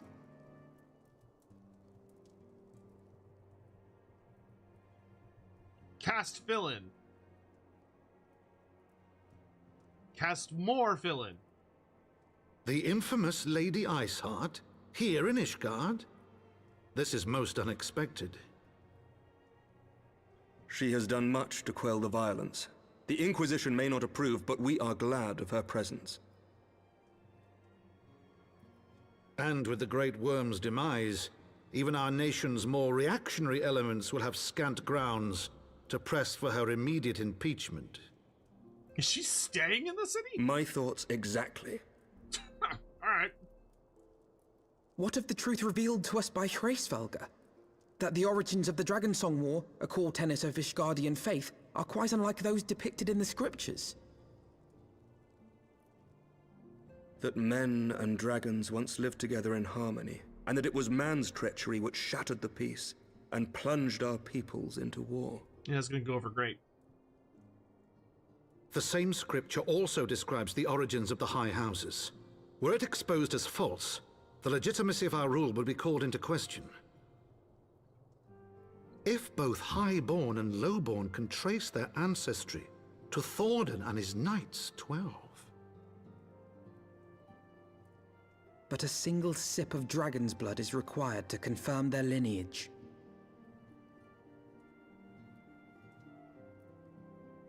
If the Holy See knew of this and chose to remain silent, their crimes are grievous indeed. Regardless, this state of affairs cannot be allowed to continue. Oh, he's taking a much more progressive view of that than I thought he would.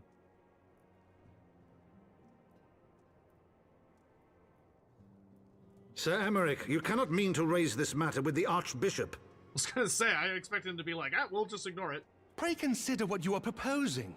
If the Holy See chose to conceal the truth for centuries, what reason would they have to reveal it now? Yeah, he would just kill you, dude.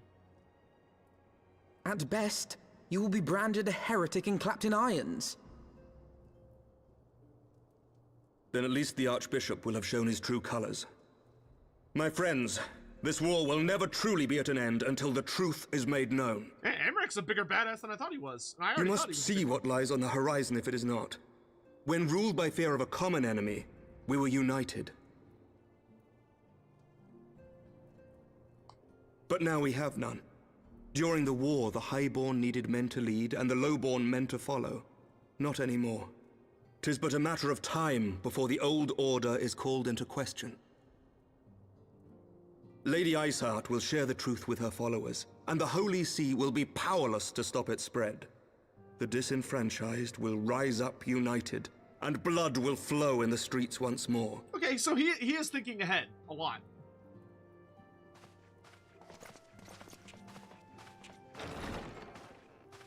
A divided Ishgard will not survive.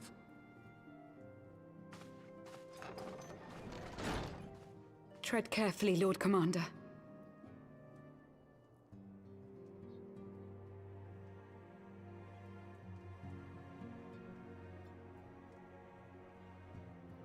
Are we just gonna wait for him to come back? back? My lady, is it wise to let him go? I was gonna say, I should probably go with him, right? I sympathize with the Lord Commander's desire for reform, but to approach the Archbishop in this manner bespeaks an idealism to which I did not think Sir Emmerich prone. Yeah, based Emmerich indeed. Though he comports himself as a realist, he has long dreamt of reform. 'Twas that idealism which first drew me to him. That which made me swear an oath to serve. We must not think of ways to hinder his cause, but rather ways to aid it, even should the Holy See cry heresy. You cannot mean... If the Lord Commander does not return from the vault at the appointed hour, I mean to go and fetch him. Have care, my lady. Your words border on treason. Should they reach the wrong ears, you will be declared an enemy of Ishgard. That is a risk I am willing to take. Lest you forget, my lord, I am not born of this land. My loyalty is to the Lord Commander alone. Fair. But I speak only of what may come to pass. If the rumors regarding his heritage are to be believed, we have naught to fear.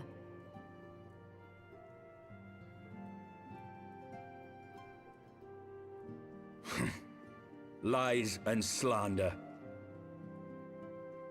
Forgive me, what rumors are these? Yeah, what?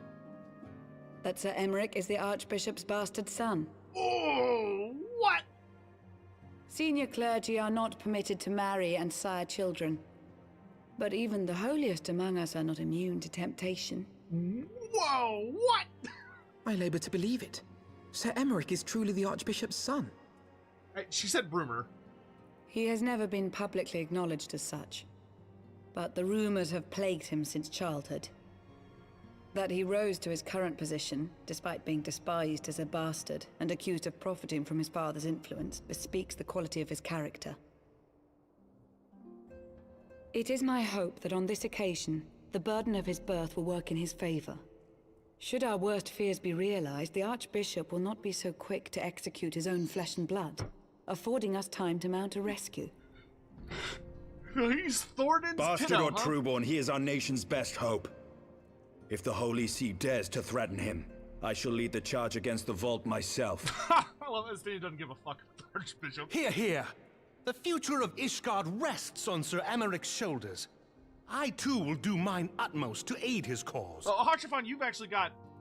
Harshaphon, be reasonable. Yeah, you gotta be careful with what you say, dude. A knight lives to serve, Father. To aid those in need. The people need Sir Emmerich more than ever, and we may be his only hope. There is no greater calling for a knight than to save the life of his fellow man. I swear to you, on the sigil of our house, that I shall do this and make you proud. The Count's like, this is kind of making me nervous, not proud. Even you? Romantic, reckless fools, the lot of you. So be it. Make your preparations. No, he's getting caught up in it. I thank you all for your support. Viva la revolution!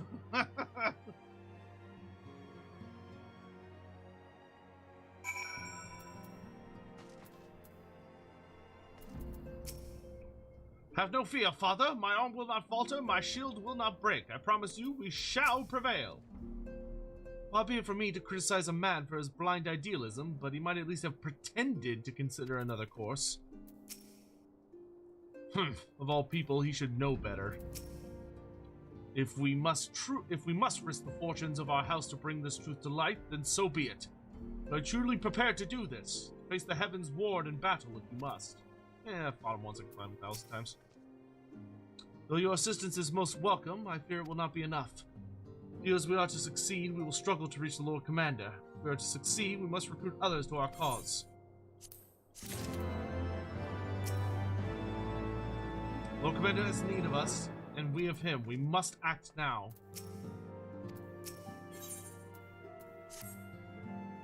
Alright, let me accept this quest and then... But how are we going to carry out this bold endeavor? Even with an army of knights at our backs, a direct assault on the vault seems unlikely to succeed. You are right, Master Alpno. Not even the assembled might of the House Forton and the Temple Knights would be sufficient. With the support of another party, however, we may yet stand a chance. You speak of one of the other high houses. Precisely. I speak of the revolutionaries rumored to reside in Brune. 'Twas these disgruntled Ishgardians who opened the gates of our city to the heretics, I believe. But of course, if their hatred of the Holy See drove them to such deeds, they might well be persuaded to assist in Sir Emmerich's rescue, knowing the truth he would lay bare. Such is my hope, Master Alpno. I would have you and Dalkarius reach out to them. As a Temple Knight and sworn servant to the Holy See, any overtures I make are doomed to fail. And as outsiders, the two of you may receive a warmer welcome. Very well. We shall seek out the leader of these revolutionaries and make our case. My thanks, Astinian. Will your brothers heed your command if you order them to stand aside? The Dragoons have no love for politics, my lady. They will gladly watch and wait while the Highborn fight amongst themselves. How very wise. Dalkarius, should hurry to the Forgotten Knight. Tarum may have knowledge of the revolutionaries. Shit's hitting the fan!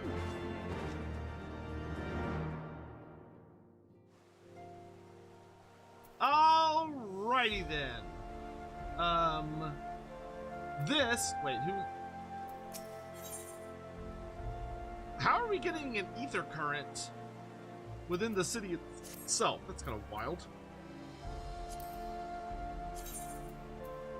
Huh. Weird. Alright, anyway. Something big is coming out to Curse, so next time you play, you don't look at Twitch YouTube chat for when you hit the next dungeon. I mean, we can slap them into emote only mode. Is what we'll probably do. So they'll be able to post emotes, but not text. So we can do that to make sure people don't spoil. Alright. That is going to be it for Final Fantasy today. We got a lot done. We killed Nidhogg. We finished the Heavensward stuff for Dragoon. We are almost to level 60, where we can finish the Heavensward storyline for Dark Knight, which will be pretty cool. Yeah, lots of cool stuff coming up, which I am quite excited for. That's going to be it for this today. I'm going to go help my family put up some Christmas stuff, and hopefully today's the last day we'll be doing that. I am quickly realizing that I am not a decoration person, because I am easily irritated by how much shit there is to put up. Like, god damn, it is not worth having decorations up for like 1 month out of the year, and it takes for so much fucking effort. It drives me crazy. But anyway, I'm gonna send y'all off on raids. So if you would be so kind as to head off to wherever it is I'm going to send you. If you want extra brownie points and want to be a really cool cat and want to be cool and awesome and great and sexy and fun and lovely, I would super appreciate if you would consider being like, hey, Red Host raid, whatever. Yeah, let's get y'all, let's get y'all out of here. All right.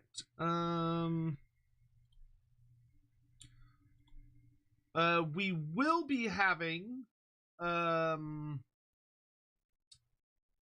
Total War Warhammer later today. So worry not if you are not done with Sotek for the day. There will be another stream this evening where we will be doing that. But what is he doing before I send this there, just to make sure he's not doing anything super weird? Okay, that's fine. I hope you all have a lovely day.